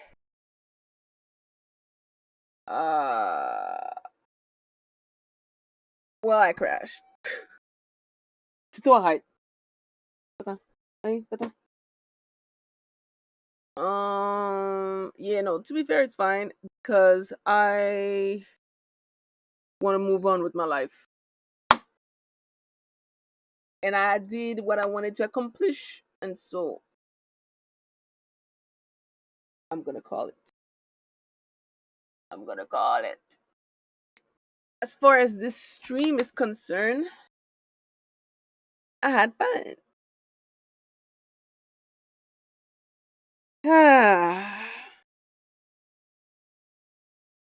The only reason why I'm spamming Warframe is because I'm trying to complete the NightWave before it runs out. Am I gonna be able to? I don't think so. But I'm gonna do my best. I'm gonna do my best. Until then, yeah, I'm probably just gonna be streaming Warframe for like the next 2 weeks. And then I'm 100% gonna be playing something else. This Warframe, I'm gonna end this Warframe stream. Maybe I should continue a little bit of Plague Tale though. Because I kind of want to finish Plague Tale 2. I wonder how much longer I got to this game. Anyway, it's time to end this Warframe stream.